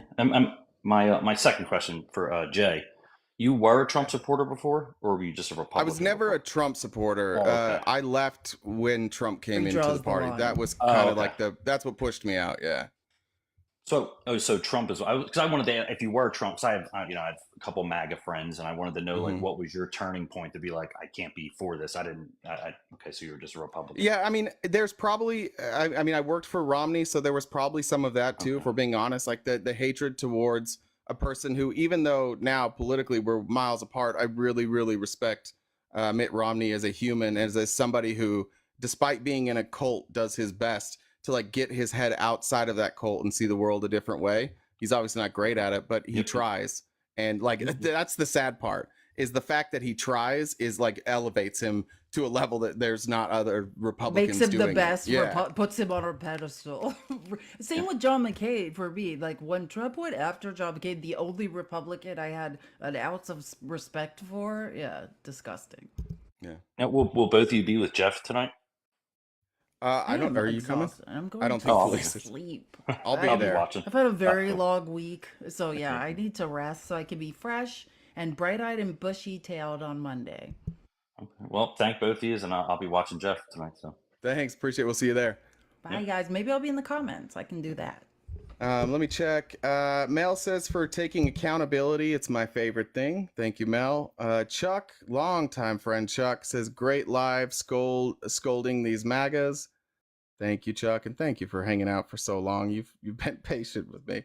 I think I did Nicola. There we go. Let me read three more. Sue says, keep up the good fight, guys. Get the facts out to as many people as you can. We support you and try to get real info out to the people in our daily lives with your help. Love you both. Sue, we love you. Chris says, have a great weekend. You two keep me sane. Love you. That's tough. I hope I'll try to. Now I feel pressure. You're in trouble. No. Yeah. And Kelly says, did you hear Biden say, how can I say this without sounding self-serving? Trump would never think to not be self-serving. That actually is brilliant. There's no moment where Trump would say something not self-serving. Absolutely. Yeah. And even to say, like, I don't want, like, I'm going to try not to sound self-serving. That's brilliant. All right, everybody. The replays for this live and all the lives this entire week can be found on our YouTube. You can head over there. While you're there, subscribe, like a video, drop a comment. If you'd like to join the Discord, shoot myself, Jen, or any of the moderators who are currently here who wish to raise their hand. You can send them a message as well. I'll be live with Jeff in Jeff's the rational debater. So just people are asking in the comments who it is. He just commented in the comments. So yeah. Mr._rational_debater. And you listen, follow him. If you're new and you liked how this live went, just know tonight it will be 100% chaos. It is not like this at all. It's chaos. You will be frustrated, but we do it together. I'll be there in like 2 to 2.5 hours. And then we'll be back on Monday and every weekday, Monday through Friday, 9:30 a.m. to 1 Pacific Standard Time right here on the Tiki Talkie. Felice? Stay cute.